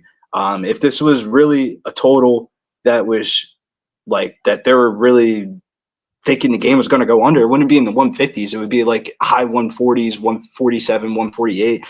That them saying that it's going to be in the low 150s makes me think that Wichita State is hanging up at least 78 to 84 points in this game. And I think if they're hanging up 78, 84 points, that's enough to cover the spread. And then the dog that I was looking at, or I should say the game that I'm looking at, is this K-State Cal game. I can't get a good read on K-State, man. K-State looks like a team that I want to put money on and that I want to back. They get Haggerty from Memphis, and Haggerty is a fucking scorer. There is not a game that I've watched of Haggerty play that he isn't scoring 25 to 30 points. It's just Mark Madsen's a hell of a defensive coach, man. Like, what happens if he does run like a box and one or some random shit like that, and Haggerty's looking like, all right, I'm just going to pass the ball to the rest of my guys, and this isn't Memphis where you have a bunch of team full of shooters in the Conference USA. Like, you're on K-State. K-State ain't a bunch to be rooting and hollering about. But I also feel like the line movement is telling as well. That number is only going up. It ain't going down. It's only going up. 5.5 up to 7.5. Am I just going to blindly hold my eyes, grab God, and just say, take me to the K-State victory lane? It feels like I've done that a couple of times. And besides that one tournament run that they had 2-3 years ago, I can't remember betting on K-State being that much profitable for me. But damn if I do, damn if I don't. And any day's a great day that you get to fade Doug Gottlieb being a fucking head coach of any basketball team. Take the St. Thomas Tommies. It's great stuff, Brizzy, my man. I am on K-State -5.5. The line in Wichita State is so fishy, which completely got me off Wichita State. That did open at 5.5 and went down to 2.5 before it came back up to 5.5. And we have Spooner on Loyola, Chicago. I'm staying off of that spot, but that Wichita State is the taint play of the day, which we will discuss here at the end of the proceedings. Looking forward to see what you drop in NBA, Brizzy, my man, and looking forward to rock with you this evening on our live stream. Thank you for all that you do for us, my friend. Keep getting that cash, and let's go. Let's get this money tonight. 5:30. 5:30 East Coast injury news report. As soon as that gets posted, all plays get posted. It's like beautiful. Simultaneously. Go get that cash, Brizzy. Any last words for the Cappers supporting the show? Oh, we lost him, but there it is. Good. We got a good day. We got a good slate coming up this weekend. We're in MSG, Madison Square Garden. And, you know, here at Pup Sports Radio, we're always about equality and gender roles and stuff like that. And I'm giving you the LGBTQ parlay of the week to two-part. They don't say that they're together, but damn if they're not together. Fatima Klein, Aaron Blanchfield, two-leg parlay. Take that to the bank this weekend. 2 little prelim plays, the LGBTQ parlay. It comes out twice a year for the Penningtons and now for the Blanchfields. And this is the cap is there. Where's the sheet? The sheet is crazy. If I gave you this number, you would blindly back Fatima Klein. In the UFC, there's only been 5 women's fights where the younger fighter was younger by 15 years or more. That person is 5-5. They've won all 5 matches. In general, in the UFC, there's only been 17 fights in UFC history with a 12-plus year age gap, and the younger fighter has won 17 out of 17 times. Jesus. Sell you on the Fatima Klein, Aaron Blanchfield 2-leg, the LGBTQ parlay. We do not discriminate here at Pub Sports Radio. There he is, our guy Billy Brisbane, and we have this huge UFC MSG card this Saturday. Jose Bouquet, you are a sight for sore eyes, man. How are you? I'm doing well. How are you, Jimmy? I am good. I've got parent-teacher meetings at 4:45. 47 minutes. I've got to be at the school, so I need to get my action in. A SAP. I don't have too much action to get in, I don't think. I think I've got everything kind of locked. There's the UFC contest live at pubsportsradio.com. Yes, so I've got to move quickly here to put a bow on the proceedings. I'm looking forward to see what you're cooking up in college football for us tomorrow, my man. I have 3 plays in already. Beautiful. We had a massive week. I was gonna put out, what I'd done on the week, but the record is so bad that what do I care? Like, what do I want everyone to say? What a great week I had. I think it shows character that when you climb out of a hole, but you don't want people to be like, "Hey, you're incredible" when you're down 14 units on the year. Yeah, admittedly, when I saw the record, I was like, "Damn, I thought he had a good week." And then when you told me you did, I was like, "Oh, okay." Oh, I told you I was done. I was going to be done until I hit 11 in a row. I was going to shut it down. It was just too costly. But, Well, I'll quickly just tell you, Jimmy, I am on the Capitals with you and Bobano, and I hate to do this. And it takes a capper with conviction to do this. But I'm on the Columbus Blue Jackets money line as well. Fishy line there. And now it's minus 125 Columbus Blue Jackets. And when it was minus 110 each way earlier. And, I know you don't look at the markets. I was shocked to see this. But 80+% of the bets, 90+% of the money on Columbus. I don't love being with the public, but at least the line's moving in the direction. But fishy line. I couldn't believe it. Well, I mean, Columbus is the better hockey team this year. Are they really? Oh, yeah. And if they didn't lose the first 5 games of their 6-game road trip that they just finished, they'd be much, much better. The Oilers have a goaltender in with an .836 save percentage that everybody wants to fade. The Oilers are on the second half of a back-to-back, which everybody wants to fade. So the only thing I could have done differently is waited. But the flu's going through now. Columbus, they've been ill for about 6 days of the flu going through, and now they're coming back home and have to, talk to their wives. I think personally that the Oilers are going to be all business and take care of business tonight. I hope they do, so I can at least put the futures in later. But should I tell you my Pats Jets action now? I will definitely try to be there off the top of the game as well. Nice. I'm on the over with you guys. Obviously, that was 4/43. That's the obvious one. That whatever. This is my. If the New York Jets fuck me here, I'm going to be extremely pussy. Fit sour puss is what I was supposed to say there. Mad the whole game. Jets first half team total over 6.5. Can they score 1 touchdown in the first half?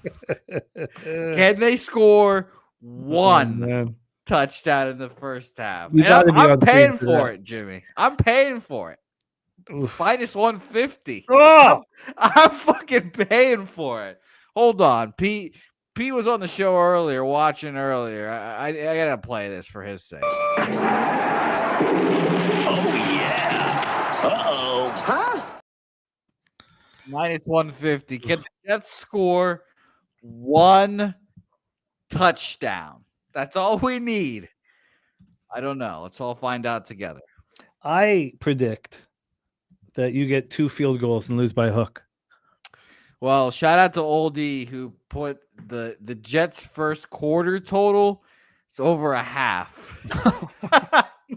So I don't have first quarter total, so I had to suffice for first half. But can the Jets score a touchdown in the first half? Let's find out. Let's find out. Jose, looking forward to have you more on camera with us tomorrow. We need more of you on our show. Let's do a quick review, then I got to bounce, man. I got to bounce up. Alabama -4 in basketball. Stacks play today for Justin McKelvey and Travion Henderson over 80.5 rush yards. The Goracle, Valencia money line, and tomorrow he's on Dubai, Barcelona money line. Then we have wine time on ODU -10 and Pacers money line. Matty Ice Taint play today. Wichita State -5.5. He's also on Cal, Kansas State under 163.5. Cornell -4.5. Alabama, West Virginia money line parlay. Then in NHL, I'll go over Bobano's action first and then mine because I got to make some additions. God, fuck, I gotta move quick here. Bobano's on the over 6 in Kings Leafs. He's on the over 5.5 in Stars Habs money line and the draw. Bruins first period over 1.5, full game over 5.5, and the draw. He's on Ducks Red Wings first period over 1.5 and the over 6.5. He's on the Capitals money line. He's on the over 6.5 and the draw in Oilers Jackets. He's on the over 6.5 in Sabres Avalanche. And I was just making sure that even despite losing 5 of 6, the Jackets still have a better record. I guess no. I guess 8-6-4, 8-7-1. It's close though, but they lost 5 of 6. Then we have Bobano on the Sharks. He's on the Islanders. That's the only game we're going a heads up, and the first period over 1.5 in Islanders Knights. And he's on the Jets. And he got a much better line than I did. In the NHL. Oh, sorry. In NHL, I am on the Canadiens, the Kings, the Wings -1, the Capitals, the Oilers, the Avalanche -1.5, the Sharks, San Jose Calgary under 6, Vegas -1, and the Winnipeg Jets. Then in the Grey Cup, Bobana's on the +4.5 for the Alouettes. We're all on the over 43. Spooner is joined me with Cornell. He's on Loyola plus the points. He's on Alabama A&M. I'm joining him on that. I'm on Kansas State -5.5. Daby Cab is on Bama -3.5. In college football, Nick is on Texas A&M -18. Daby Cab on Concepcion anytime touchdown, and Reed over 37.5 rushing. Daby Cab's on Taylor Green over 55.5 rushing. Nick's on Arkansas +6.5 and the under 57.5. I'm going to move on Arkansas here today. Might have to do it at Ellis basketball practice. Nick's at Oklahoma +6.5 and the over 45.5. Daby Cab's on Alabama first half -3. And then we have Nick on Ole Miss -14. I'm going to bet that tonight. And then Nick on Texas first half +3.5. Daby Cab on Georgia full game -6. Nick on Mississippi State +7. We just went over NBA. I'm just going to be on the Pacers. I got to get these bets in. Thank you guys for rocking with us. BJ, Kong, Big Zoe, Old E, AOD, Swiggy, Rez Mob, Nasty Nate, Coin, Peanut, Ebert, Nuke Worker, M the Great, Jerry Davis, Cactus Black, Drewski, Norman Ross, JM, Wager Detective, Saturated. Thank you guys. Troy Torrance, Robert Franklin, all you guys. Thank you so much for the support. Maddie Ice, thank you all. Thank you to those of you who donated. Thank you to those who became members. Join us on our Discord. All action is out there immediately. And it's coming soon. As soon as we get a little bit of time, I'll be doing horse racing on Friday night in the Discord. As soon as we get a little bit of time here. That is our show for today. Go out there and get that cash. Go out there and get paid. You've done the work. Now, let's show the glory, man. We fought the good fight. Now let's get that fucking bankroll fat and happy. Jose Bouquet, my friend, thank you for jumping on and adding energy here to the end of our show. Can you please bless our action and lead us into the future?